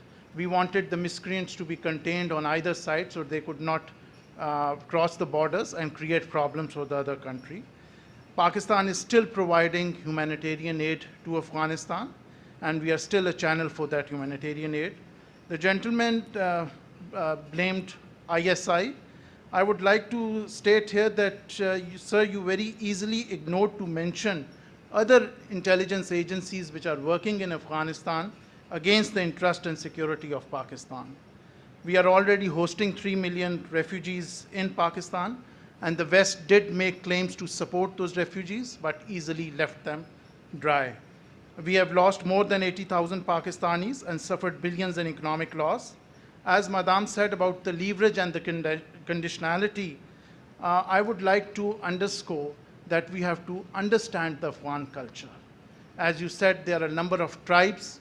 They have their own cultures, their own traditions. We have to respect them, and we have to understand them. We can't coerce them to change, but we have to convince them. Pushing them into a corner will not work. Pakistan was the country which had advised USA not to abandon Afghanistan in such a hurry. I'm sorry, I have to stop there. I think you made your point. Let me see if there are any other questions from our audience.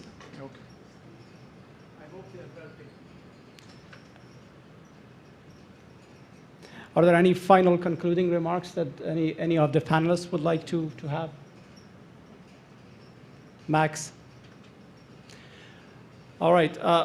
So do you want to say? No, I just wanted to mention one thing, because we talk about women. I mean, that is one of the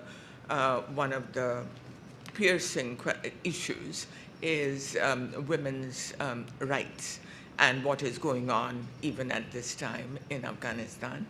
A lot of the women's groups rebuke the international community because they want to negotiate with the Taliban.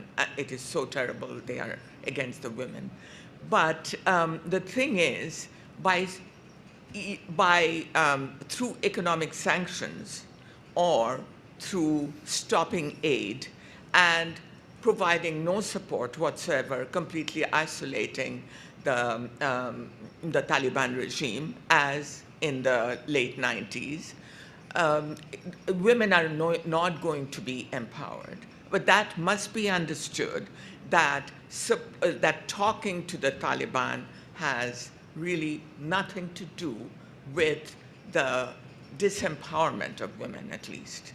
You know, empowerment of women will be brought up. In fact, it will be good for us to try to bring up the issue of support to the women and human rights of women by talking to the Taliban, rather than completely abandoning the Taliban.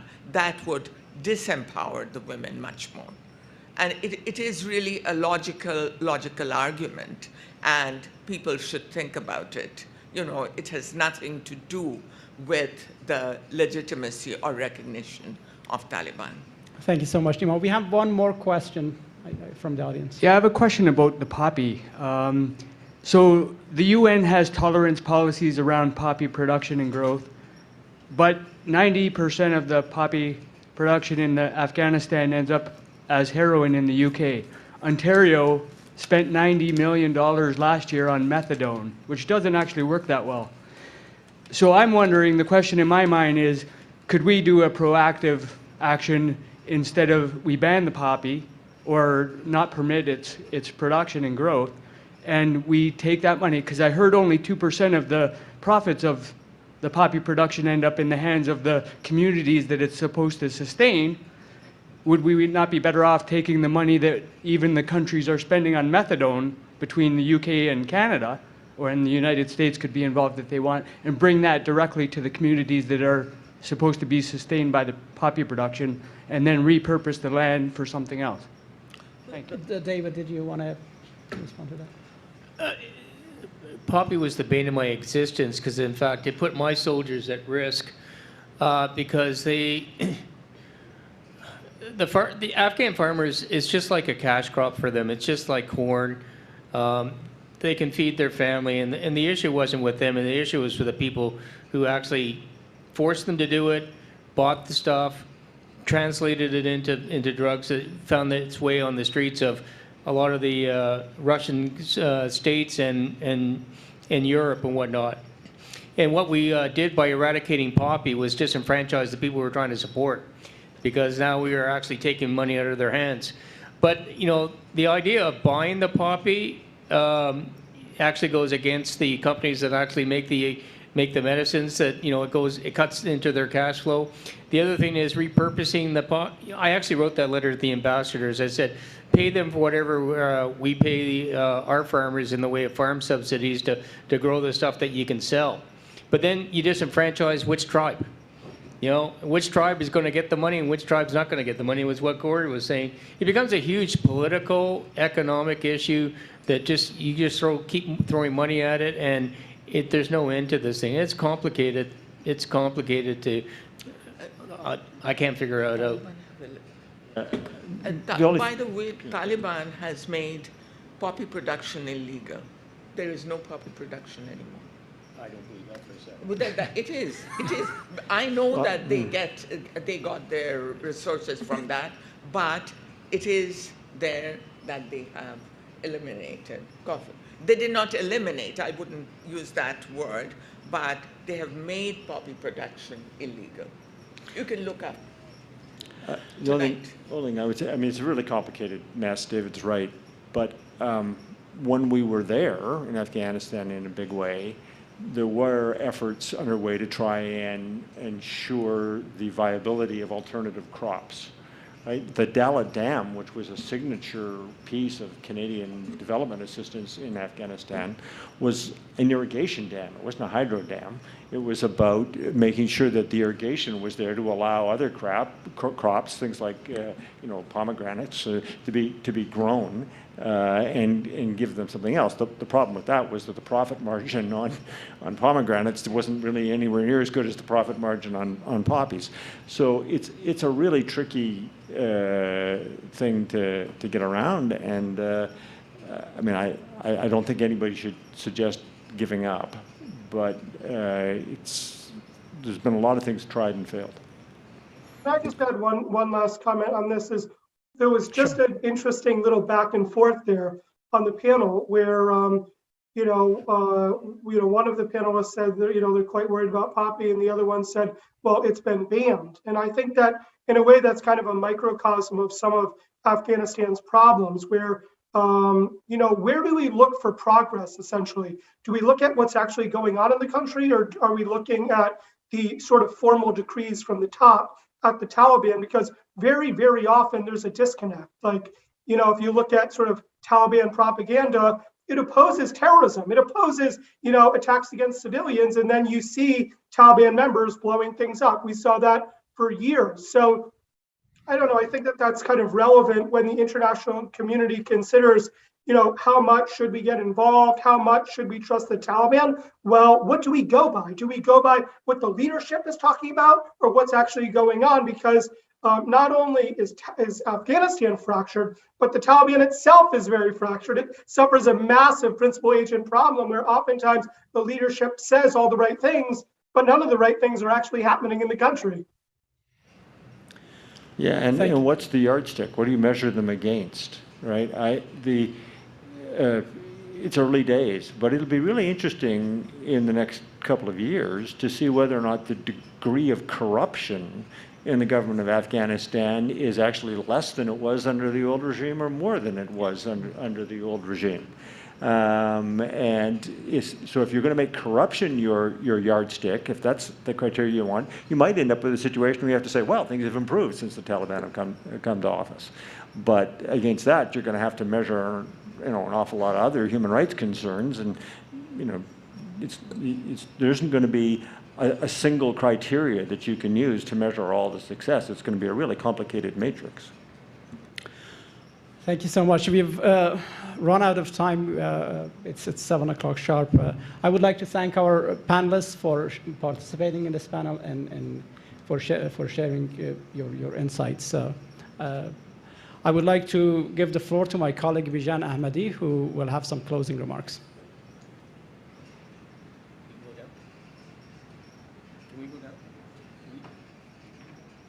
Very brief. I'll be very brief. I know we had a long day, packed schedule, so I'll be very brief, so we can go out and enjoy the rest of the afternoon and nice weather in Ottawa. So thank you so much. First and foremost, I want to thank all the speakers. We heard yesterday and today from around 40 experts. Especially, I want to thank the experts who traveled to Ottawa from out of city to be with us here, provide us with their insight and analysis. We covered many different topics. I can't think of a topic about Middle East that we didn't cover or at least touched upon in these 2 days. The Middle East Strategy Forum is organized by our Middle East research team. Our next conference, so we have 2 annual conferences. Our next conference, which is an annual event for IPD as well, is East Asia Strategy Forum. And this year, same as MESF, it is also sponsored by the Mines Program at the Canadian Department of National Defense. That conference will be in November. So for those of you who are interested in that region, East Asia and the Pacific region, and the topics, geopolitical situation there, please join us in that event as well. I also would like to once again acknowledge the support of Mines Program for this conference, and also thank our sponsors, our conference partners as well, the Hill Times, it's our media sponsor, the Quincy Institute, iAffairs at Carleton University, and Public and International Affairs Association at University of Ottawa, for their help and support for this conference. And also my colleagues at IPD, thank you for all the hard work you put into organizing and planning this conference. This was, after the pandemic, this was the first experience of having sort of for our organization of organizing and hosting an in-person event, and also in a hybrid format, so doing both having speakers and attendees both watching the conference live, speaking with us live as well, and also being here with you in person. Yesterday, around 500 people were watching the discussions live. We expect probably the same number of people probably joined today as well. So that was, I think it was a good experience for us. Definitely please talk to us, provide us with your feedback so that we can improve for the next events, next conferences. And please follow our work at peacediplomacy.org. Follow the research work of the 4 different programs that we have, and stay in touch, and hopefully we'll see you at our East Asia Strategy Forum or the next year Middle East Strategy Forum, which will be in 2023. Thank you very much, and good night.